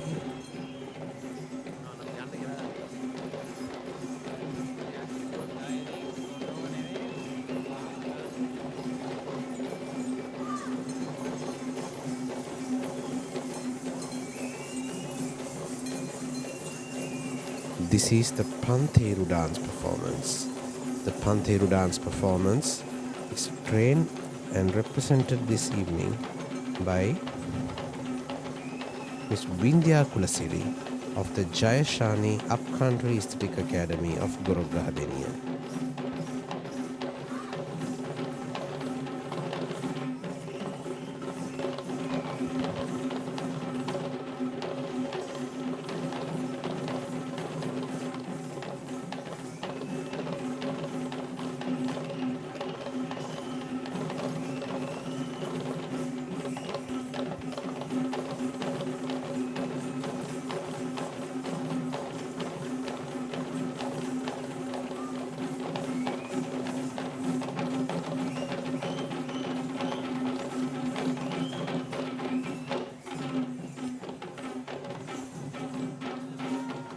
We spoke about several origins of Pantheru, and of the most popularly assumed legend is that the Pantheru descends from the Gini Salamba, or the anklets of Goddess Patini.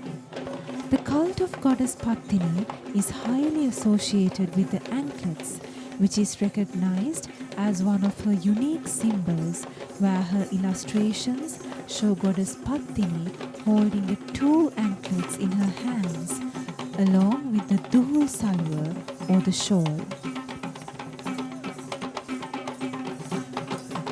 Just like how we saw in the procession of the Sri Dalada Maligawa, we can even see duos of elephants walking in the Patini Devala Perahera as well. And interestingly, both of these two elephants are very close friends with each other who have a very special bond.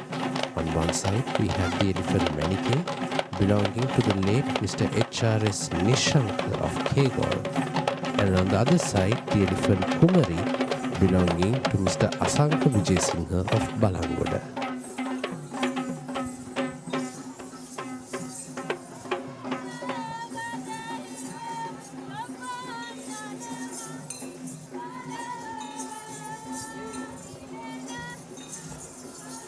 This is the final moment, where the final and last moment of the Sri Patini Devala Perahera, where we can see the impending approach of the relics of Goddess Patini, the requiraries of Goddess Patini. And these trio of ceremonial elephants are being led and paved the way by the West dancers, represented by the Mithun Bandari Aesthetic Academy of Vatapuluwa.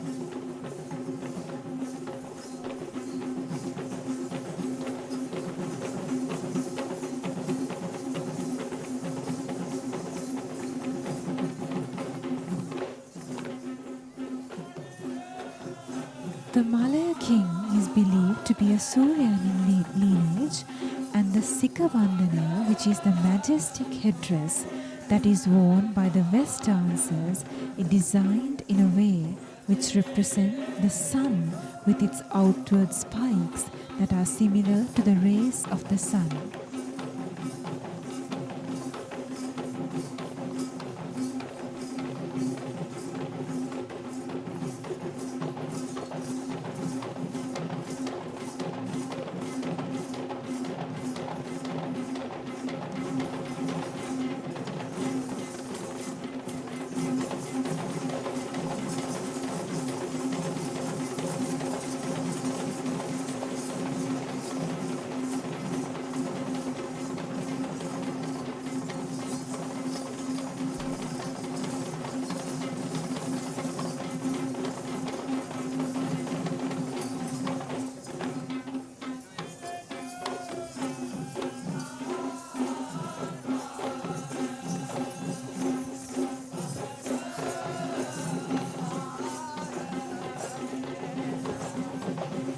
Walking ahead of the ceremonial elephant is the chief trustee of the Sri Patini Devala in Kandy.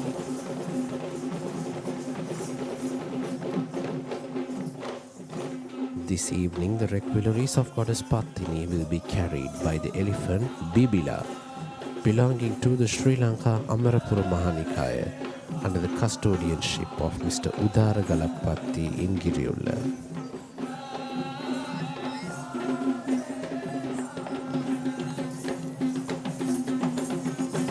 Bibila is accompanied by the elephant Sita, belonging to Mrs. Nilanthi Veerasinghe of Maligawa, and the elephant Podiraju, belonging to Mr. Chamila Bandaranaike of Dalada. Let us take a moment to witness the next West dance. And this West dance is tasked with paving the way for the Basnayaka Nilame of the Sri Patini Devala.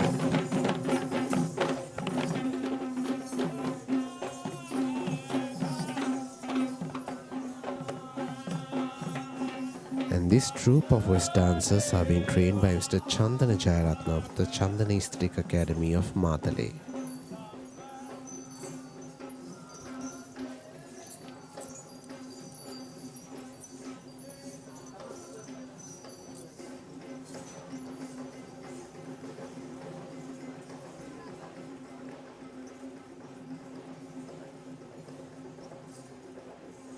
The steps of the West dance are highly masculine, and the dance is choreographed in very heavy steps that could be performed only by the strongest of men, and is undoubtedly a dance performance that requires a lot of energy to perform.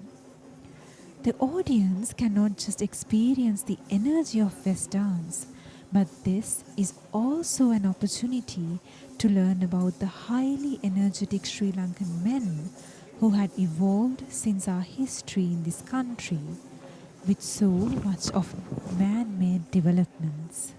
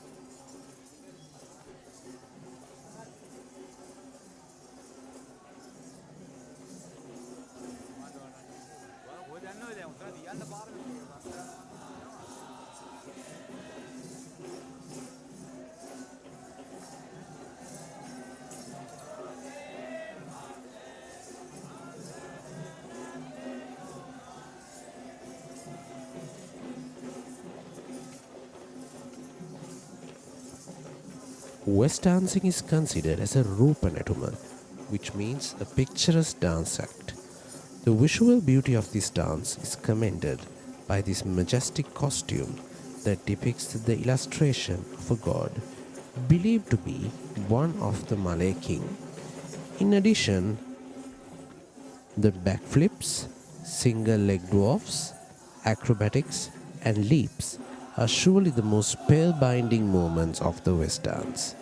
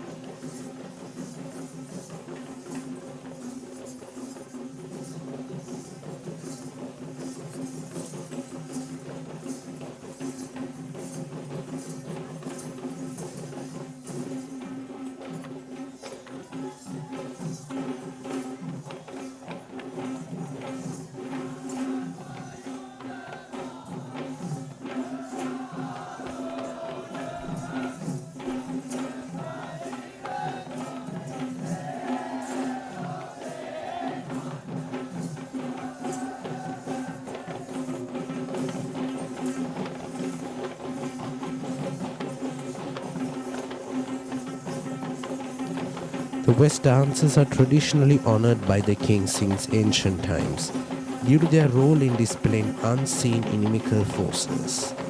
Even though the West dance is much popular in today's context as a performing art more than of a ritual, the practice of gifting royal honor still takes place. In fact, tomorrow, all these dancers customarily visit the president's house, and after the conclusion of the Day Perahera, where the selected artists are honored with state awards by His Excellency the President of Sri Lanka itself.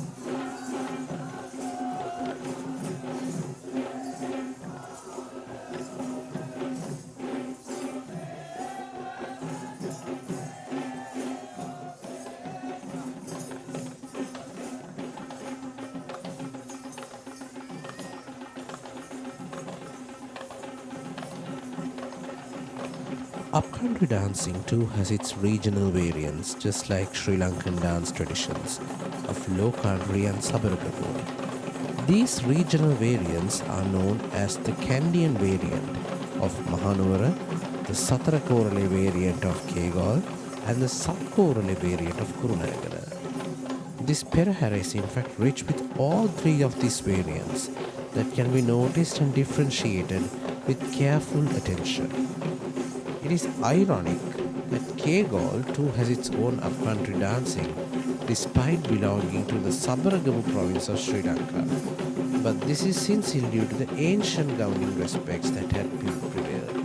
And this evening, the Honorable Basnayaka Nilame of the Sri Maha Patini Devala in Kandy, Honorable Hemantha Bandaraherath, who is also the Basnayaka Nilame of the Hanguranketa Patini Devala, shall walk with great majesty, accompanied by the Basnayaka Nilame of the Ambokka Patini Devala in Matale, Honorable Ryan Danushka Bandar Valisundara, and the Basnayaka Nilame of the Alavatuguda Saman Devala, Honorable Bhashana Kulatunga.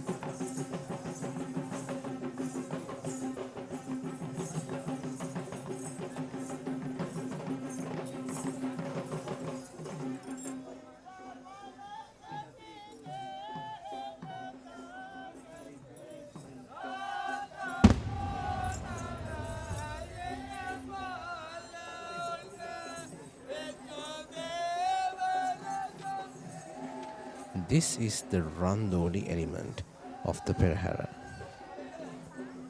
It is the custom that all four palanquins, which are called Randoli in Sinhalese, are being carried right at the end of the procession during the 5 nights of Randoli Peraheras. The four palanquins represent the queen's identity in the Perahera, and they in fact represent the 4 Devalas of Nata, Vishnu, Kataragama and Patini.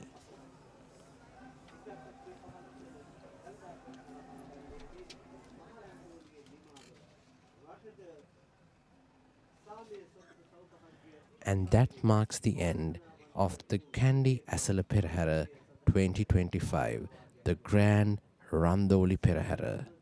For the past 10 days, let us pray that our country will be prospered with fertility. May our country prosper. Dalada Samidu Pihitai.